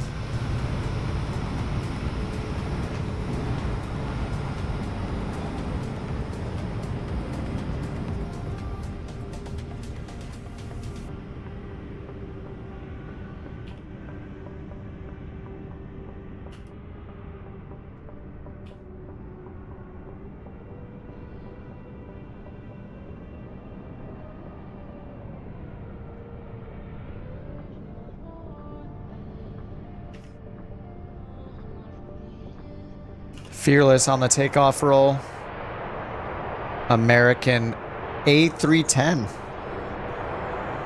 Oh, yeah, we're gonna need an A310 livery.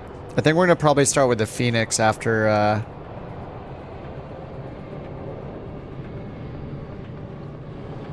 but Chase, since Chase has kind of mastered the PMDG stuff, he can probably do all the Boeing planes.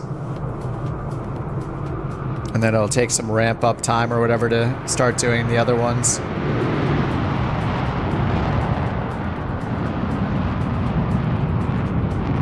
Concorde is still not rotating.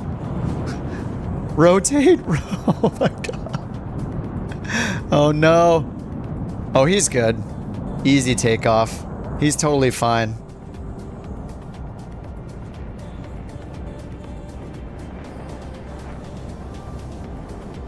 I lost the runway for a second.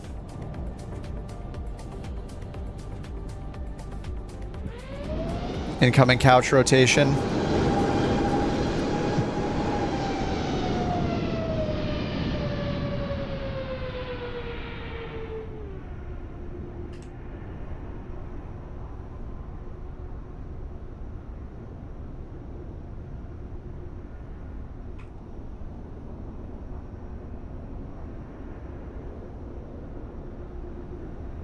Oh, there's another one.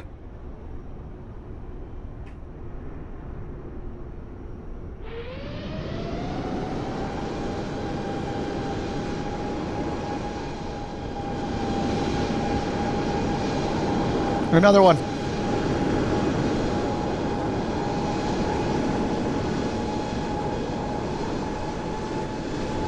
Beautiful.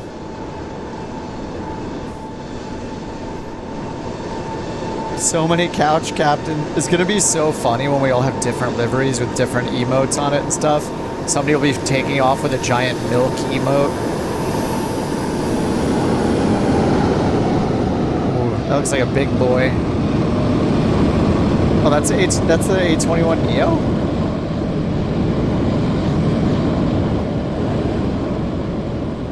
I guess that's a fly-by-wire.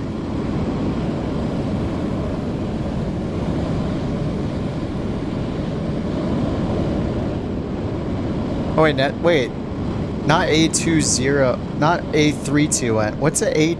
Am I dumb? What's the A21N? A321?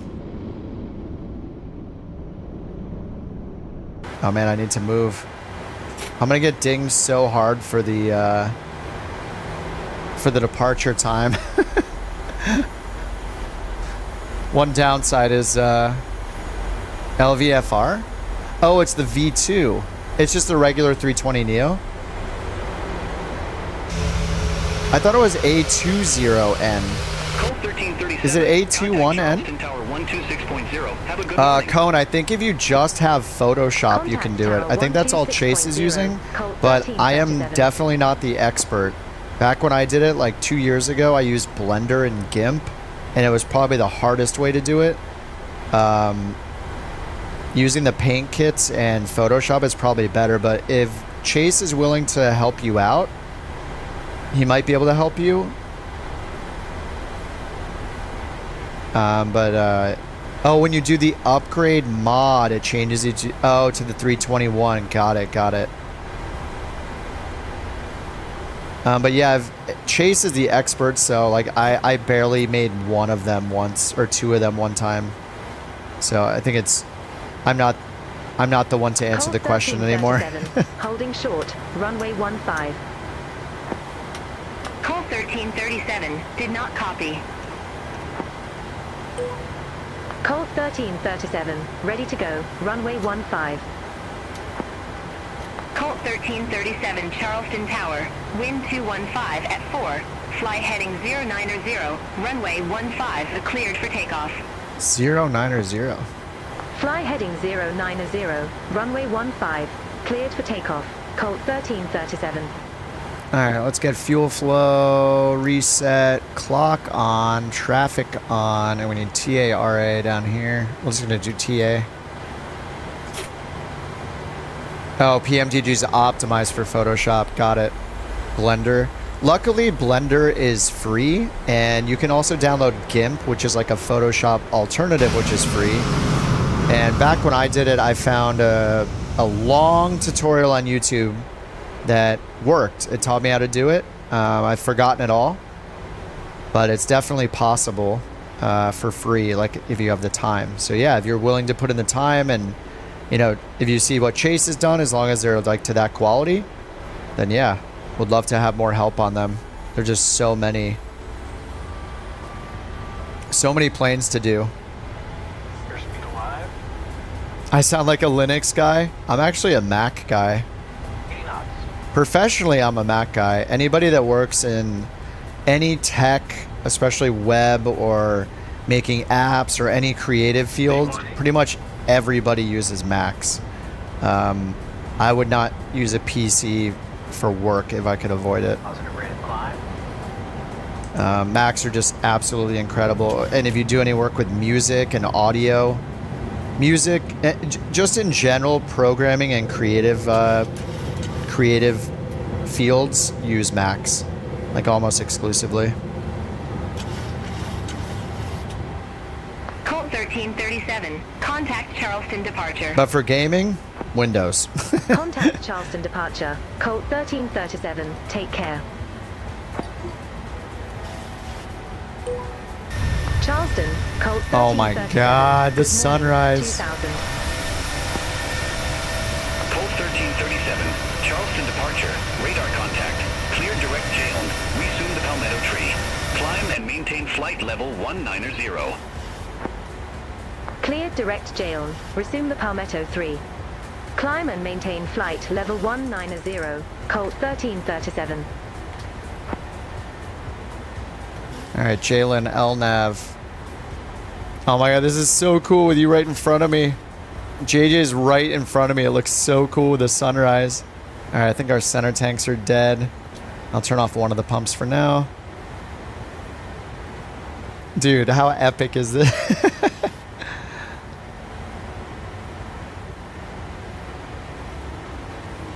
Mod for the airlines. Yeah, first or couch. Well, I'm running this. This flight is configured all first and business class with 0 economy. Yeah, the app shows traffic around you. Yeah, so Kale, it's up to you, but if you're using the built-in Microsoft Flight Simulator multiplayer that we're all on the same server for already, I would just turn off the traffic injection using NewSky, because first of all, we tried the model matching with FSLTL model matching and it didn't work. It just showed white liveries for everybody, unfortunately. And then the second thing is if you have multiplayer and you have to pick between the two, otherwise you'll see duplicated planes. So I would just turn it off. I turned it off in the settings. It's up to you, but yeah, I didn't really see a need for it. It's cool that they have it though.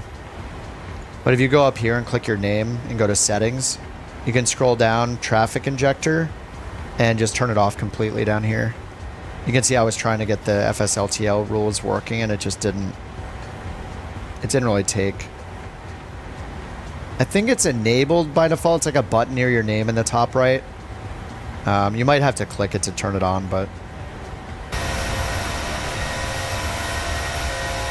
oh my God, the double couch. Holy crap, this looks like a promotional it looks like a promotional photo for couch captains.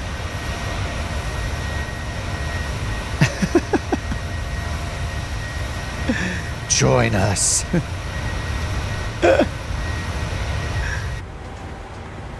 Fixed. Yeah, it's up to you if you want to use it. I just think if you're using the in-sim multiplayer already.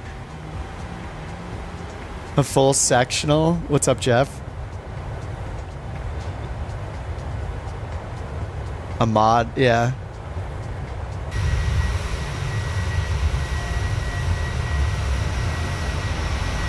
Couch away. Oh, nice shot. Yeah, that's great. Here's what JJ took. That's awesome.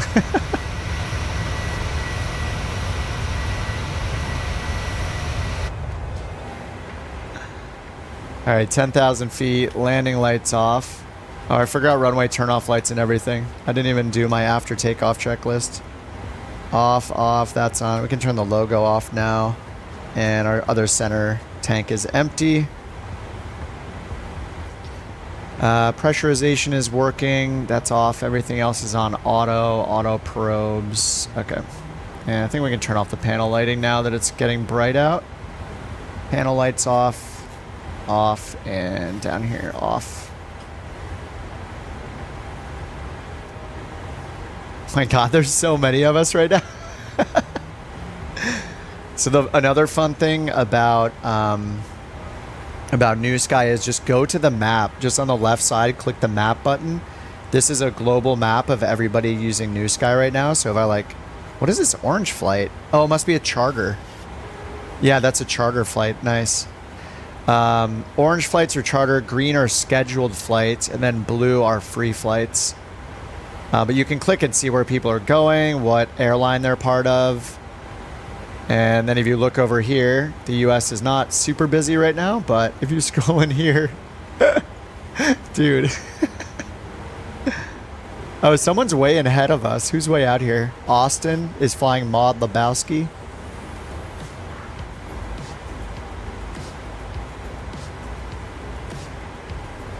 But you can just see all of us in a row.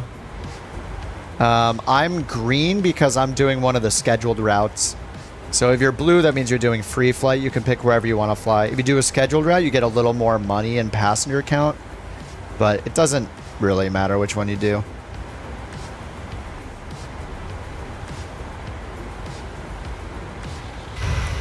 But what's cool about the scheduled routes really is just that we'll be able to define places to fly. So there's actually a bunch of scheduled routes that Josh has been working on.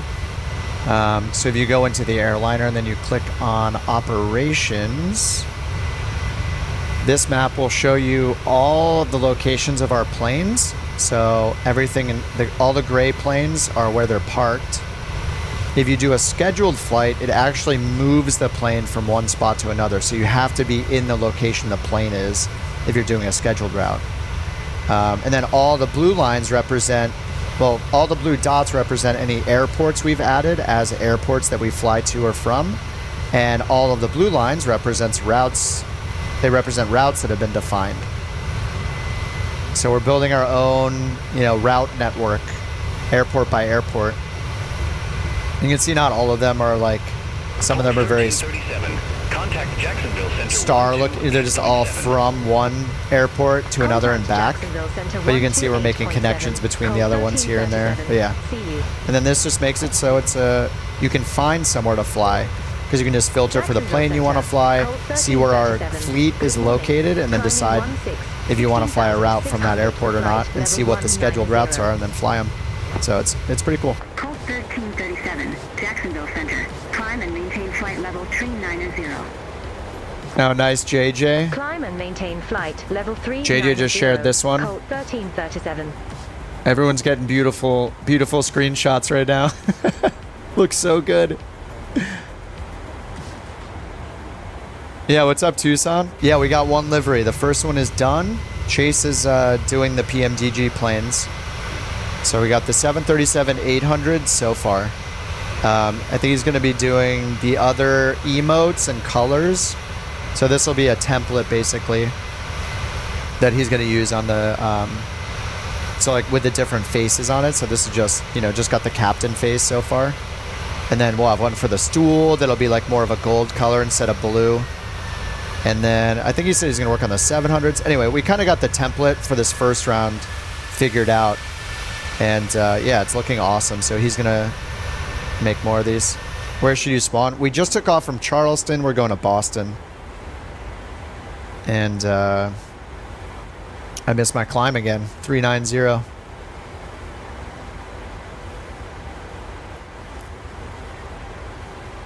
Oh, we're going to 390? Okay, yeah, that's what we got there. And in the climb. Okay, cool. 390. But yeah, it's pretty exciting. We're having a good time with this.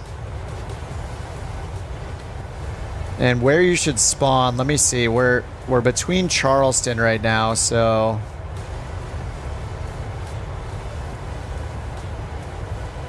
Trying to see what's coming up if you want to intercept us or something.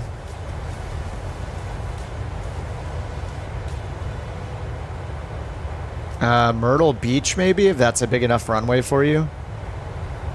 KMYR, Myrtle Beach. Looks like a decent sized runway. But we're making our way up to Boston. Anything along the way. If you need something bigger, maybe Wilmington, KILM. Looks like it's probably bigger.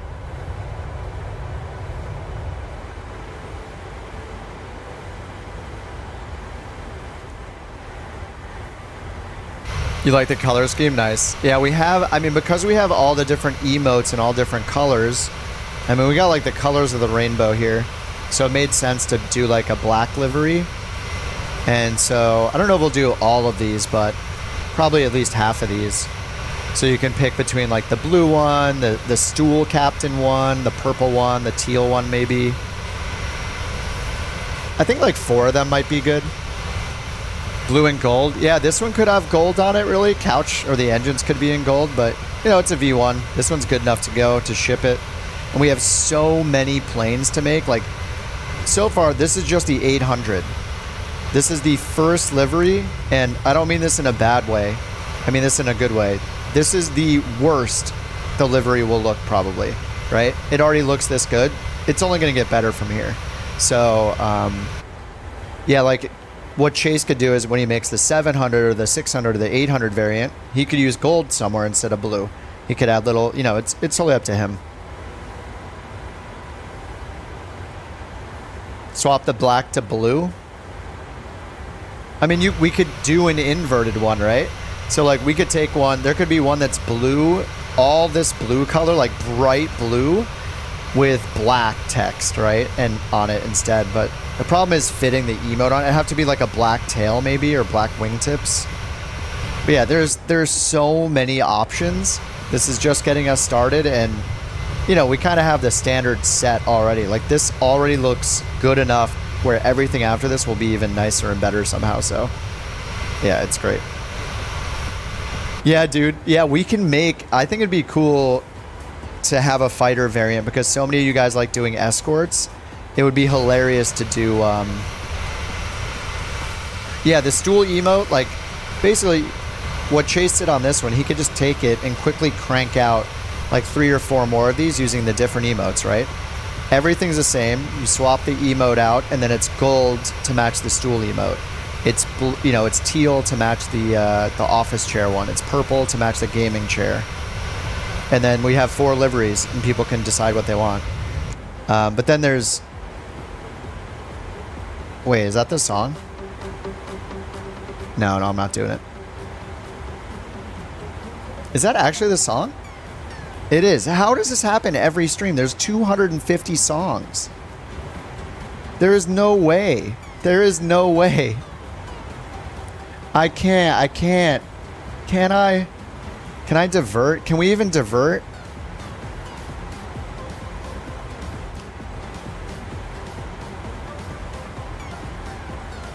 Into the drink. I think we got some decent airports to land at, actually. I will be ready someday. I will be ready someday. I mean, Kilm is right here. We'll just go to Kilm.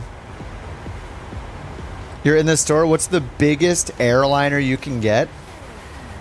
If you're in the marketplace, what is the biggest you can get in the marketplace? This 777 is not in the marketplace yet. So if you have the premium edition, isn't the 787-10 the biggest you can get? I don't think there's bigger than the 787-10 or the 747. But you want a new one, obviously. So the second biggest would be, Rick says the A330 Antonov. So let's go with things that are not part of the default then, right? So not the 787, not the 747. So what would be a not a default that he could get that's huge? I mean, the Antonov is absolutely giant. The Antonov is huge, but you might not like the avionics in it. Do not get I wouldn't get the A380 because it's going to be a scam one. You're going to want to wait for the real A380. I mean, let's limit it to something that's decent too. Like, you don't want him to buy like a Captain Sim one, you know? Don't let him buy a Captain Sim. Like, let him buy something he's actually going to use. I mean, you guys had me buy the A300. The A300 is giant. The Innie build's A300 is huge. It's not as big as a 380 or a 747, but that's a really big plane. 777-900? That's not in the marketplace, though. The 777 would definitely be the choice, but he said he's in the marketplace.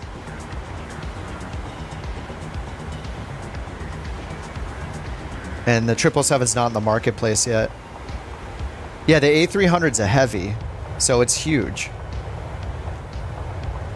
You could get the Innie build's A300. A310 isn't it A310 is it a narrow body? How much, what's the size difference A310 versus A320? Yeah, the A310's smaller than the A320. It's a narrow body. So I think the A300 might be the biggest. Yeah, the 310's just older.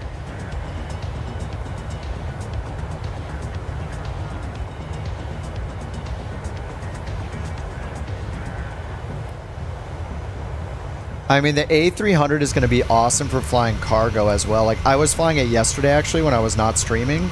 I did a couple flights of the A300 running freight, running cargo, and it was pretty awesome. I'm kind of getting used to it a little bit. And there's really good tutorials for it. I was watching, like, the, is it A300 driver? Or is it A330 driver? His tutorials are actually really thorough for it. So I was watching those.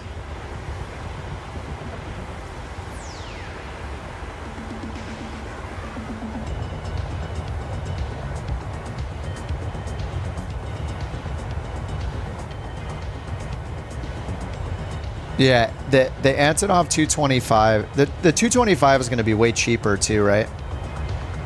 Try the new 737 sounds. Okay, let me look them up right now. They sound amazing.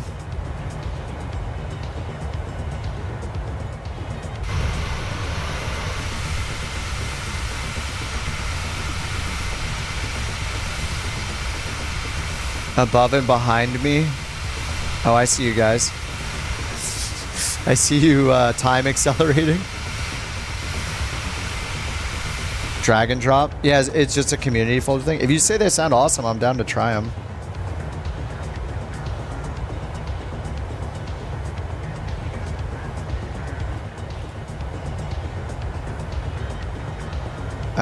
What do I search for? What's it called? No file editing.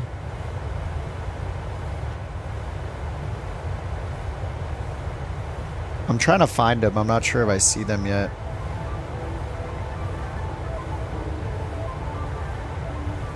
Trending updates. 737.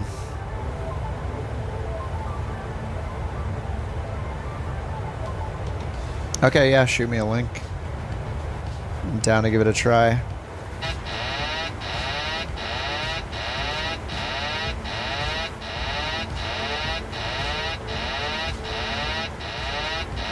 What's going on here?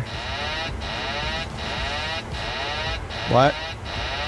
Oh, I disconnected the autopilot somehow. Alright, we're back. I think it just captured my click from outside. Yeah, calm down. I'm not crash landing this thing. Calm down. Calm down. We're okay. Everything's fine. Everything's fine.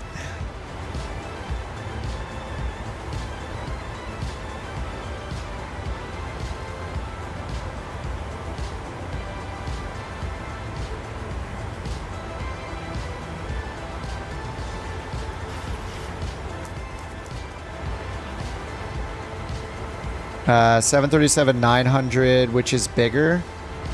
A340-300? What's the A340? The difference is, okay, I don't know who makes the A340, but if you buy a 737, you're getting some of the highest quality planes you can buy because it's PMDG. So it matters if you care about the realism, Rick, and if you're ever going to get into like learning the ins and outs of the plane, like I've been in this, and you're going to end up on PC eventually, like, and you want it to be very realistic and in-depth like this one is. I mean, this is the plane. This is the 737-800. The 900 is longer than this. So you're getting a version that's a bit longer than this one. So add like 30, 40 passengers or something. It's the same plane as this, just longer. If you want to save money and you want a plane as in-depth as this one, you can get the 600 or the 700, and you're going to save money on it. I don't know how much the 900 is, but I think the 600 is like $40 instead of $70. Oh, the 777 got submitted. Nice. Yeah, if you wait a few weeks, you could get the 777, which is a big boy. But you can also fly the 787, which is very similar to the 777.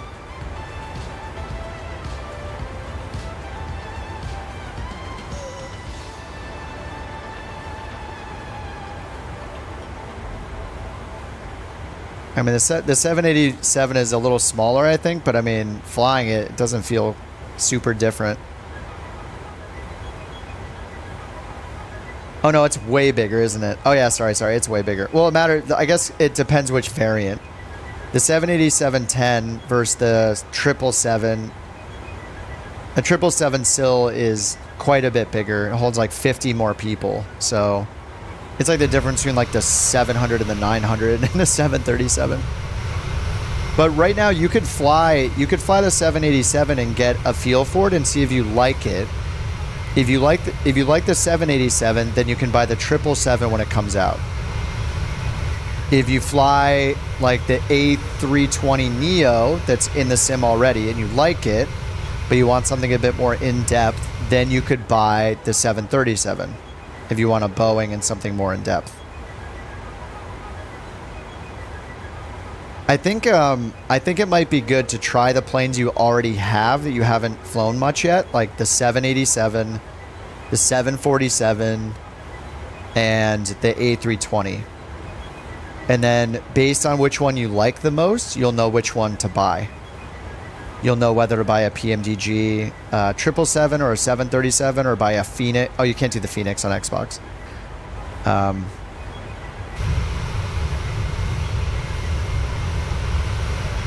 Oh, the 340 is bigger. Anyway, I think you should try, if you've just been like having fun flying around in the jets, like the fighter jets, and you want to try an airliner, I would try the ones that you have already and get the hang of it first.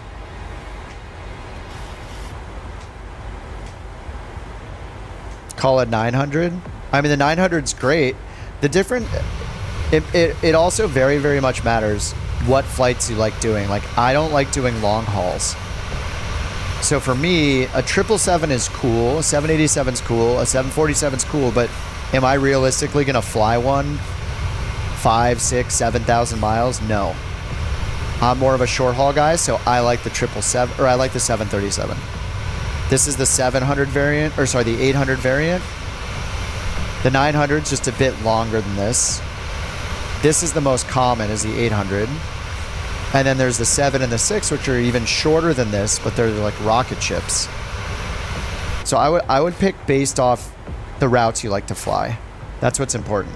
If you like long hauls, you can do the 787 until the 777 comes out. If you like shorter routes, the 737 and the A320s are great.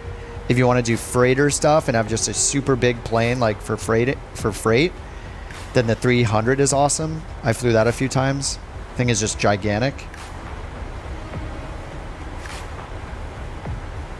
There's just so many choices. I think there's not really a wrong choice between the top tier ones that everybody's been naming. If it's a PMDG plane or even like an Innie Builds plane, it's going to be good.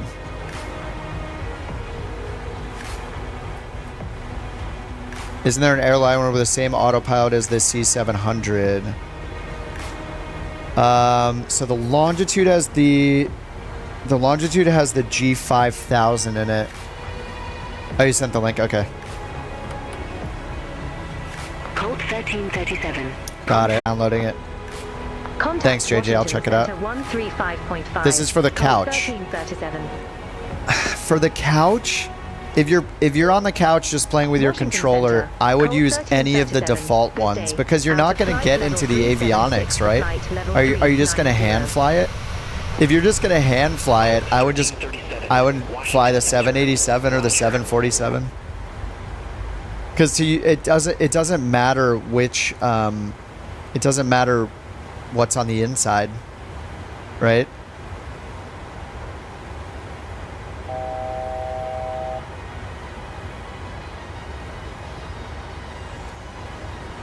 All right, 1,000 feet till cruise. We're gonna need some acceleration on this one. 618 miles till Boston.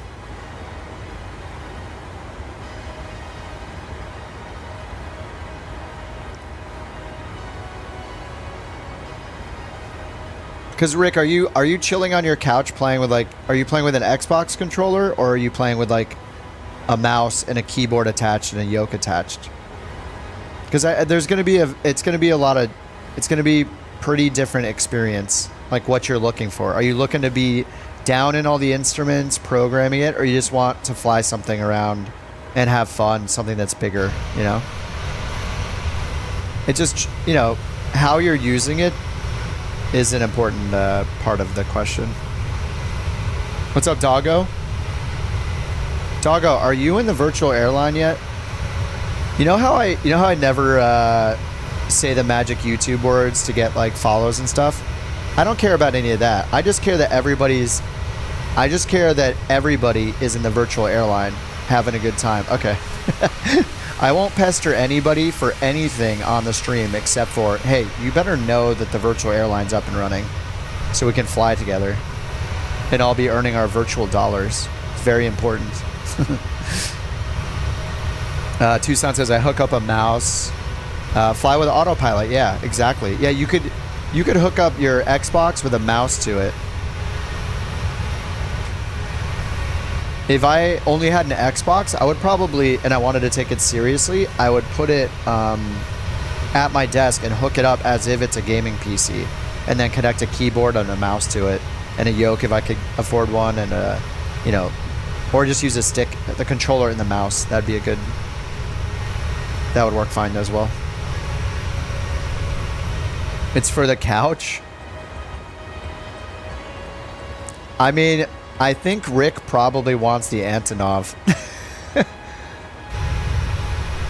But the problem is on Xbox, we can't install custom liveries, so the only way that these could get onto Xbox is is this possible? If Chase makes enough of these, could he sell them on the marketplace for $1 or $5, whatever the minimum is? So people on Xbox could download the whole pack of Couch Captain's liveries. Holy crap, we should be the first virtual airline to offer our liveries on the marketplace. And then people who play on Xbox could also have the liveries. It'd just be a mega pack that would just keep getting updates forever. It would cover every plane type. It would just be like all planes covered by the Couch Captains. I think the only thing we would have to get cleared is like the icons. I'd have to contact Sushi, who created the icons, and maybe pay her for a commercial license to be able to sell these. Like essentially we're making money off her icon in a way, her emotes. So I'm not sure if I have the legal right, or anyone has a legal right to sell them or make money on them. Oh, free on the marketplace? Wait, does Flight Sim 2024, are there going to be free items? Oh, they could be free. Okay. Dude, that would be so cool to have the Couch Captain liveries in the marketplace so people on Xbox could also fly along with them. No profanity. Yeah, that makes sense. I mean, we have a super tame thing, right? Like, this is like goofy and very rated G. There's nothing inappropriate on this. And the word smokes, you know, we could just change it to the word smoke. Like, no smoke in the cabin or something. Free items. I didn't know that they had free stuff on there. I think I've only seen like the world updates were free. I guess I've seen... Yeah, I don't know. Is the 787-8 bigger than the 730? I believe so, yes. Yeah, 787's a long haul. It's going to be bigger.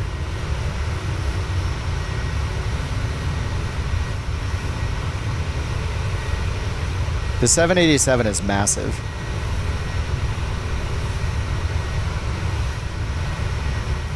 Let's see. The 737-900 is 36 meters long. Or sorry, 45 meters long. The 787 is 57 meters long. Yeah. It's a good 15 meters longer. So yes, the 787 is bigger. 787-10, which is what you get in the premium version. Dude, the clouds look so awesome right now.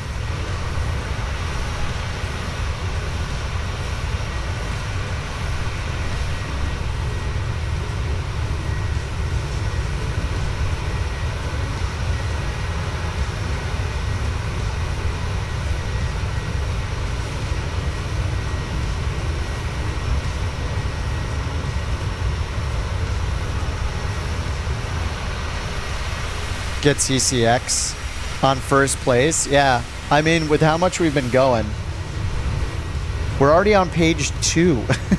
Like we're already on page 2. Look, we might even be higher after today. It's only been 2 days. There are 41 pages of virtual airlines. Oh my god, we moved up. We're number 4 on page 2 already. We were like halfway down. We were like down here 2 hours ago, and now we're up here. 111 flights. 18th place. Oh, nice, Chase. That's helpful. Yeah, we're already in 4th place.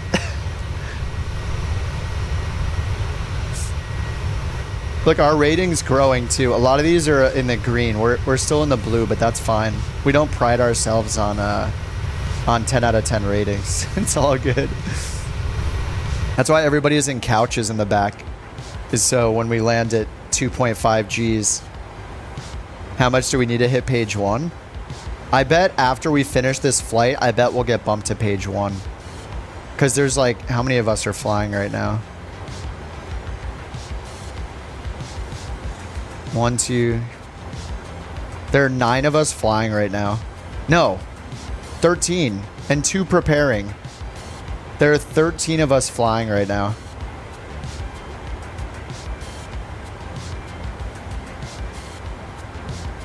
We'll probably be on page 1 by members.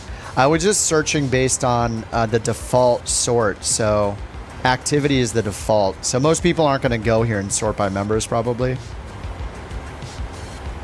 Oh yeah, we're on the first page in members already, 59. I mean, look, if we get 1 more member, then we jump up 5 spots.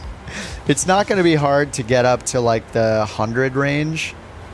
It's going to be a little more difficult to get up and beat British AvGeek with his 832, but maybe we can get there someday.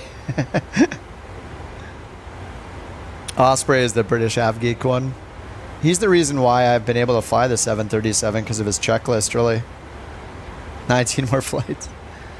All right, I think it's about time for 2X, guys. We have 346 miles to go, and it's already 10 p.m. So I'm going to start acceleration in 3, 2, 1, action. And now I count to 8. 1, 2, 3, 4, 5, 6, 7, 8 for the stream delay. There we go. Yeah, Doggo, it is pretty funny how they name planes. The numbers never mean bigger except like the variant numbers. And the order that they built them too, like... Wait, wasn't the A300 built after the A310? Didn't they build the A310, then the A300, then the A330 or something, then the A320? I don't know. Lufthansa will be hard to beat. I mean, we're on day like 2. I think it's been 48 hours technically since we started it. Maybe a day, maybe 2.5 days. We'll be just fine. What's up, Brian? How do you speed up?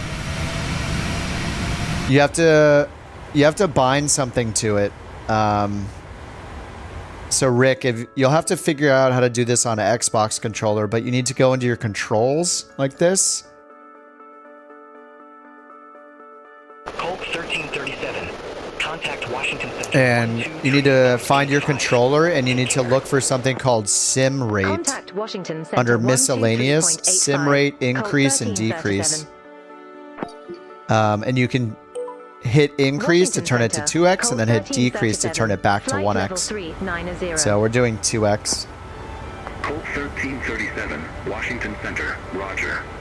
Otherwise, we'll be up here in cruise for like 2 hours, and I'll fall asleep at my desk.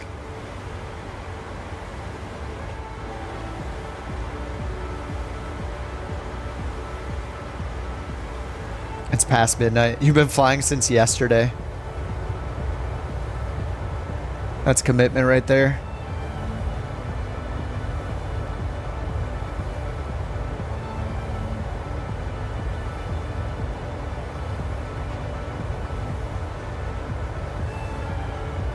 I'm downloading that sound pack.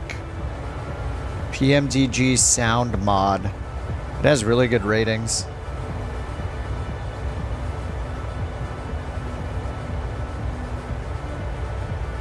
Oh, it's only for the 800 variant. Okay.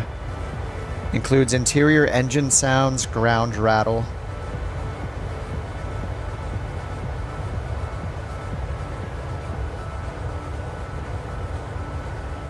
Oh, I'll put the link for the pack, yeah. JJ sent this to me. It's for the 800 only.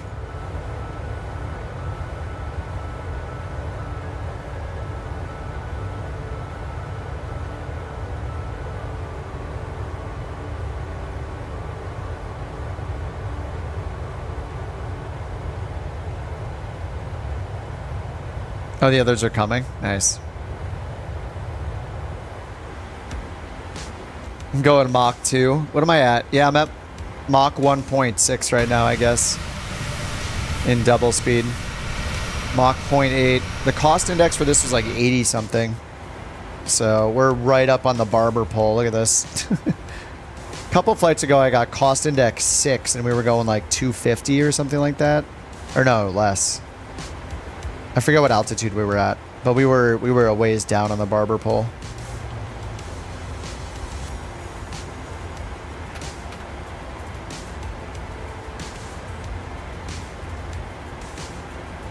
How's our pressurization?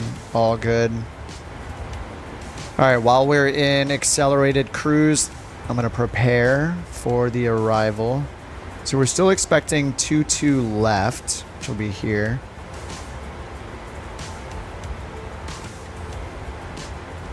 And let's see. We end off on a vector at 5,000 feet.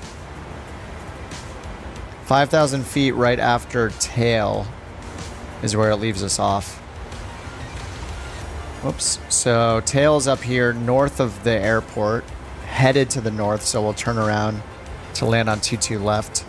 5,000 feet. So our bottom altitude on the star is 5,000 feet. And during the descent, I'm going to need to use, let's see, at Roebuck, the speed restriction is 260. So I might need to speed up for that. The sim is freezing. Have I seen the auto cruise? Yes. Yeah, I just haven't turned it on because I like to time it and be in control instead of having it automatic. But yeah. I know it's in there, yeah. It seems cool. Seems very convenient.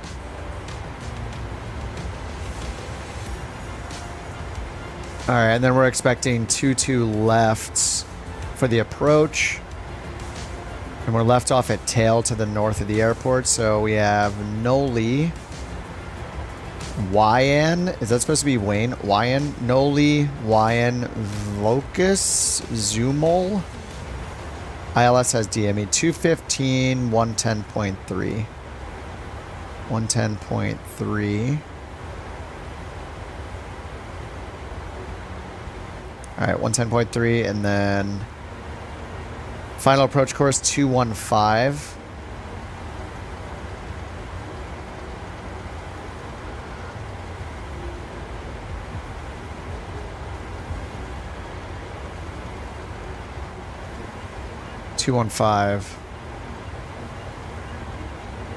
Oh, I just saw the comments from the shorts stream.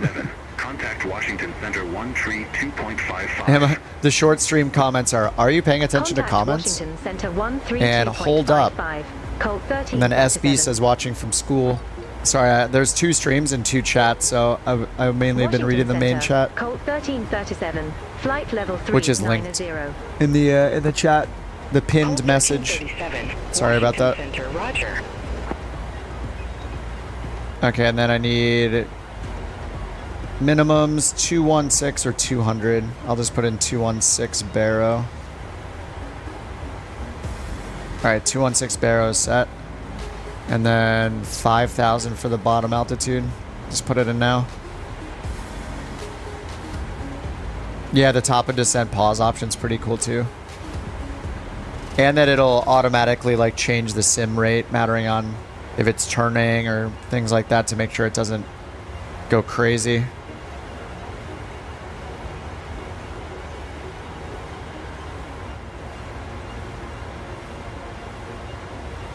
Alright, 2 left and right.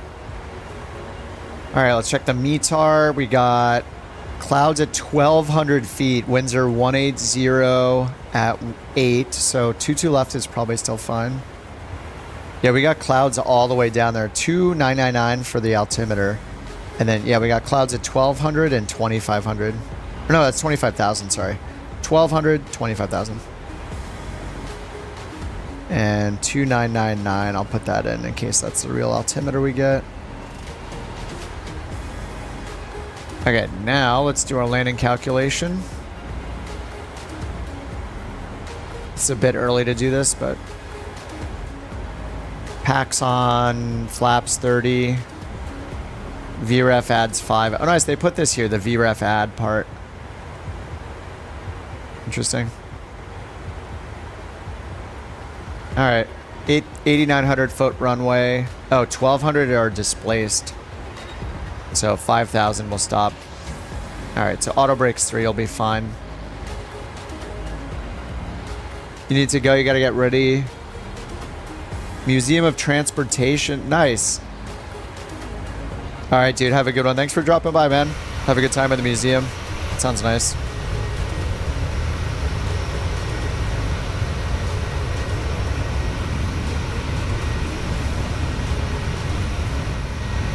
Oh, I just saw the message that Doggo sent about the A320 accelerate time in the tablet.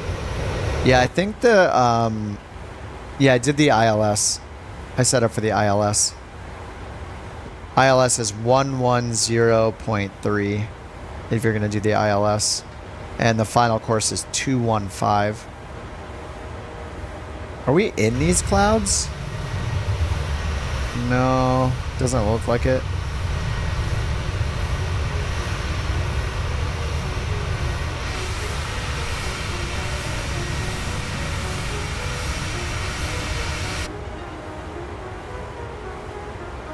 All right, top of descent. We still got 214 miles to go.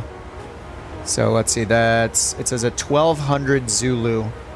So we got about 13, 14 minutes in real time until we get to top of descent.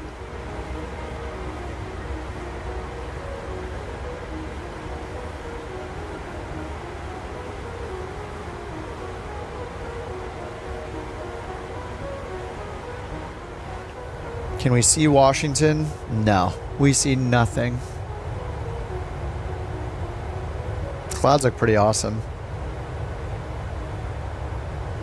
And the cloud variety is going to look better in 2024 when the when Flight Sim 2024 comes out too, because they're adding cumulus clouds finally being modeled.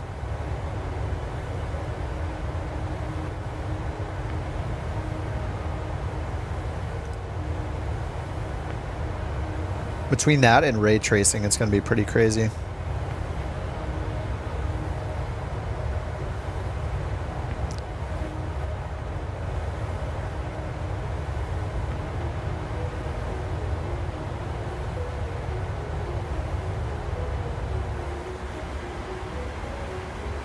You know, the one thing this plane needs is the visible co-pilot.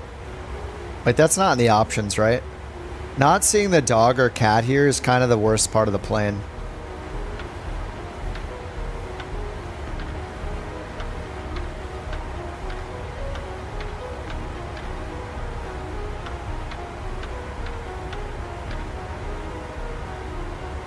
You were trying to find rain last night?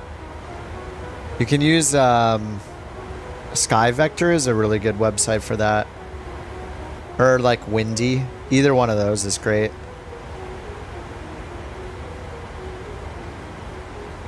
Like here, if you go to Sky Vector and then hit the layers button up here, just like on your phone or a laptop, or if you have anything like that. Or you could download the Windy app. I think they have an iPhone app for Windy. That might be better if you have a phone. Or if you don't have like a laptop or something nearby. But you can turn on the weather up here. You can also turn on IFR. Or another option is just to look for magenta and red dots. That's another way to find it. Or at least like really low clouds. Not necessarily rain, but really low clouds. If you look for red or especially magenta, magenta is the worst. So if you want to do any auto landing practice, just look for magenta dots. So here, Lewisburg, clouds are what? There's 1 mile of visibility. Clouds are at 400 feet. And what is it? What's BR? Is that mist? I think BR is mist.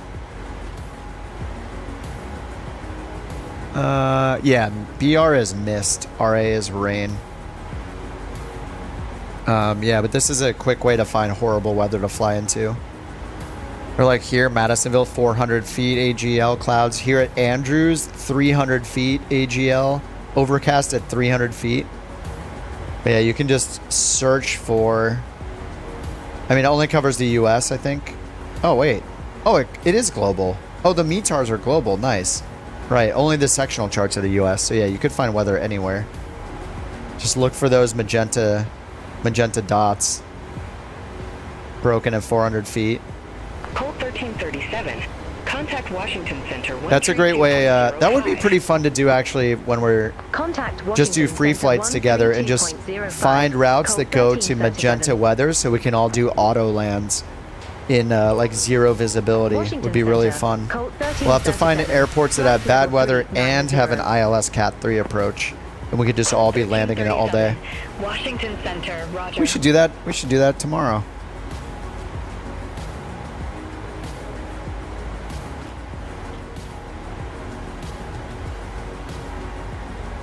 That could be fun. All right, what's our top of descent now? 148 miles, and they said they just passed us off to Washington Center. So we are with Washington now.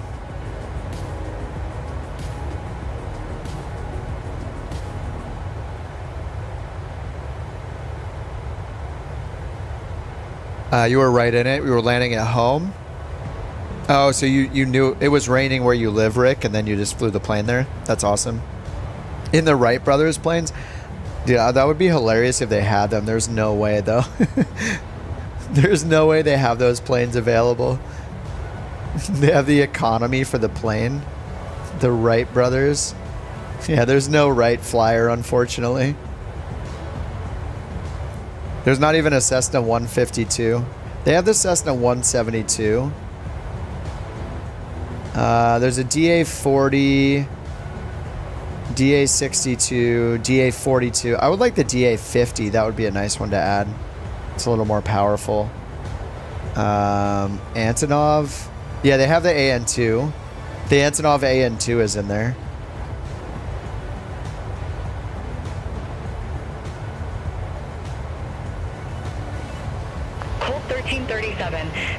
Washington Center Twin Otter, let me check. Contact Washington Center 125.45. Yep, all the Twin Otters are in there. Bunch of different variants. Yeah, if you need anything added, just ask in the Discord. And there are several of us who are fleet managers. I made Josh a fleet manager because he's been all over it. Kodiak, I just added a Kodiak earlier. Yep. Yeah, it's got like almost everything. The only things it doesn't have are like fighter jets, pretty much. I couldn't find the DA-50, but you'd probably just use the DA-40. The problem is the model matching, so you just request. You just go to their Discord, I think, and request them to add another plane. But it's flexible enough where you can, you know, like look, we've already added 56. Yeah, we have 56 planes. Oh, there are 2 Uncle Ricos. Whoops, somebody added a Uncle Rico yesterday. All right, we're gonna rename this one to La Fonda then. La Fonda. All right, we got a La Fonda. I might have just renamed one of the planes you guys are flying. We're trying to name them after characters now, so Air America, Chevy Chase, Chewbacca, Classic Toby, Damn It, Janet. Some of them are holdovers that need to be renamed, like He Fixes the Cable. We got Jackie Treehorn. Tina. Oh, Tina with the llama, yeah. Here, let me rename this one. This one's called She Kidnapped Herself, which isn't a name. Tina. The llama. Code 1337. All right, we got Tina the llama. 124.775. Contact I don't know Washington Space Center Jam. 124.775. Colt 1337. Have a good one. Isn't Space Jam like a cartoon? Washington Isn't that like the Center, Bugs Bunny, Colt Michael Jordan thing? 1337. Flight level 390. Code 1337, Washington Center. Does that Roger. mean like to use Warner Brothers? Like cartoon characters? I like silly characters, I think are good. Like the ones we've been putting in from Big Lebowski and stuff like that. Do you have to link your game account? No, you just launch it. It just interacts with the sim just like, you know, VATSIM or A Pilot's Life or On Air Company. Oh, Pedro, yeah. What's Pedro's last name? We have a Napoleon. I should add a Kip Dynamite. Yeah, how is there no Kip Dynamite? Over the Line. I'm going to rename this Over the Line one to Kip Dynamite. We have Napoleon Dynamite. There, we got Kip Dynamite, his brother, of course. Colt 1337, contact New York Center 128.3. Top of descent. I got 79 miles for mine. New York Center 128.3. Good heads up though, yeah. Colt 1337. My bedroom was Space Jam? What did I didn't even have any posters in my bedroom. I just had like an old computer. It was like my mom's old bedroom furniture was my bedroom. Turn sim rate off? Yeah, yeah. I usually just use it in cruise. I'll turn it off at like 30, 40 miles out. So we'll get a proper descent experience. We're not really missing much with all these clouds anyway. We're not really seeing any cities or anything. Lots of cloud coverage here. Just as I say that there's an airport right there. Is there always a transition between arrival and approach? I don't think there's always one to choose because I think some of them... That's a good question. I know I've seen stars where there's no transition to select in the database, but I'm not sure if that's because you don't have a choice in it and everybody uses the same transition. Man, that's a good question. I'm not sure. I feel like I'm being quizzed. I don't know the answer. Because when we selected this one, we definitely had a bunch of transitions to choose from. So we have 3 different transitions here. I'm not sure if they always have one.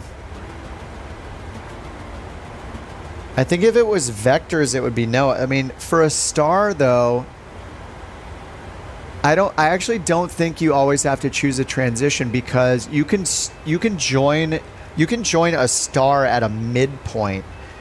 So like, for example, here, we could use this star as part of our flight plan if we're, say, coming from up here. Contact New York Center 118.975. Or over here or something. It's possible, or even like over here. It's possible that we join it at one of these middle waypoints, like Cran or Gashi or something, instead of one of the transition. Or sorry, it's possible that we come in from like up here and join at Ruiz or Alwyn or Banky or direct Roebuck. So in this case, we wouldn't be using a transition. Like, it's possible to have a flight plan that does not start at Merritt or JFK. So I'm not sure if every star has a transition available, but I do know that you can join a star at a waypoint along the star that is not the transition waypoint. Because we just did that. We did that a few times, like in the last week. Okay, I think it's time for descent, right? 33 miles. All right, I'm going to turn off time acceleration. I'm going to say 3, 2, 1, go, and then I'm going to wait 8 seconds. But when I say go, that's when I'm turning it off from your perspective, all right? 3, 2, 1, go. And now I'm going to wait 8 seconds for stream delay. 2, 4, 5, 6, 7, 8. There. All right, good enough. Doesn't really matter. We're going to be spaced out pretty much no matter what.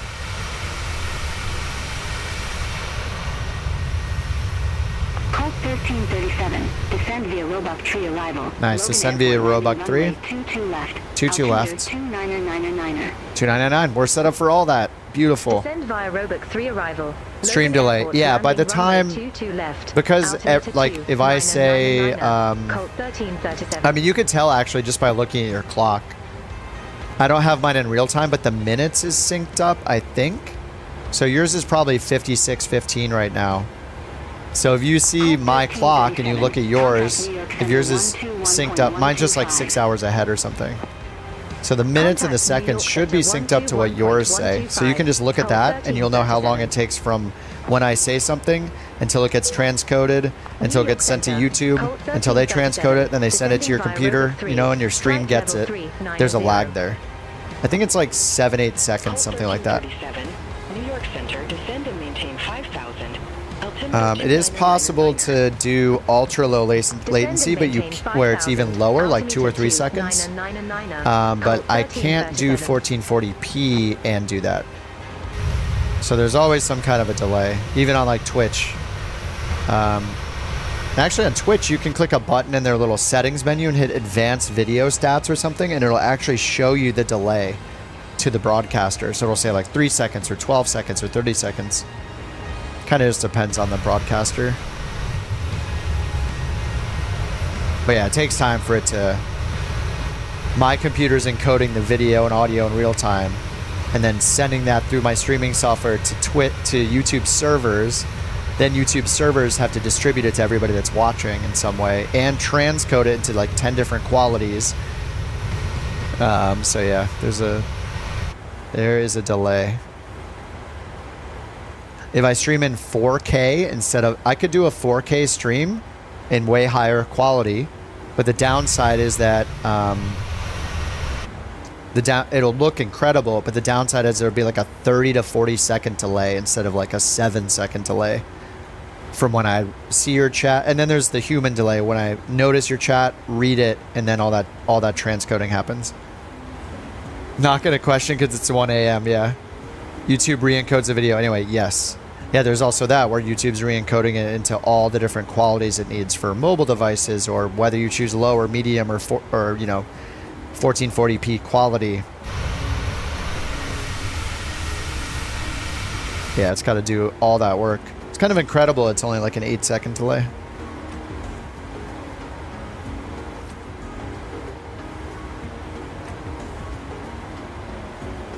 All right, what do we got here? 5,000 feet is set for the descent for the Star. And because we're at 39,000 feet, we're already at 250 knots, so... but as we get lower, we'll get faster because of the descent. And just because there's more air to push. 20 years ago, we had, oh yeah, MSN. Yep. Barely.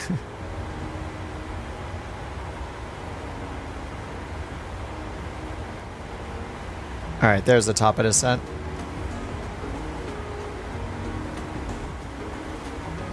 All right, let me look up the descent winds again.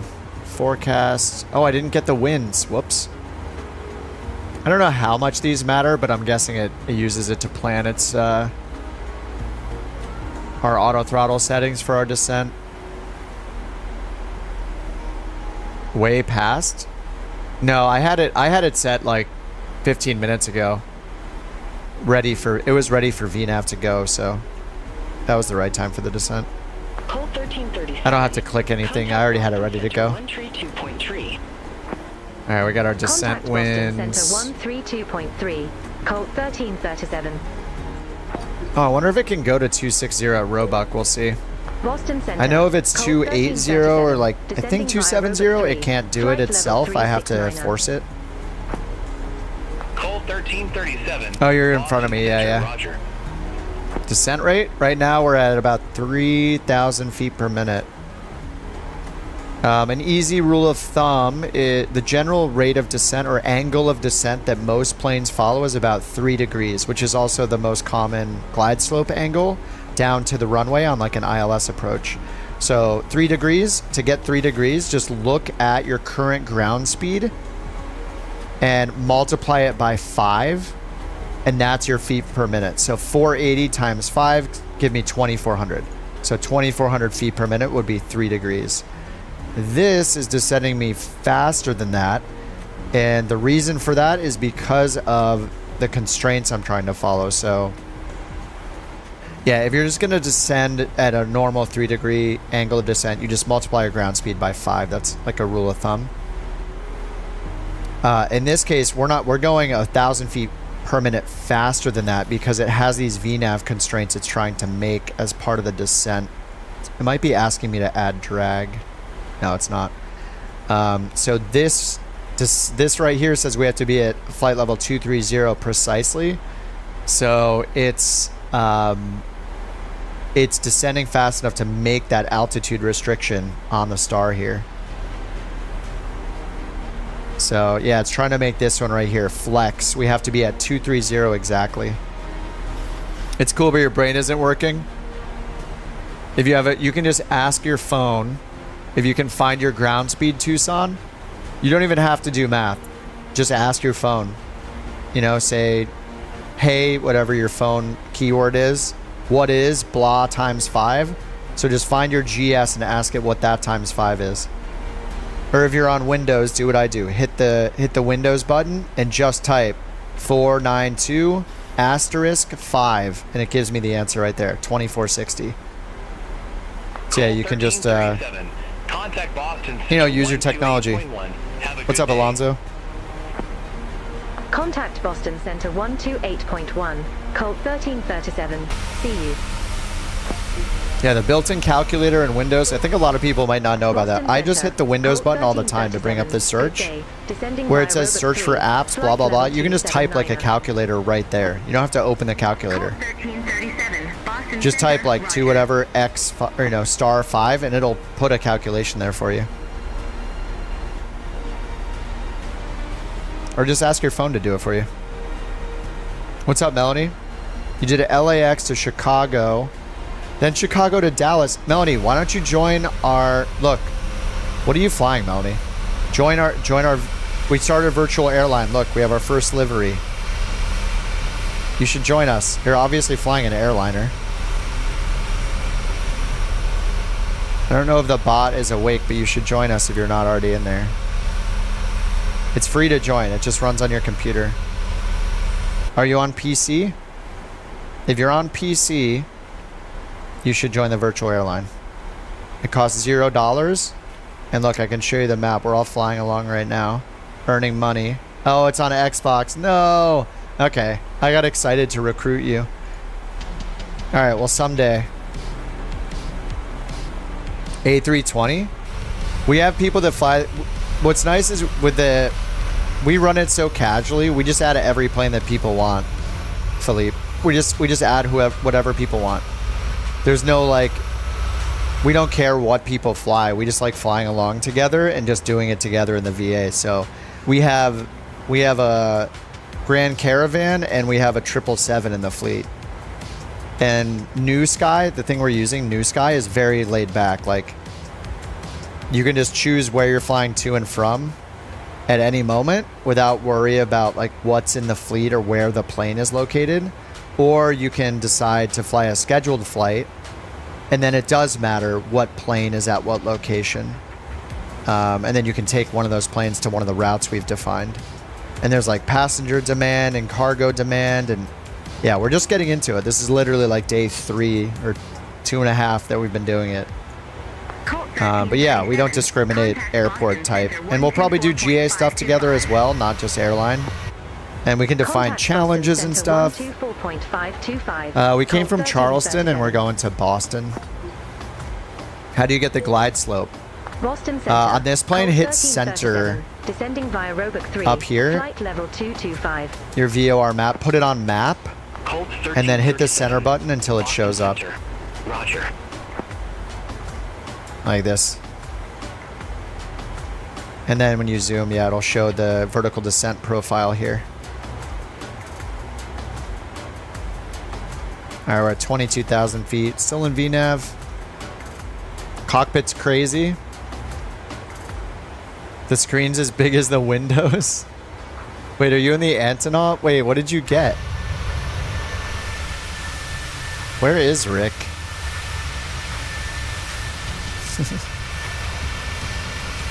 Join with the A320. Yeah, I think we have a couple, and like if you want your personal A320 with like a certain name on it, we've been naming the planes after like movie characters. But yeah, Philippe, we've been like defining routes and stuff too. So like what's cool is with this, you can join in, you can like hit book a flight, and if you just want to fly anywhere you want with any plane you want, you just hit free flight, cargo or passenger, and then you just choose any Airbus that's in the fleet. And then if we make it a little more realistic, if you want to do something a little more realistic, you can do the scheduled one, and it's up to us to define these. So we have a bunch that we've defined.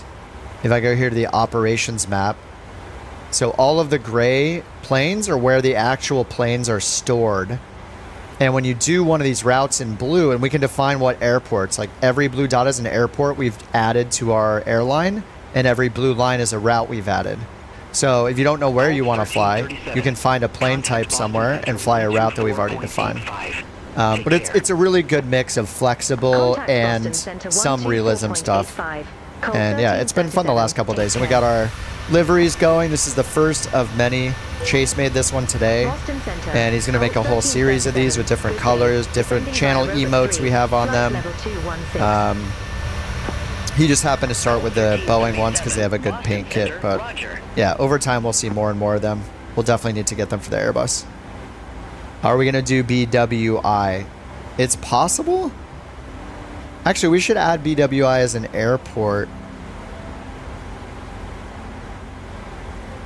Yeah, I don't think we added BWI. Let me add it right now as an airport that we can fly to. And then let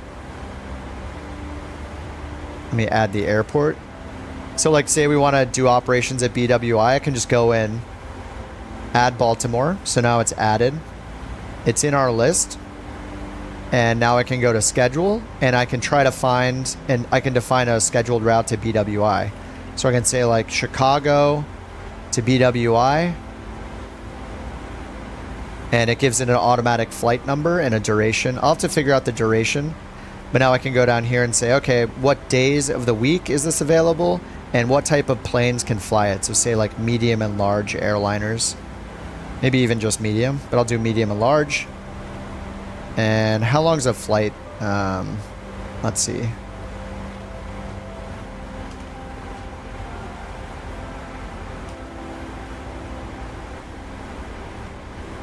Looks like it takes about, here's a real world route. It's about 2 hours. So now I can just set the default duration. It's expected to take 2 hours and hit save. And now the schedule's created. And if I go over to our operations map, we'll now see a route that exists to fly from Chicago to BWI. So now we will fly there at some point.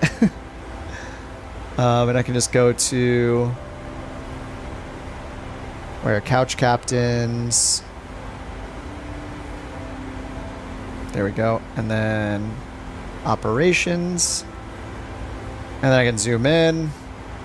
And now we have BWI right here as a destination. And there's the route. So it's up to us, like, yeah, where we fly to and from. Can you do routes in the longitude? Yeah, we've already added them to the fleet, so you can already do that. The main thing is if you do the scheduled routes, since you're taking the plane with you, basically, only one person on a scheduled route can fly each unique plane, and it actually moves the plane, right? So I've been flying this 780 or 737 is called Knox Harrington, the one I've been flying. So I'm actually moving this in the virtual airline. I'm moving it in the virtual world to Boston right now. So when I'm done with this flight, this plane will be in Boston. So if you do a scheduled flight and you want to fly this exact plane, the Knox Harrington plane, it will be in Boston. So you have to fly it from Boston to somewhere else, if that makes sense. Like on air, yeah. But the beauty is that we can move these planes at any time. Like you can kind of do that on air too. But if there's no, if you just want to fly in the middle of nowhere and say Alaska or who knows where, anywhere, like Greenland to Norway or something, and you don't need the scheduled route, like you can just go in and book a free flight and just choose the plane, and it won't actually move the plane. So it's both ways. You can do the scheduled stuff and have the planes move, or you can do free flight and just fly wherever you want and still get rated and still, earn experience points and a rating and all that stuff, and your logbook fills up. So it's a cool balance. There are like other realism settings you can turn on, but we have it set up in a really like casual way right now. Like you can enable like type ratings and all that, and require that pilots maintain a minimum landing rating on a certain type of aircraft or they lose their license and they have to re-earn it. Like we don't have that stuff enabled. This is just like a really fun way for us to fly along and work towards like a common goal. It's cool.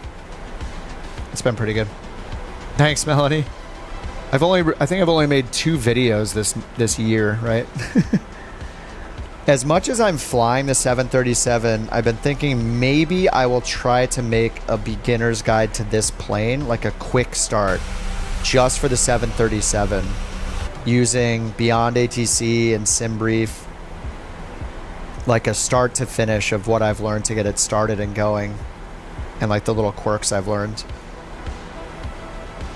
It would be the live stream too, thanks. It would definitely be my first attempt at any plane faster than like a turboprop, so. But I've been having a really good time flying this. As you guys can tell, I've been in this for like a month. A little ridiculous.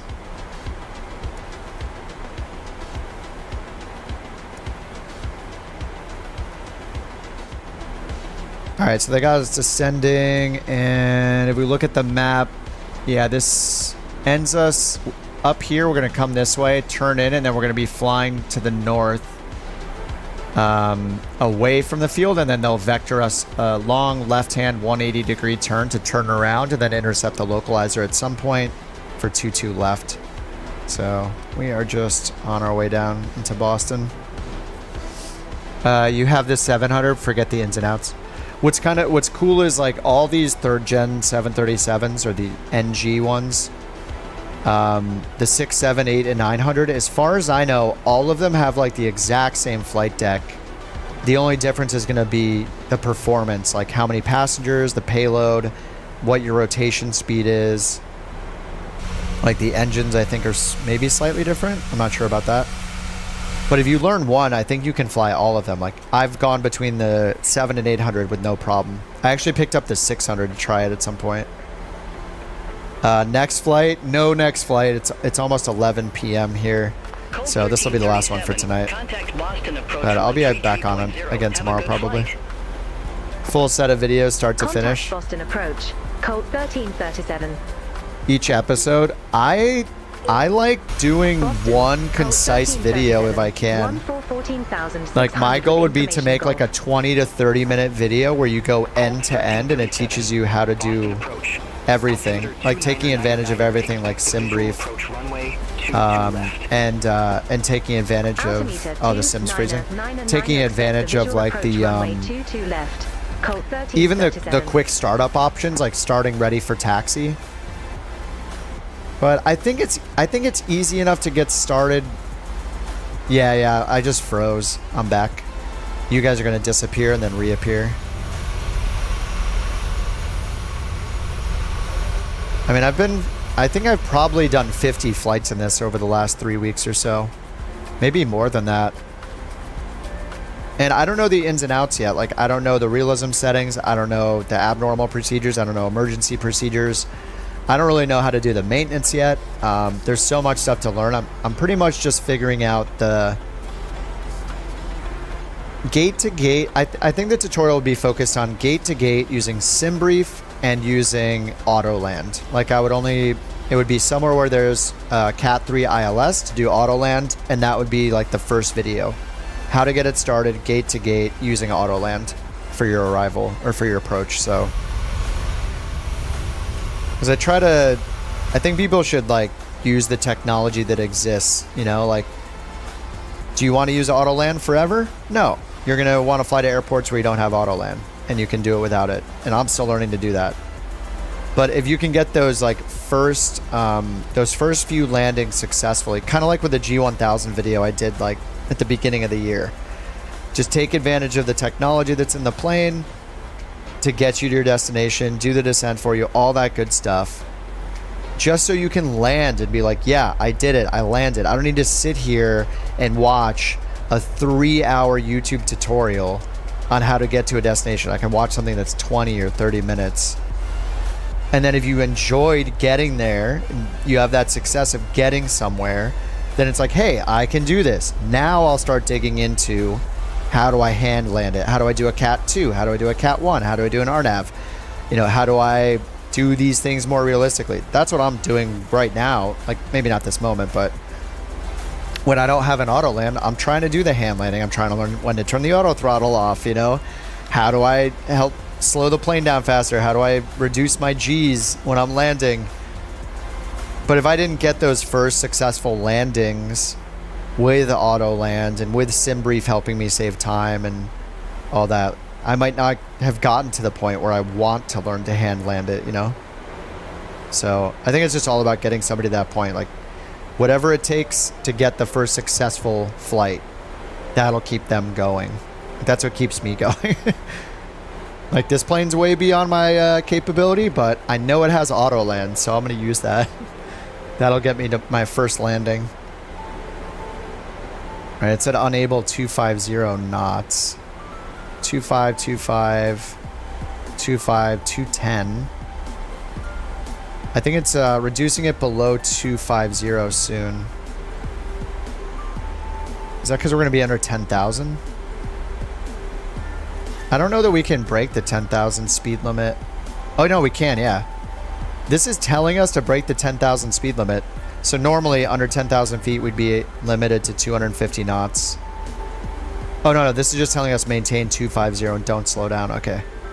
No, we're still maintaining that. Yeah, 250 until Ethan. But it might be trying to slow us down, so we're just going to keep our eye on that. You're not good at flying, use AI. Does that make you a bad pilot? No. Yeah, that's how I feel is if your goal is to, whatever your goal is, like get to this certain airport, it doesn't matter what assists you use, whether it's the assistance options, the AI, or it's using autopilot the whole way, or using an auto land like I do when I have one. You can just keep raising the bar for yourself personally. Like, I think it's like it's what real world pilots do, right? When they're training. So like if you're training for instruments, you know, they have personal minimums. These are basically our sim personal minimums. is what equipment am I comfortable using? So our personal minimums start really high, where we're like, well, I'm going to use auto land, or I'm going to use AI for the whole flight. Let the AI pilot do it. I'm going to use AI for the ATC. I'm going to use the auto land. I'm going to use autopilot. Like, you keep pulling that ceiling down if you even want to, and lowering your like sim minimums, you know? Like, feel like I'm coining a phrase here. It's our sim minimums. So that's just how I see it. Like, it doesn't, there should be no like gatekeeping things about it, right? Like, people are just having a good time. Some people want to learn the ins and outs of how to deal with an emergency in this PMDG plane. Some people just want to get to the destination and look outside at the clouds, like look outside at their hometown. So 2 tries to take off, nice. And we all also have, like, people have different limitations in different ways. It could be that you're playing on an Xbox with a controller, which is so difficult. Or, you know, somebody could not even be able to physically use an Xbox controller. I remember back at FS Expo in San Diego, I went to that one and I watched a speech somebody gave who had limited vision, and they were flying the sim with limited vision because of its accessibility settings. Like, you know, like, everybody has their limitations, either ones that they can't get rid of or ones that they're not ready to get rid of yet, or they can't get past them yet. You know, they need the time, or they need to learn a new skill or whatever. Yeah, every time I hear about like or see any kind of gatekeeping behavior, it just feels bad. It's just like, it's so unhelpful. It's like, all right, we're under 9,000, landing lights on. Like, I just want everybody to be able to fly along and do what they want in this sim and have fun doing it. Like, look at how awesome it is. Knit ref, let's go. Flaps 30 as usual. We already got the ILS in. We got the DME showing up here already.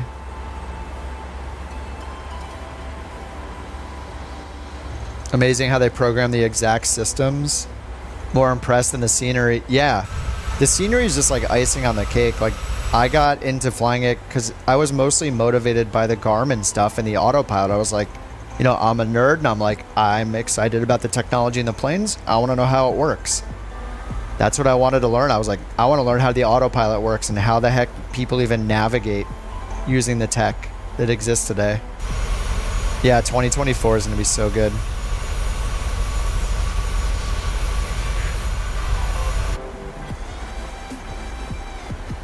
Rail, what are you flying? That just looks like a Bonanza.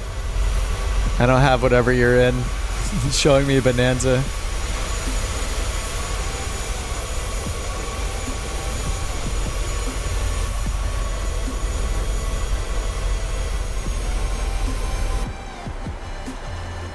All right, we're maintaining 250 knots until Ethan. So we're at Caleb right now, and then there's Ethan and then Patrick. So we're just following this, maintaining 250 knots. Did I say 280? 250 knots until we get there, and we're still descending all the way down to 5,000.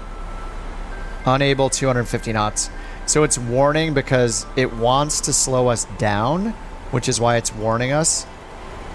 The FMC wants to like actually slow us down because of our altitude, but we're overriding that, and we're not following the FMC. We're overriding it by hitting the speed intervene button and setting it ourselves to make sure we hit that 250.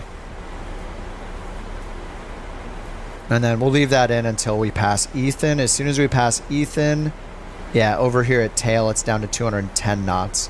So I'm just going to hit the speed intervene button again when we pass Ethan in 10 miles. Oh, you're Rail Tucson? Nice. Okay. Wait, what are you flying? Oh, the standard F-18? That's so weird. The Super Hornet? Oh, it must not be the Super Hornet because I have that installed. There's another F-18? What's up, Zero? Speed intervene. So, there's 2 buttons here, speed intervene and altitude intervene. And they're both based off your FMC, so your flight plan down here, flight management computer. So this is the CDU, the control display unit. This is the computer itself, but the FMC is basically, you can think of it as the software. But if you have restrictions in here, see how like this one's set to 5,000, 5,000, 5,000 because of the star, it's trying to have those restrictions. If I wanted to bus below that restriction and basically tell it, hey, I want you to still follow the VNav for me, but you're going to ignore the next restriction. Every time you hit the altitude intervene button, it removes the next altitude restriction. Speed intervene is similar, but it'll say, I'm taking over the speed control. So don't follow what kind of programming you have. Because right now it's actually, here it is. It's going to be following right here on the descent. It's trying to follow this actually 240 knots under 10,000 feet. So I could redefine that here by typing 250 and replacing that restriction. Or the easier way, I think, instead of reprogramming that, is just go up here and hit speed intervene and choose my speed manually. So if you press speed intervene, you're taking control away from the FMC, the computer, and you're putting it up here to the MCP, the mode control panel, this whole top area. But yeah, when you hit speed intervene, it'll show the speed in the window up here instead of it being blank. Then you can use the knob to force a speed. So now that we just crossed Ethan, I don't need to follow that 250 anymore. So I'm going to hit speed intervene again and watch the window. This is going to go away. Now it's blank. That's how I know the computer is taking control of the speed again. And now if we look down here, the purple speed, it's now at 240. And then soon it should change to 220 and then 210 because it's following the programmed speeds, which happen to match, they match what's in the star over here, these restrictions. See that we have 210 knots. Then over here at Patrick, 220, tail 210. So it's gonna, soon it should start slowing us down for those. What's up, aviation bro? Am I gonna be on tomorrow? Probably, yeah. I'm just streaming like 6 days a week now. It's been a lot of fun. I feel like I'm like a new streamer now because I'm flying all these new planes that I never flew before. I don't know. It's been a good time, and now like I just have the momentum. And now we're all doing the virtual airline together, which is super fun.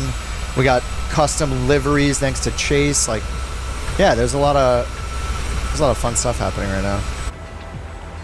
All aircraft be advised information hotel now current. We'll get an altimeter. 2998. 2998. All right, that is set.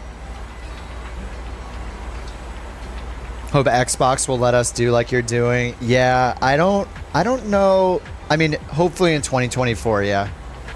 If they just make it so the Xbox can send the data over your network, you could get a laptop or maybe even a tablet. So like Navigraph, for example, which is, here with the moving charts. I can put Navigraph on my iPad, right? Not on my computer, on my iPad, and over the network, Microsoft Flight Simulator shares my flight sim data, where my plane is and all that, over my network, and the iPad can pick that up, right? I don't put a cable to my computer from my iPad. So if they can do something like that with Xbox, where Xbox will broadcast that data over your network for any connected app to use, then SimBrief could work on your iPad, or you could have a laptop that can't run Microsoft Flight Simulator, run NewSky. You could run this and use the same apps that we're using. I hope that's what happens. Colt 1337. Okay, so now it's turning us to the right onto tail, and then we want to be on this. This is the runway right over here, so we're going to turn left at some point. But it's slowing us down. And we got the DME in. What I never use is like the approach or the VOR instead of the map. I'm like always using the map. But I could change this to the VOR, I guess. I just like seeing the map at all times. Because we have our VOR info over here. We'll see the diamonds over here. Alright, now it's slowing us down more. 230. How do you get the livery? It's on my site, or you can go to my site or my site by going to couchcaptains.com. Couchcaptains.com just goes to my site. But yeah, the livery is there. Just click the Either of the deliveries, they all just lead to a Dropbox link, a Dropbox that has it. And we'll just be adding more and more over time. Descend and maintain 4,000. Altimeter 2998. All right, 4,000. Vectors for the approach. All right, so we're gonna go to vertical speed mode. Maintain 4,000. Altimeter 2998. Down to 4,000. Our ground speed is 259 or 260 times 5 is 1,300. Turn left, heading 300. Intercept the 22 left. All right, 300 heading Descend select. and maintain 3,900. 3,900. Turn left, heading 300. Intercept the 22 left. All right, heading select. Since we're not in VNAV anymore, we control the speed. So I'm just going to bring it down to 180. And he said intercept the localizer. So when he says the keyword localizer, I'm going to hit the localizer button. So it'll intercept the localizer when it can. All right, now we're making that turn right towards final approach. They gave us this 90-degree turn. I wish it was a little more, but usually you want to intercept on like a 45 or like a 30-degree angle. But it's just going 90 degrees. Flying over you in real life, Austin? Nice. Where are you at? You near these lakes down here? Don't dox yourself. Don't actually tell us. You're down there somewhere. All right, I'll go flaps 1 to slow down. I think I could do flaps 5 probably. All right, DME, we're 16 DME out. Let's look at our go around info. So this is an ILS Cat 1, so it only takes us down to 200 feet above the ground. All right, go around is 3,000 feet, so we'll set that when we're on the glide slope. At your 10 o'clock 19er miles. Report the field in sight.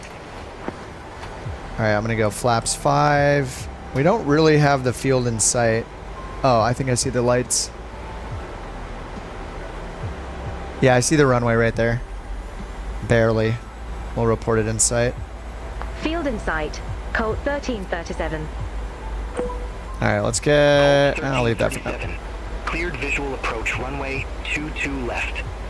All right, we're cleared for the approach, so we can go down to the FAF altitude of 1,700. So let's go 1,700 and VNAV.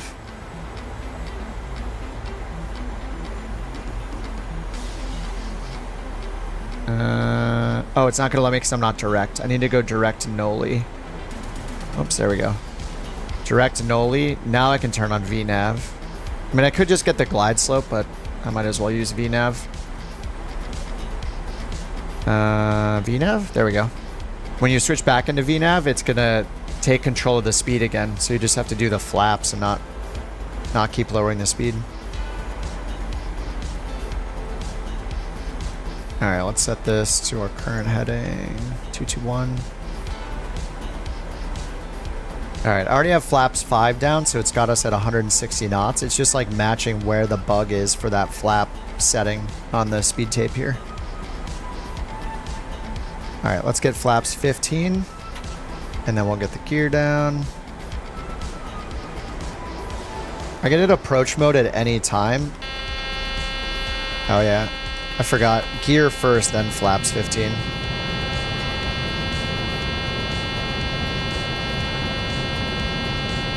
If I do it the opposite way, it yells at me for having flaps 15 before the gear. It will stop. So technically, like, we should grab the glide slope when we're at Vocus here. And we're still a ways off from that. Okay, calm down. That's what I get. That long of a buzz for not doing the gear first. So Vocus is still coming up. And we could grab the glide slope now if we want, or we can wait 5 miles until Vocus. And VNAV is still descending us. Anyway, we can see the glide slope's already ready. It's this little white triangle, or the white diamond right here. Woke up my girlfriend. I'll just hit approach. Boston Tower 128.8. Over to tower 128.8. Alright, alright, now I capture the glide slope. So we can set our go around altitude 3,000. Boston Tower, Colt 1337, visual runway 22 left. Colt 1337, Boston Tower. Alright, DME, we're at 8 miles out. Runway 22 left clear to land. Clear to land. Alright, we'll get turn off lights on, continuous engine ignition on. 2,500 feet above the ground. Visibility is not the best. Alright, we're still 7 DME out. And Vocus is in 3 miles. So I'm going to wait till we get to Vocus to get my full flaps out. So we need 2 more notches. Okay, auto brake, 3.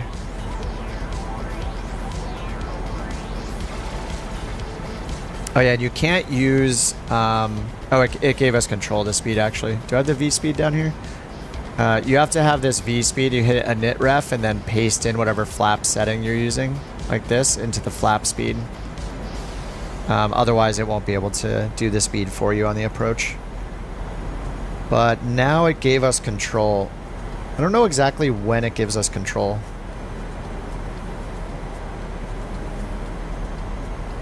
Anyway, our VREF speed is 133, right down here. Flaps 30, 133. So I'm just going to turn our selected speed here to 133. Or, sorry, 133 plus 5. So 138. And we'll get the rest of the flaps out. Flaps 30.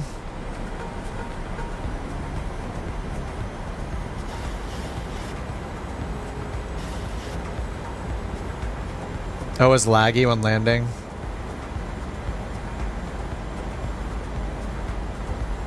Yeah, the PMDG devs match what Boeing programmed. That's true. It's pretty insane.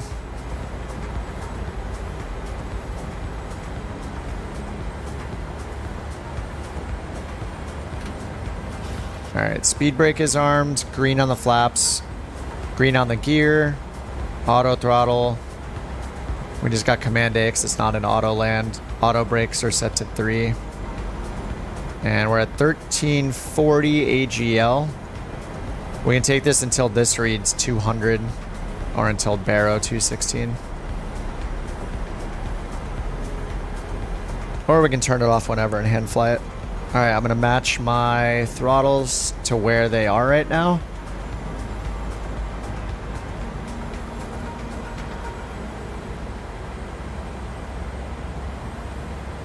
It's adding quite a bit of power. 1,000. We have an 18 knot headwind. Okay, probably not a good idea to do VREF. Actually, I probably need to add a couple knots for the wind. Yeah, I think like 141's good. Our ground speed is 132 now. Got like a 10 knot headwind. Alright, throttles match. Time to mess up this landing. Alright, we're at about 600 AGL, so autopilot off, auto throttle off, and let's mess this up.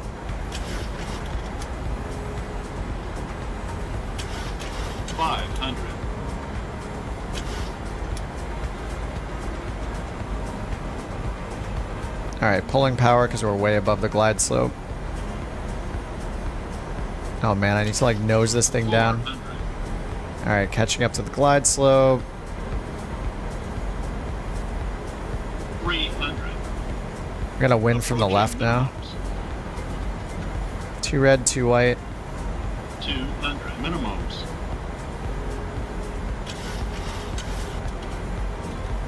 100. 50. 30. 20. 10. Super long landing. Oh no, it's not even soft. 400 feet per minute. I messed up.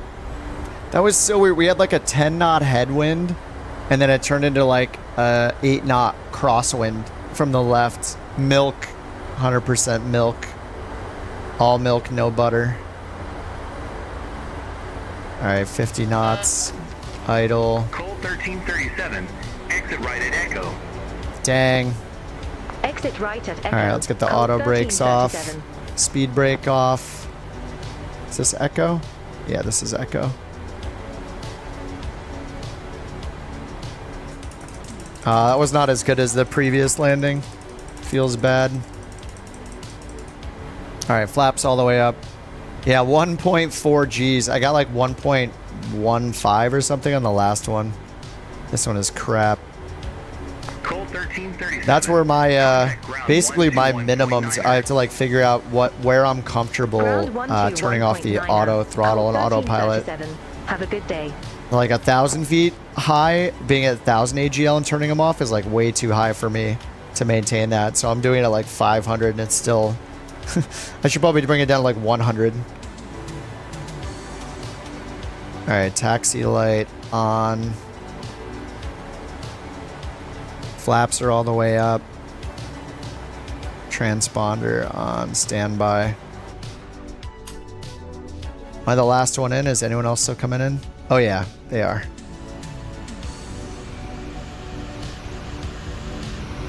Oh, I just missed Kale. Kale just landed.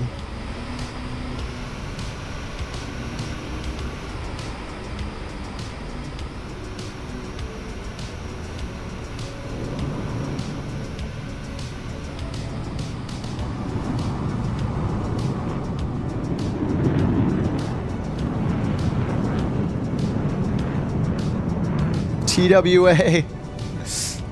That's a cool livery. Throwback.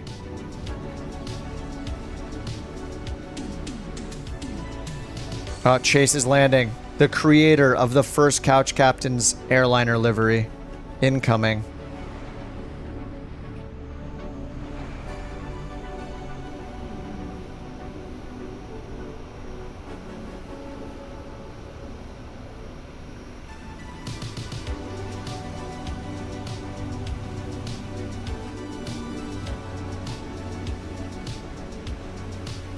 The face looks so funny, too.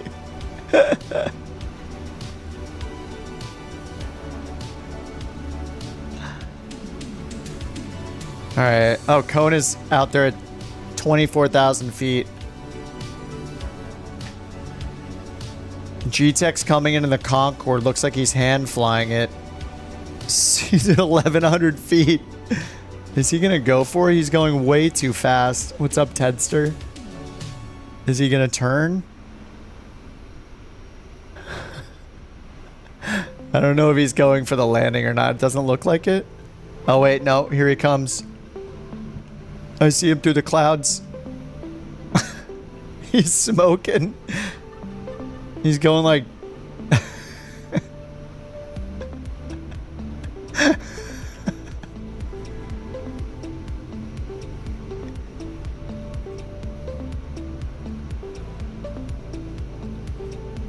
We can barely see him from here.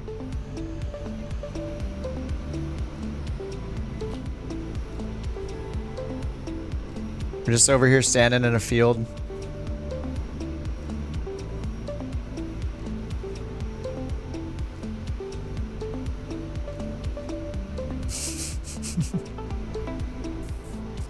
I still haven't flown it yet.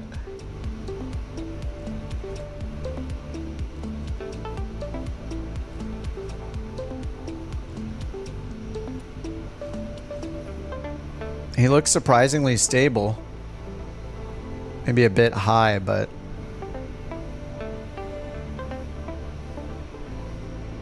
No, he's looking pretty good.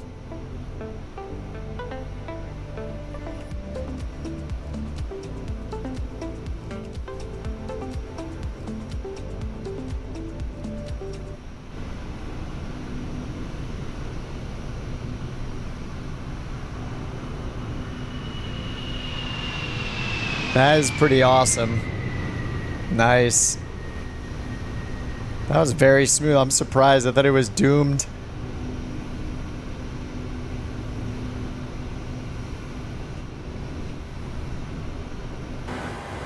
Alright, let me get this taxi going here. Colt 1337. Request taxi to assigned gate. Colt 1337. Gate Bravo Tree taxi via Echo. Hold short runway 22 right. Gate Bravo 33 taxi via Echo. Hold short runway 22 right. Colt 1337.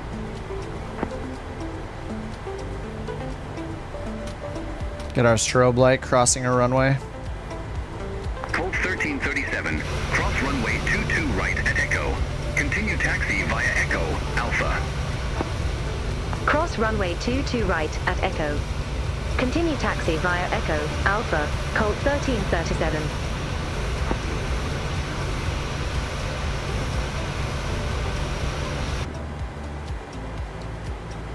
You have to keep the nose up like doing a wheelie. I could tell. You definitely did that.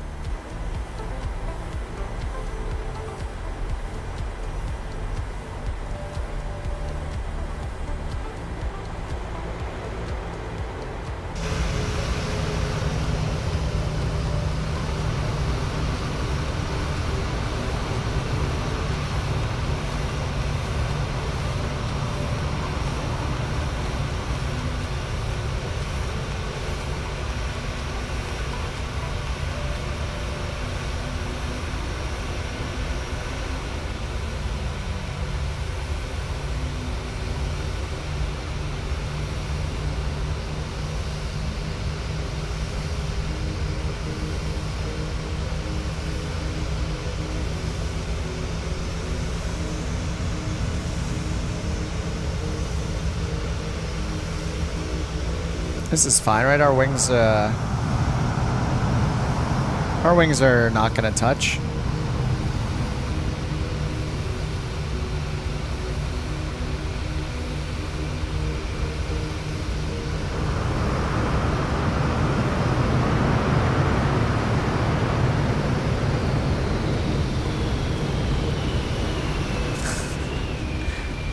They touched.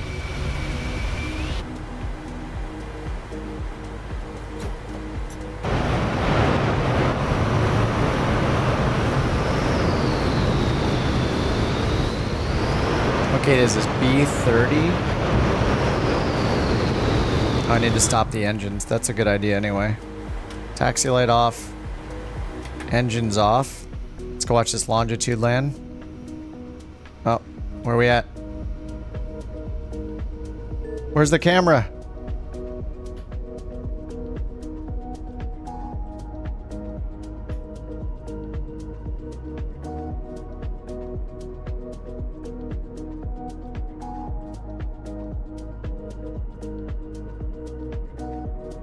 Alright, they're still coming in.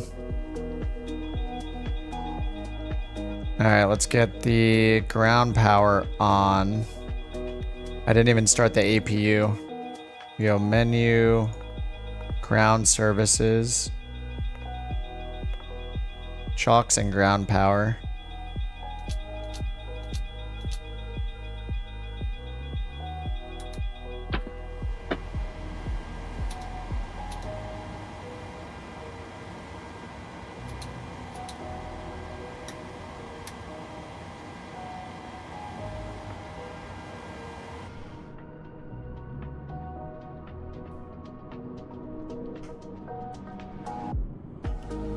Need to get to the other runway. Okay, here we go. We got a longitude incoming.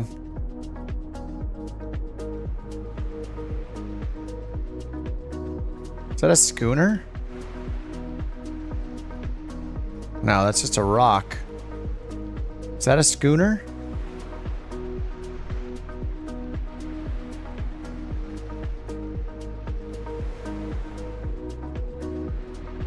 Longitude incoming.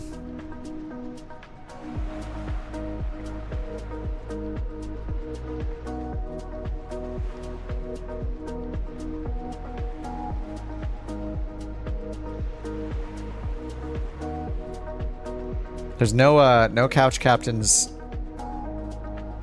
longitude livery yet. I have one for an old one for the CJ4.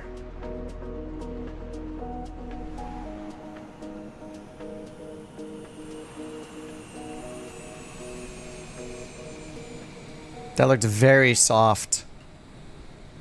You know who's on that? Walter Sobchak. In the back. You wish you could see each other's ratings? I think they probably don't let people look by default or whatever, just because it's like a private kind of thing. They don't want like anybody to feel like embarrassed because they had a bad landing, you know?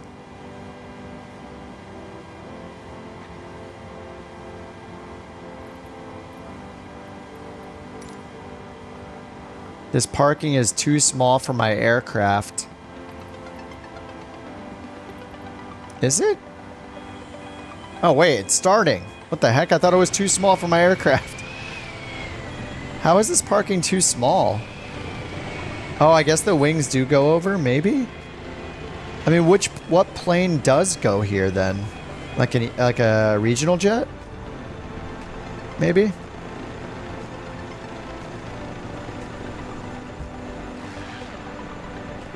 Oh my god, there's 3 of us all lined up. Quick, get the marketing team on this. What's up, Sierra? Oh my god, there's so many. Yeah, this was the last one.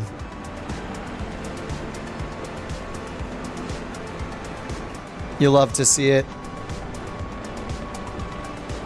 Look at those what the heck?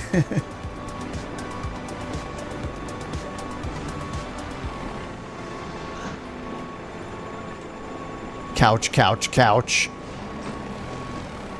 So many couches. There was a couch over here, but it's gone now. Oh, did you just move over here? We have 4 couches. This is what the future looks like.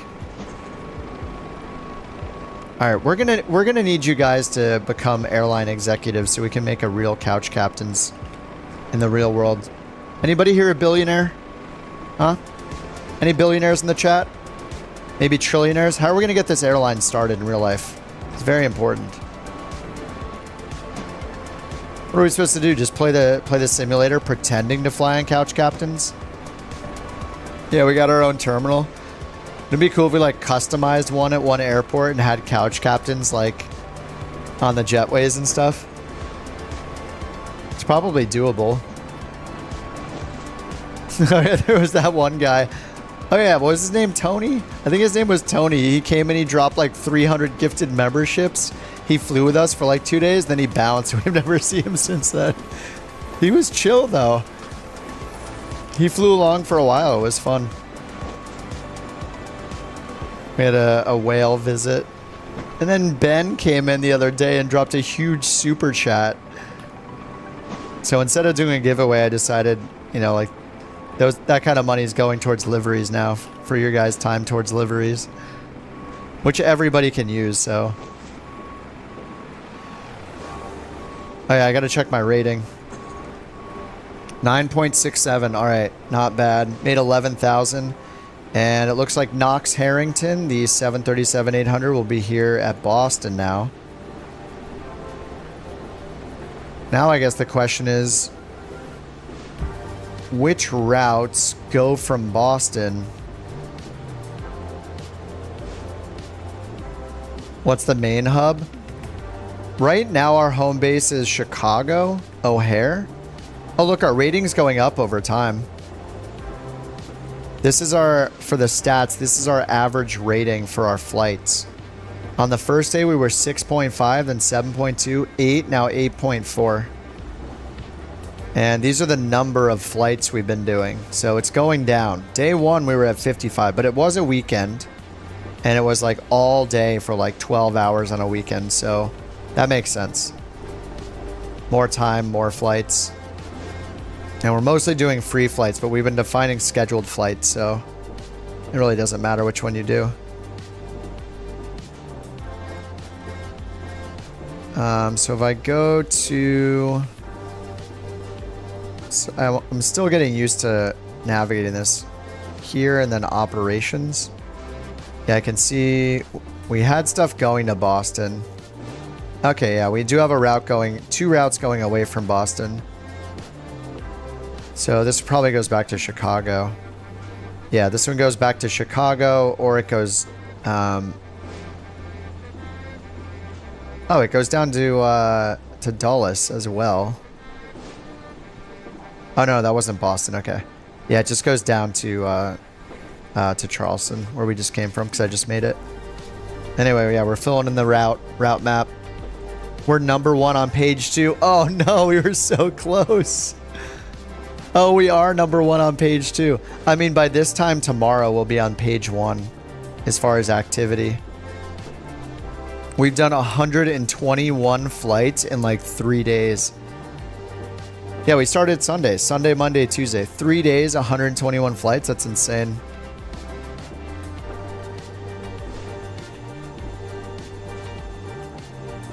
What's the fleet? We can do whatever we want. We can literally add any plane. There's like no downside. We can just keep adding planes. So it's just totally up to us.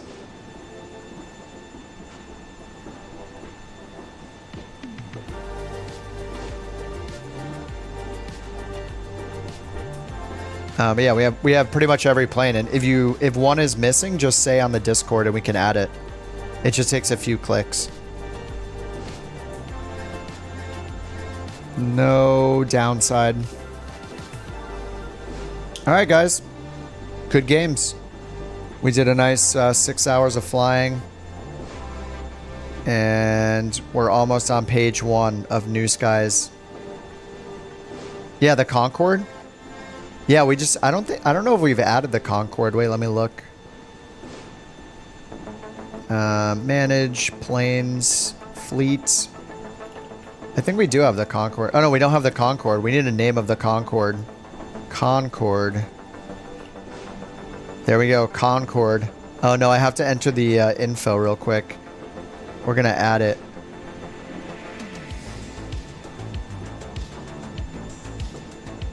Sim brief. Let's see if it has the airframe.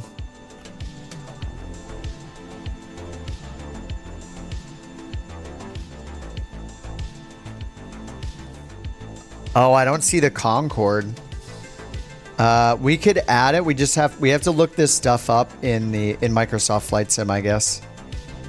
I guess I can look it up right now, and then it'll be ready. Do the event flights count for the weekly contract flights? Weekly contract. Free. There are 2 flight types. Free flight, which means you just choose. You can choose any plane in the fleet, any departure and arrival, and just choose whatever you want. The plus side is you don't have to worry about where the planes are or anything. You just fly freely wherever you want. The downside is that you lose like 20% passenger capacity or something. Pilot's Life? Oh, a Pilot's Life's totally different for, like we're using a different app called NewSky, like for a virtual airline. A Pilot's Life's really good if you're flying like for yourself, but if you want to interact with other people, it's pretty much impossible. Because a Pilot's Life, you'd have to be on the same airliner with the same type ratings and the same planes doing the exact same route, so it would just be, it's totally different, which is kind of why we're using NewSky.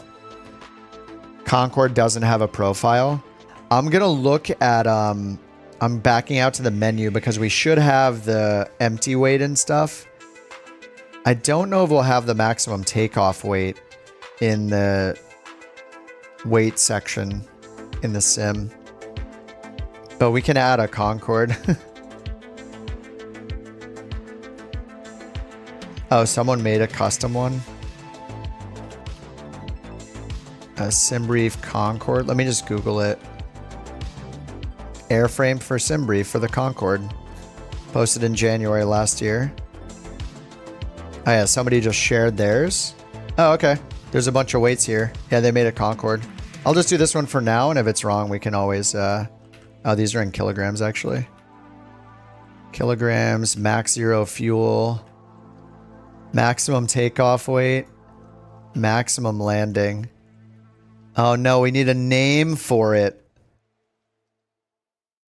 We're not going to say Flight of the Conchords. Well, we were naming characters from Napoleon Dynamite. We have Uncle Rico. We got Tina the Llama, Kip and Napoleon Dynamite. Photos by Deb. It needs to be a name though. Oh, Pedro. Vote for Pedro. I'm just going to name it that for now. We'll rename it later. And looks like for passengers, it just does high density. Should we make it a couch captain style where we max out first class and business class with no economy seating. So it has, that's so funny. It can only take 54 people, or it can take 120. I'll just do, I assume it'll take cart. Oh, no, it was a passenger. We'll just do balance 3 class for now. All right, it exists. We can rename it later, but there's one in there if you want to do the flights in the virtual airline for it. It'll be at Chicago. Everything starts at Chicago, but we can also edit and just transport a plane wherever. Anyway, that's enough, I think. All right, guys. Good game. Thanks for flying along. Chase, thank you for the beautiful first livery. And I'll see you guys on the Discord. Have a good night. Awesome flights. Congrats on us all getting us to page 2. Or at the top of page 2. Oh, the Concorde only had 1 class? I wonder what class it had.